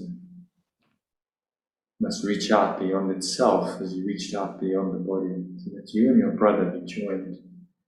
As you exhale, have a sense of that extension. You're meeting your brother, not anyway physical, but in the mind. The minds are joined. Now the sameness that you saw extends and finally removes all sense of differences, so that the sameness that lies beneath them all becomes apparent. You are one with this person. Here is the golden circle. You recognize the Son of God, the extension of love itself, extension of pure formless awareness. What is born into a holy relationship can never end. And so just for a minute, sink in, just drop into this state of never-ending, pure formless awareness. You and your brother and everyone here today all exist together in this awareness. There is no separation, there's no distinction. We are one in the light, in this golden circle. So imagine just dropping in to a golden circle of light. And that circle just extends. There's no end to it. It's infinite. Dropping into infinity and eternity. Resting in this pure formless awareness, which is the light of truth. With your brothers, everyone you know, you are here today. Just drop into this awareness.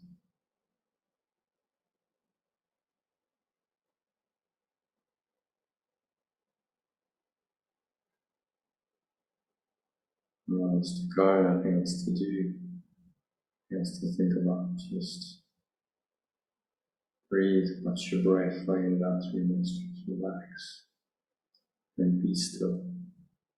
Surrender into the golden circle, and you recognize the Son of God, the extension of love itself, which is all of us. A minute or two of deep silence.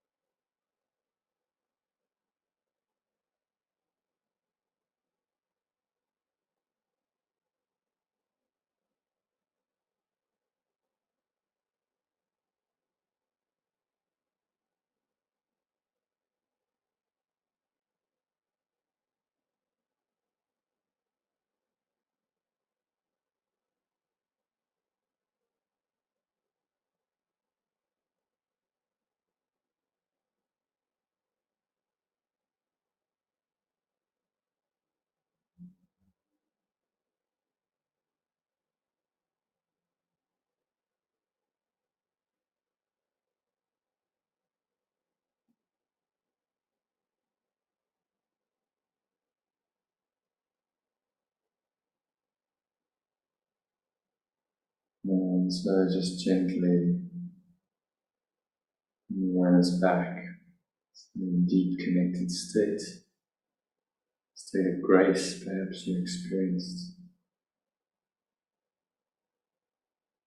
And you come back to awareness of the body and the breath and the senses and the world.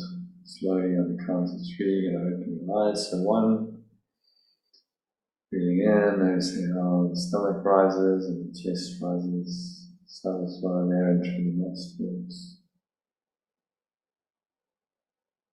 Listening.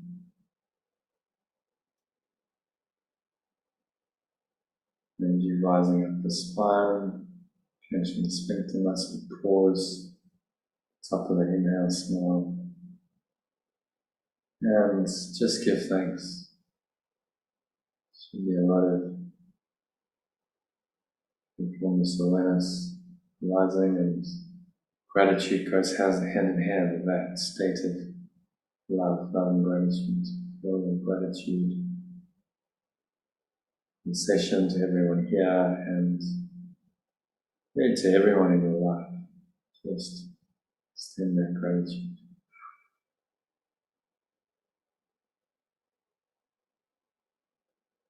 As you exhale, feel that extension happening. Emerging oneness. Notice how the chest and the stomach suck back in, the energy subsides back down from the crown of the head into your lower stomach. And on the count of 2 there, just noticing the weight of your body, pressing down into the chair, your feet touching the ground. Noticing as you breathe in, and you smell in your nose, and you taste in your mouth. Notice any sounds, but without judgment. Don't interpret them, label them, judge them. Just allow them to be as they are. And then you'll notice how peaceful your perception is. So notice this, anchor this state in. The rest of the evening. Acknowledge your week. So it is said, so it is done. And so on the count of 3, you open your eyes. Just taking a minute to look around, observing everything from a state of pure formless awareness. You don't have to name anything, judge it, label it in any way. Just observe. Notice that whatever you're observing, that piece is still there, and then move on. Look at something else, any object. Notice that the piece is still there. And that piece goes with you wherever you go. Because it is your true nature. It is your true awareness. So you never not be there. So remember that. Just when John used today's lesson this evening, just to top you up. I've sent you a couple of recordings to do that, and send you a meditation, longer meditation recording shortly as well. So you can listen to one of those recordings to top you up and keep you in this presence. And I'll see you tomorrow afternoon, same time. Yes. Okay, excellent. So Katie, can I call you Katie? Yeah, you can call me Katie. Does everyone call you Katie? Yeah, I can live with that. Because that's what you are on Zoom. So if you send me your number, I send out a WhatsApp message every day, which has some just some, like, it's got a quote, and it's got a daily lesson. And it's got a little blog post that I do, and it's got a recording. There's quite a lot in it. So I can add you to a group called the Lifeful Inspiration Group, and you'll receive that from tomorrow. And you're welcome to join us for the sessions. We run a session in the afternoon at, what will it be, 1:30 your time? 1:30 in the morning. No, 1:30. 1:30 in the afternoon. Oh, wow. Yeah, I don't normally do sessions at 2 a.m. in the morning. It's just I happen to be doing it this on Christmas Eve for a friend who's in the States, so they're 8 hours behind. So that's why it's at that time. So you can join us if you'd like to. That's 1:30 tomorrow, and we just go into the next lesson, which is lesson 184. Every day 1:30. Yeah. Forever. And 7:30 p.m. Yeah, and then we do an evening session as well. So we do reading of the text in the evening and discussion. But I'll tell you how the whole program works in the masterclass. But in the meantime, quite happy for you to join. I'm suspending the program. The daily sessions. We'll still do a Sunday session once a week.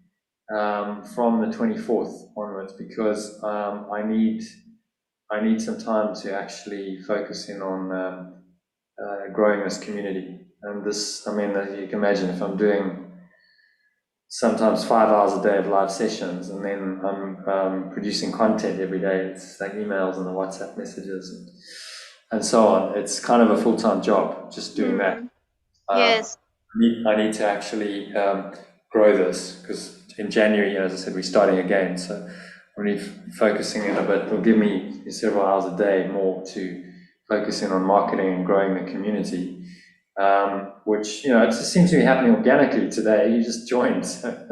I heard your call. I heard it. You just happened to join when we were in a session, which was quite fortuitous, because if you joined outside of a session, it would have just gone into my Zoom room and no one would have been in there. But you happened to join exactly the right time. So yeah, maybe it's meant to be, which is fantastic. So feel free to join us for this week until what is it, Thursday. The last session's going to be the 23rd. These practice sessions, and then there'll be the masterclass in the morning of the 24th, and then I'm having a break, and we'll do another live Sunday session next year.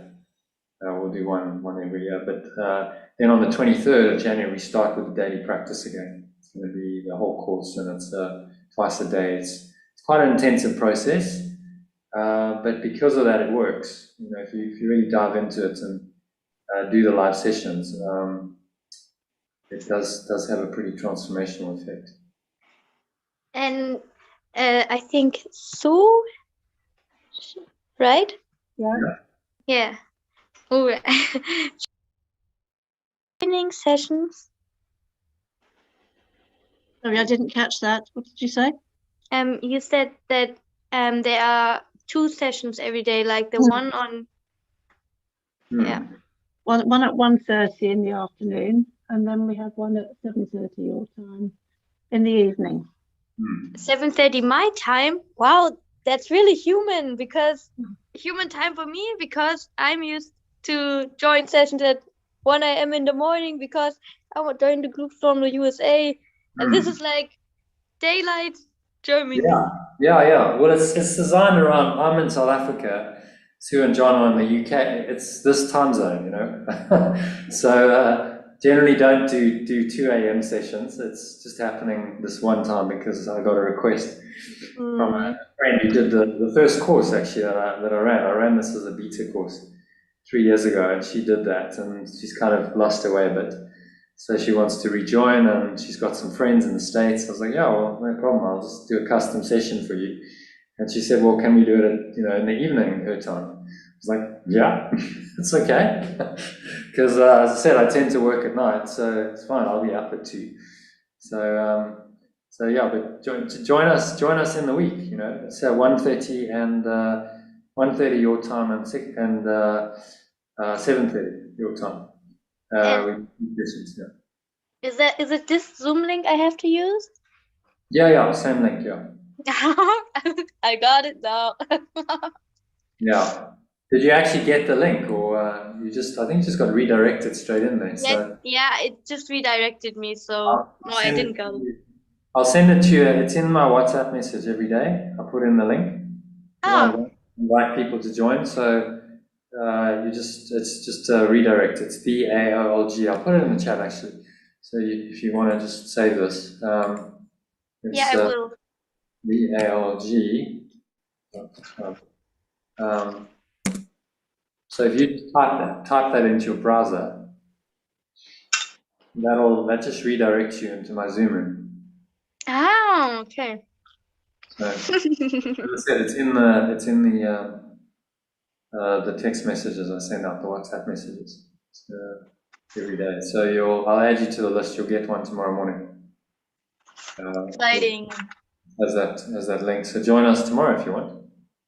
Yeah, I will, and maybe I will join via phone because I'm traveling. I mean, through I mean, I need to do some things outside, and then I would join via phone.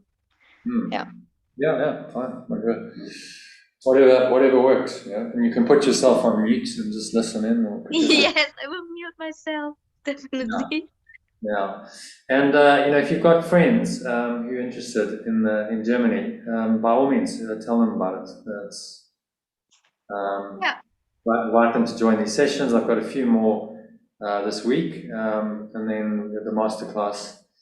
And you know, it's a preparation for next year. But you're going to start really, as I said, it's a deep dive process into A Course in Miracles, a 1-year program, which is very thorough and comprehensive. And the idea is, if you do it, and you know, do it in the way that I suggest, that you will come out at the end of the year and you will really understand the course on a much deeper level than you currently do.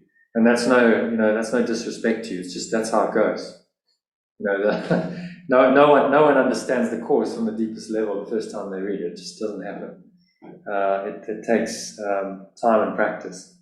You know, so that's what the program is designed to do: is to deepen your experience and your understanding. Yeah, I would join. Yeah, I feel like I should do that. Great. Okay. Yeah, thank you All for right. doing it. Join the masterclass and you'll see what it's all about and how the whole program works. And yeah, it's a little group of fellow travelers on the journey. It'd be nice to have some fresh input. It would. not Sue and John, that I don't enjoy your company, but it's like, oh, you again. Yeah, I saw you 3 hours ago. Here we go. But it's nice. It's a little community. It's just it's nice. So you know, get to know people, and as you can see, it's pretty small. It's not like a mass. It's not a mass webinar. There's not hundreds of people joining because it's not really that. You know, it's not that format. It's a deep dive, and it's like not stuff that everyone's interested in. So obviously, the Holy Spirit directed you here, so must be meant to be.